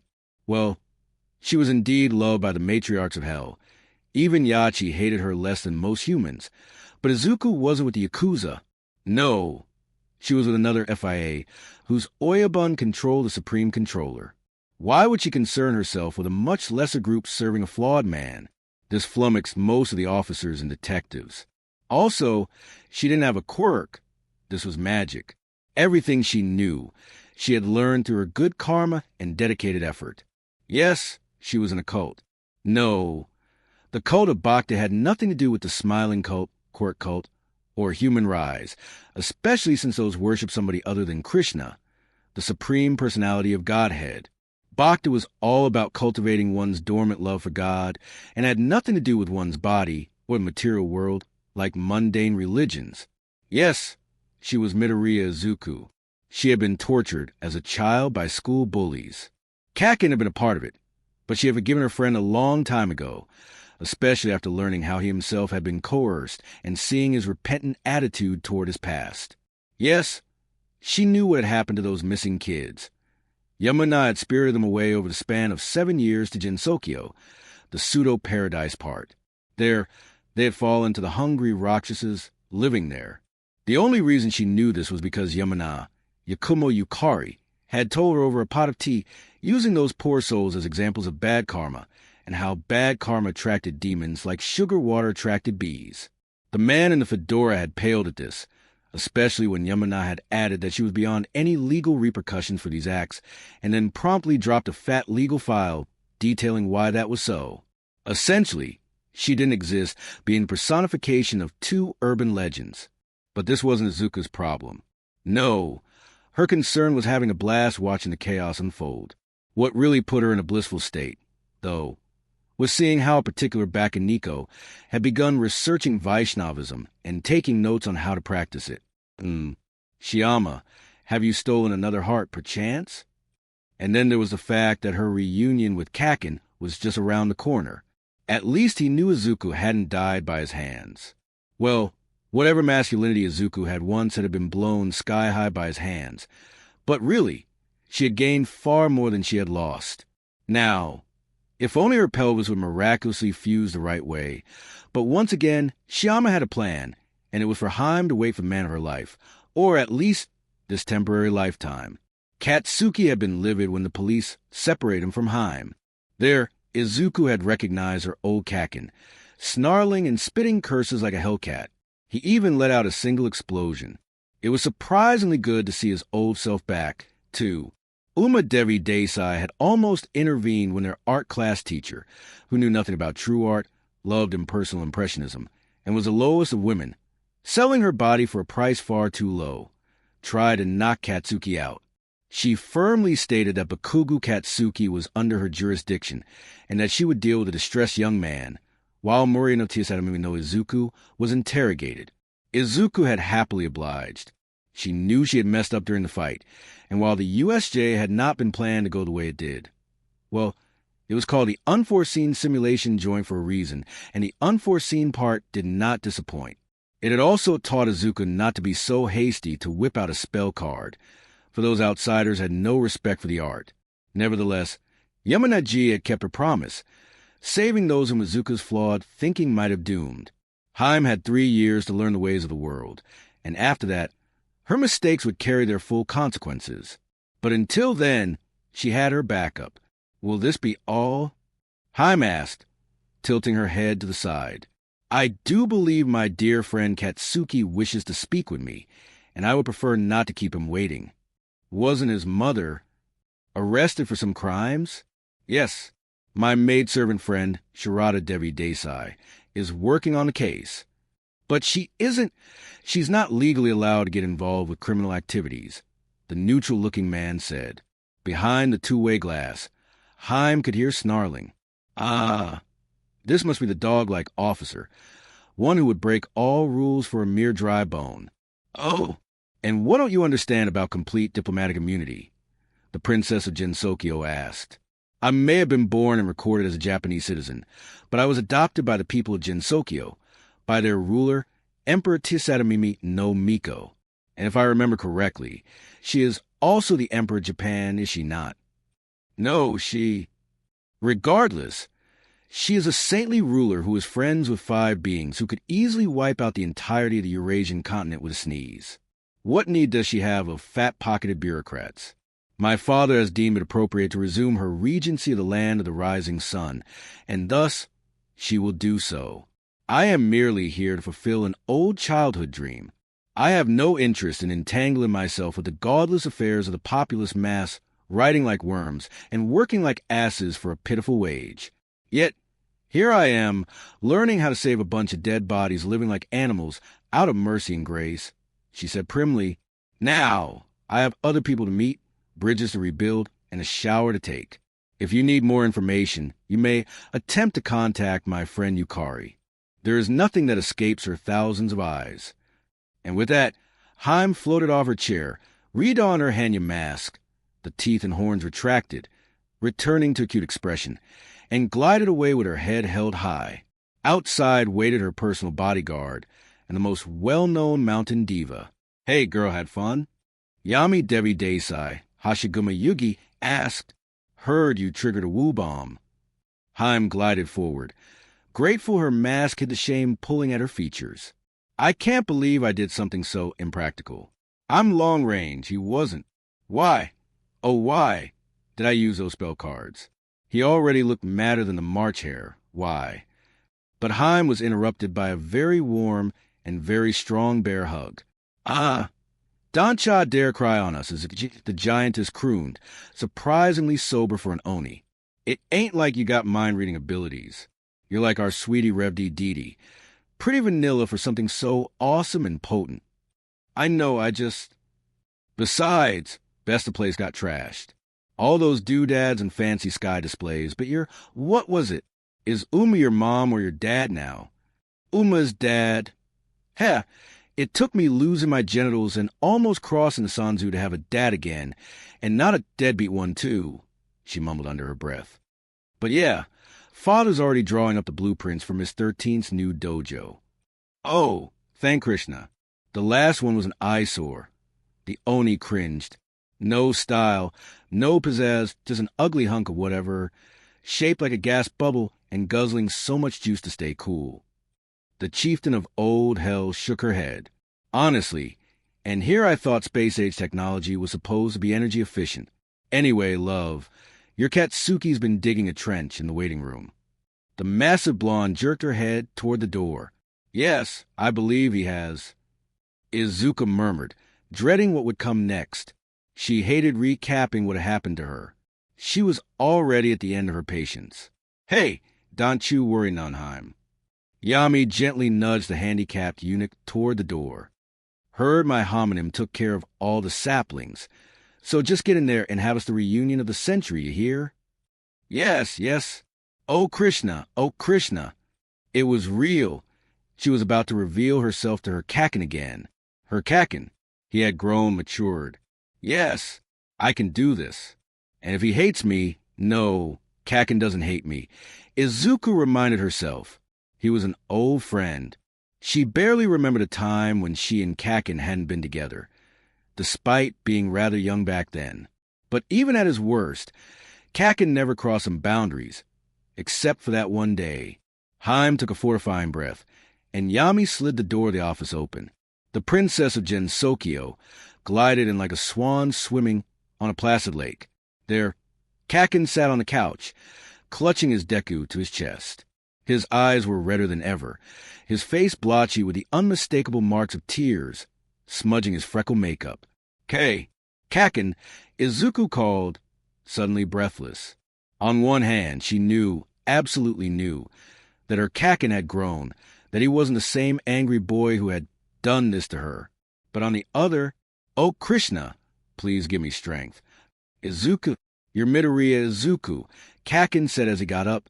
For the life of her, Izuku could only see the angry Katsuki, the one who hated her, the one who hurt her and others just because he could, just because his quirk was awesome.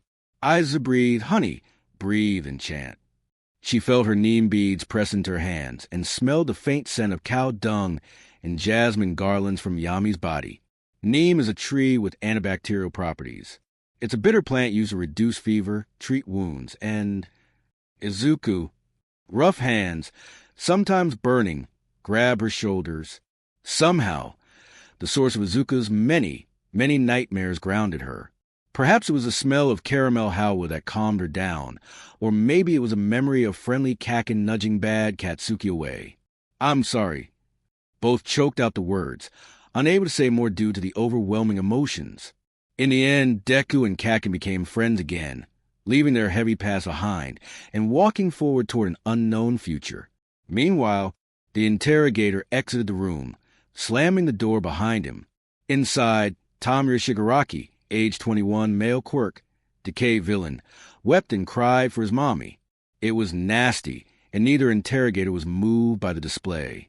Fucking hell, one grunted as he lit a cigarette, ignoring the no-smoking signs.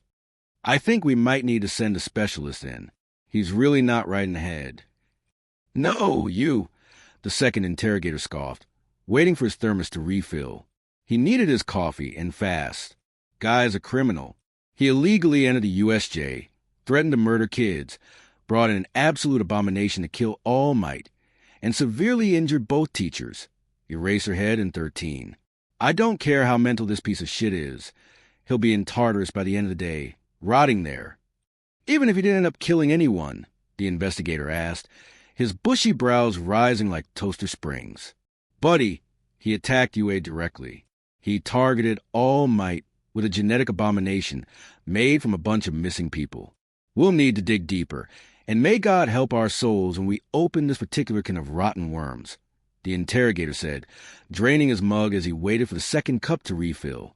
Sometimes, he really wondered if chugging the black sludge they called coffee was worth his ability to skip sleep. Wish the kid would just speak, you know? Give us some clues and stop playing dumb. But what if he isn't? Toasterface asked. Like, it's one thing to fake being mental, but Moriaheim did say she attacked him with that magical spell card thing that made people relive their worst trauma. What if it broke his brain? The two men contemplated the ramifications of this statement. Then the investigator scoffed. Please, no quirks are at this level yet. And magic? I call bull. The only reason Moria-san isn't on her way to Tartarus is because her mom's pet has control over nuclear fusion. Please don't remind me. I don't know where our world's going, but I hope I die before their true plan comes to fruition. And you won't, darling. A sultry, mellifluous voice floated into the interrogation lobby. Following the sound of the world's most risque stilettos came Midnight, her flog hanging from her belt right beside her cuffs. Both men tried to avert their eyes as discreetly as possible, not wanting to insult the sultry woman, nor appear to challenge her sex appeal. They had eyes, but they also respected women and had wives and kids. Neither wanted their dear sons or daughters to emulate the R-rated hero. Midnight, what brings you here? Asked the bushy-browed investigator. And where's Tsukauchi? Midnight waved their questions off. Busy? Stuck in traffic? I don't know. But now it's my turn to have my fun with the big bad villain.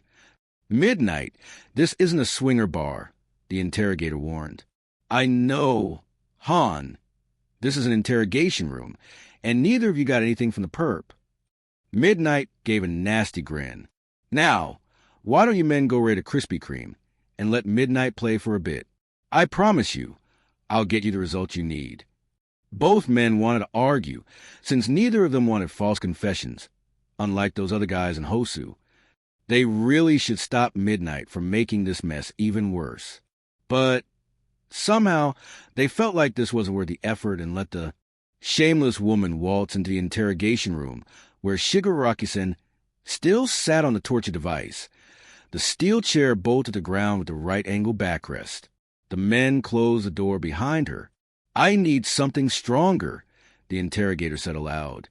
He had so many more perps to question, reports to file, tapes to review. We're on the job. Please don't remind me. Namuri stood still. She was standing in the interrogation room. The door behind her was closed, and what was I supposed to do here again? She wondered as she tried to dredge up any previous memories, explaining why she was in this particular room. She was an interrogator, and she knew she'd gotten banned on indecency charges. And why am I considering that a badge of honor? Holy shit, no, Nem, don't have a crisis now. There's something you have to do in this room. What am I supposed to do here? The R-rated hero grounded herself and instead looked at the person sitting in the unfun chair and froze in pure horror. It was a child, tiny, naked, shivering, and checked out from reality. Oh, dear God! Midnight breathed in horror as she cautiously approached the child. The poor dear had light blue hair, intense red eyes now veiled by trauma, and a painful amount of eczema covering his forehead and the side of his mouth. He also had a scar cutting through his lip and eyebrow. Midnight sat in front of him, careful to broadcast all her movements. Her smile was kind, gentle, motherly. She could have been another so often. Hello there, sweetheart. She began sweetly, hoping this would break the poor dear out of whatever fear he had. He wasn't going through a full-on panic attack. Not yet, but he'd retreated into the deepest recesses of his mind. Midnight hoped she could get him out. Her eyes trailed to the scars marring his face, and she fought not to frown. His father did this. His father wasn't a good one, a voice said. Midnight could try to touch him, but he might not react well to her touch. Who knew what his quirk was? Thankfully, the presence touched the child's shoulder, and the baby looked up. Baleful, fear-filled eyes, jaded beyond anything a 5-year-old should have, met Midnight's own. There you are. What pretty eyes you have, Midnight cooed, and she was being truthful. Rare were those who could rock a pair of rubies, without looking like demons. I'm Kiyama Namuri. How about you? Can you speak? The child opened his mouth, but no sound escaped, just a dry crackle of a voice gone cold from fear and trauma. Can you write? Do you know how to write your name? The child slowly nodded with a grunt. All right, let me get you out of those manacles. Why did they manacle you? You're a child. Children under 16 can't be interrogated without the presence of their guardian. I swear, what were those men thinking? She grumbled as she went to pick the manacle's lock, being used to the model. Lockpicking was meditative, and it meant she didn't need a man to break down doors or other such things. Less money spent on repairs. In no time at all, the manacles opened, and the child took to provide pen and paper and wrote in it his name, Shimura Tenko. Then, he almost wrapped his arms around Amuri's neck. But At the last second, flinched back and began sobbing quietly to himself. "Oh, honey," Namuri cooed, taking in the small child's state of undress. Now, Namuri had nothing against babies or even adults practicing nudity in a safe and tolerant place, but a police station filled with criminals wasn't the place for that, especially not for someone so young. Crap, why did I skip a cape? Right, Edna mode. Ugh. Screw that bitch. She doesn't know anything about good capes, Namuri muttered under her breath. Hey, it's all right. Sweetheart, did your court come in? Namuri asked gently, keeping her question as kind and neutral as she could. The boy's red eyes grew wide with fear. Gotcha. Hey, it's all right. Your quirk is a 5-point activated quirk. If you touch something or someone, something happens. Something bad? Then Tenko started crying again, nodding pitifully. Your quirk made them disappear, right? It's all right. It was an accident. Honey, I almost gassed my little sister to death, and I killed my pet budgies, Namuri admitted, her voice soft and soothing. She still remembered their stiff little bodies at the bottom of the cage. The child cried harder, and, following the little voice that had been whispering to her since she entered the precinct, Namuri gathered the crying child into her arms. Shoo, you are safe. You are not a villain. You made a big mistake. A big, big oops, but you won't be alone to face this. I'm here. She tried her best to soothe him, silently cursing the fact that she was better at aftercare than civilian care. Like All Might. A quiet, shy rasp met her ears, and Namuri grinned in triumph. As cringe as she sometimes found him, All Might was still a favor of the children. She peered at her charge, whose red eyes were filled with wonder, only for that wonder to darken and grow stormy. He didn't save me. What do you mean, All Might didn't save you? Namuri asked gently. He didn't save me. The child's anger was clear, raw, and heartbreaking. Namuri's mind transported her to another time. She imagined a bloodied child in the street, too shocked to speak, clearly distressed, while passers-by told him the heroes were on their way, but didn't do more than that. All Might would come, they said. All Might never came. The scary man came. He was as big as All Might. All Might failed you, like so many others. Come with me. I'll make you stronger than him. Strong enough to get revenge on the false hero. Oh, baby. Oh, honey. The R-rated hero almost sobbed in horror. He'd met White, the boogie man of the underworld. Oh, Krishna, have mercy on us. Krishna? Who's that? Tenko asked, breaking Namuri out of her fear and Fi's prayer in the face of everyone's worst nightmare. Huh. Oh, he's God, the best of everyone and everything, the controller of everything. He's everywhere, including your heart. Namuri explained with a small smile, glazing over the fact that she'd never even heard the name Krishna before. For goodness sake, she was an atheist and proud of it. Or was she just a contrarian eager to make people react with disgust? A mere punk acting out just to have her existence confirmed. To feel something in a world filled with misery and pain? She shook it off. Now was not the time to get philosophical. She had a child to rescue. The kid curled into himself. I killed. He must hate me. No, he doesn't. Quipped a voice, Kokala, from behind Namuri. Krishna doesn't have any friends, nor does he have enemies, but he does love us all despite everything. And we've all killed, often, but Krishna made sure his friend Yamaraja, that's the god of death, by the way, won't count the sins of kids below 15. Everything above that is tallied. Oh, and people that are neurodivergent, when they're really cuckoo and not all there, they may accrue karma, but it depends on how close to animals they are. The more animal-like, the fewer sins are counted. Namuri was about to ask who the person was and how they got there, but forgot the moment she blinked. Well then, mind telling me your name? I can't keep calling you kid, now can I? Namuri asked with a bright smile, despite having read his name not 5 minutes prior. The blue-haired child looked shyly down. I'm Shimura Tenko. I killed my dad, and I meant to do it. He kept hurting me, and then, My night's not about to end anytime soon, the R-rated hero thought with a deep sense of resignation, listening to the innocent child confusion of a whole lot OG justified anger aimed at his abuser. Another hero, dealing with a deep sense of hopeless resignation, was the rescue hero 13, who was staring at the gaping maw left after the surprise attack. Thankfully, no one had died, and the whole building had been, shockingly enough, insured, but there was no way the insurance money would even begin to cover the loss. Everything was gone, turned to dust, down to the pillars drilled into the bedrock. It was gone, all of it lost, dusted, her crowning jewel, her proof of concept that would revolutionize rescue training, her home, and everything she owned, gone just like that. Anan fell to her knees. She felt oddly detached in the horror she was experiencing. She had seen this before, second-hand accounts, people staring at the ruins of their homes, workplaces, temples, and now she was living it. She wanted to wake up in her bed, in her panties and old Garfield t-shirt, covered in cold sweat after a horrible nightmare. But she couldn't wake up. This was real, but was it real? In Taoism, a voice broke the silence. It was Morikuin's father, Uma Devi Desai. A sage once wondered, after dreaming that he was a fluttering butterfly, if he was a butterfly dreaming of being a human. The ancient prince of Japan floated closer to the kneeling hero like the divine figure depicted in ancient scrolls. Her effulgence shaved away the cold of the night and ignorance. But in Krishna, we know that the answer to this question is deeper and deeply esoteric.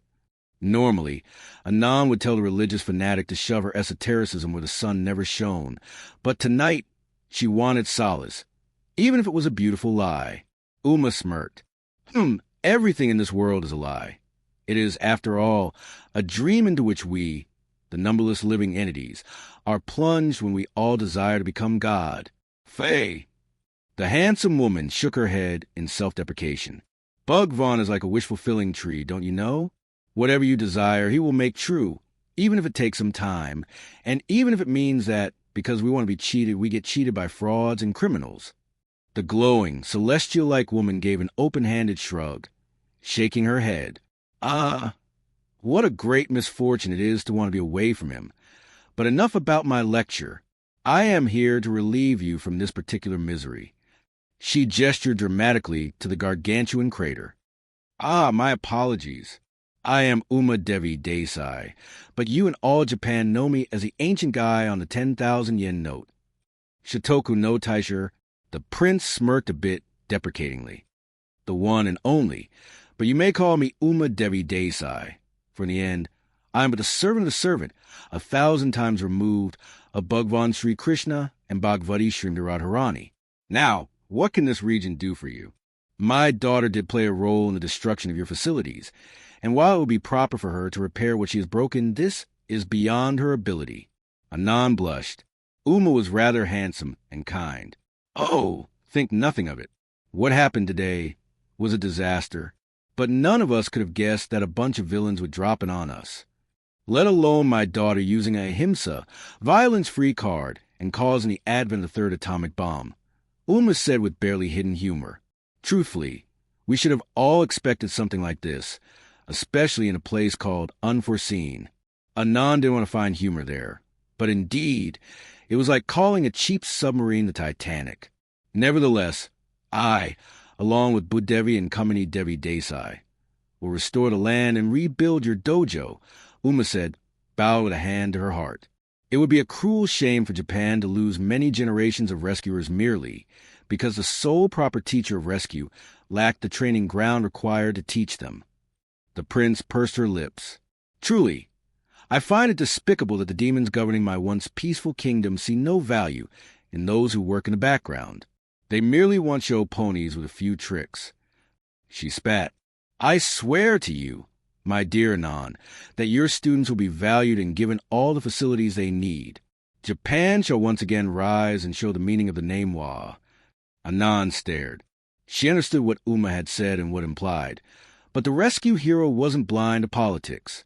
And that was a big if, Uma truly was the Imperial Prince Toyotomi no Makoto, returned from beyond the grave to make things right. Well, I promise that I and my army will strive to cause as little casualty as possible. Uma promised with deep gravity. This land, the land I fought for, the land I lied for and died for, had been usurped by unscrupulous serpents. I did not enter politics and conquer the land we are on just to watch it lose its identity and vim. Uma paused, her voice rising with intensity. Not only that, but recently, by Buddhadeva's mercy, I have now fully understood the Tao. Tao? Wait, hold on a minute. I thought you were a Buddha? Anan interrupted the divine being. This was... Uma smirked. Yes. Well, wouldn't you know, dear daughter, that Buddhism is, upon further study, a very terrifying path that ends in nihilism. And as you know, nihilism is the source of all ills in this world, from depression to every possible comorbid mental affliction that now plagues those living entities boiling alive in this miserable material world. But I digress. 200 years ago, as I was traveling via the astral ways, I came across a Bengali saint crossing over the ocean. He was a teacher, the greatest of them all, of the Bhakti Tao. The path of Bhakti, Anan whispered. Indeed. The ancient woman confirmed with an inclination of her head. Bhakti is not about negating one's very existence and merging into all, losing oneself. Uma shuddered, her charisma breaking at the mere mention of moksha. Oh, I don't even want to talk about it. The mere memory of this trap, hari hari. Oh, Bhakti. Bhakti is the spiritual antithesis of it. But just take my word for it. The night is young, and I have plenty to do here. She handed Anan a golden book adorned with a picture of a bluish young man driving a golden chariot on a battlefield, an archer at his back. The basics of Bhakti are here. Just bring it back later. It's an important copy of mine. The space-themed hero stared at the glowing saint, who was already floating toward the lip of the crater, ignoring all the tapes and the beginning of a barricade. From the ground, the frog-like goddess got out, took one look at Anan, then high-fived Uma. She will need a whole team to decipher this book then. Suddenly, the night sky lit up as if the sun had risen at the wrong time. Worried that it was yet another attack, the rescue hero got to her feet and unlocked the 5 regulator valves of her glove. And then she realized that the source of this blinding light was none other than Uma, who had now grown to an inhuman size, their multi-armed features now truly androgynous as they revealed their true divinity. Now, they said, their voice resonating through the cosmos. Let's make you a true dojo worthy of your caliber, my dear. Tadame. Oh! Izuku stopped her, greeting the moment she caught sight of the note on the table. As she left her seldom-used footwear in the entrance and washed her feet, Ochako and Katsuki followed, as did Yami and Shirada. She picked up the note and began to read it. Hare Krishna, dearest daughter, due to the uncommonly exciting day you had at the USJ, we will be coming late. Don't worry. What happened was not a mistake, but a happy little accident. There's Prashadam in the fridge that you can reheat. Love, Frog Mom, Snake Mom, and Dad. I can't thank Krishna enough for my family. She mumbled this as she went to her special gurney to lie down. Ah, what a day. Ochako and Katsuki walked in, Ochako with familiarity, while Katsuki entered like a fawn venturing into a new garden. So now what? Katsuki asked. Meanwhile, Ochako went to reheat the Prashadam and set everybody up with holy water. We honor Prashadam, then we slay our assignment. Wait, we still have homework. Katsuki exclaimed in pure shock. After that motherfucking bull we went through, after fighting for our lives, facing a horde of villains, and having a thermonuclear emo bomb go off, we still have homework to do. We could always not do it. Izuku hummed from her bedstead, swallowing some painkillers to hopefully turn the burning pain in her pelvis into the usual dull throb. He bugged on. This body is but a nest of pain and misery. Oh, Krishna! Oh, beloved of Radha! I'm so sorry. I thought I would be happy in this world. Whatever I did, I'm never going to repeat it ever. Not even if you beg me to. Haim! Ochako asked as she brought some fresh water to her first friend. I hate this body. It hurts so much, she moaned, letting her tears fall from her eyes. Tears born of both pain and frustration. But it's not my time to go. Aikika-sama told me I would have a very long life ahead of me, and that this was just a bit of beginning, she said, blindly reaching for the sippy cup of water Ochako handed her, taking a long sip. Oh, Krishna, he Bhagwan, give me strength. Katsuki stared at the whole display. He was still somewhat reeling from the day's revelations. But to see Izuku alive yet agonizing because of his cowardly actions, Katsuki left the kitchen/living room and made his way, or perhaps was led, to the temple room, where Garanitai Radhakrishna and the family's 5 Shalagrama-shilas stood. There, with tear-filled eyes, Katsuki paid his dejiza to God Almighty. God had saved his Deku from Katsuki's cowardice. God had given his Deku a whole-ass army of mothers and one father that could control forces of nature. God had given her magic, and Krishna gave her back as a broken yet better version than she was before. Kintsugi. God did Kintsugi with Deku, and he's golden. Holy F, frog. Katsuki didn't remember when he'd managed to get off the ground, but he remembered staring at Sri Krishna Chaitanya Mahaprabhu, the golden avatar, and his brother Nishananda, the reddish-gold avatar, with tear-filled eyes. He felt a gratitude so deep, so intense. Mahaprabhu had saved his Deku, fixed all the broken bits of the gold of his mercy, and told him, to go spread this mercy like an infectious fungus. Wait with the fro. Hi. BWAH. There was a woman-child there, with pale teal hair and eyes with a white heart shining in their unfocused depth. She wore a black sun hat, a yellow shirt with black frills that covered her hands, and a pretty green dress decorated with negative rose prints at the bottom. Attached to her feet were... Nope, those were not ribbons. Those were pulsating, rubbery veins attached to the tops of her feet, with little heart-shaped suckers. Attached to them was yet another pulsating, wide-open eyeball, its pupil fully blown and all white, too. Hey, wait a minute, was that Krishna playing the flute in there? Katsuki blinked, and she was gone, yet he felt as if he had a life-changing conversation with an unalloyed saint, an eternally liberated soul, whose presence on this filthy material plane of existence was out of mercy only, and not out of pleasure. Yo, you're right there, Green.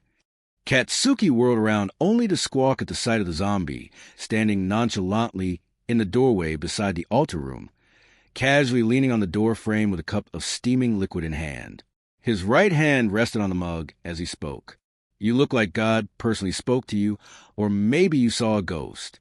Either would qualify, really. Also, gee, thanks for the compliment. I worked hard to look this good. No need to faint now. The burnt victim deadpanned as he took a sip from his steaming mug, looking wholly unimpressed at Katsuki. Name's Dabi, by the way. What about yours? Katsuki, he groused, knowing that whoever was in Haim's family house must be safe. Right? What? No family name first. Dabi prodded, taking another sip. Welcome to the No Family Club. Membership, too, now. Katsuki grunted like an emo kid from the turn of the millennium. So, you were crying about our Haim's tragic lack of... Don't make fun of him like that. Katsuki jumped to his feet, fist balled and ready to lay down the pain. I'm the reason why he's in pain. I'm the coward who blew him up as a kid. His throat closed up and tears blurred his vision. Don't make fun of it. Whoa, hey, relax. Wait, you blew up? I didn't think I had a choice back then. Katsuki screeched, his voice raw and strained. I was a dumbass jock who wanted to be with the cool kids. I messed up. I should. A weight barreled into him, smelling of tiger balm and something unplaceable, something almost magical. Katsuki, it's all right. All is forgiven, Kakin. All is well. Shanti, Shanti, Shanti. A wave of calm and love washed over him, swallowing his anguish whole. There. It's okay. It's in the past, and none of your self-flagellation will change that. Haim, Izuku Haim, said in the gentlest of voices. Gently again, she led the distraught teen to the couch before closing the altar with a murmured apology to God. Katsuki wanted to argue, but, well, she had a point. So what's your pronoun? He asked, making Izuku cringe. Dude, I know what I blew up. Is it still she? Izuku shrugged as she helped Katsuki settle on the couch. Honestly, I took the female pronoun because my whole family is female, but my bones and chromosomes still mark me as male. You're just missing. Yes, and honestly, I'm quite happy to be without those. Izuku admitted with cringe. Sri Krishna said that lust is the source of all evil. So without those, I don't have to worry about falling prey to Cupid's arrow. Dude. Hey, I'll have less teenage drama to deal with. Izuku grinned, the ever-optimist. I swear, watching other teenagers lose their minds over the object of their lust. I don't want that. This pain I feel is a small price to pay for this blessed peace of mind.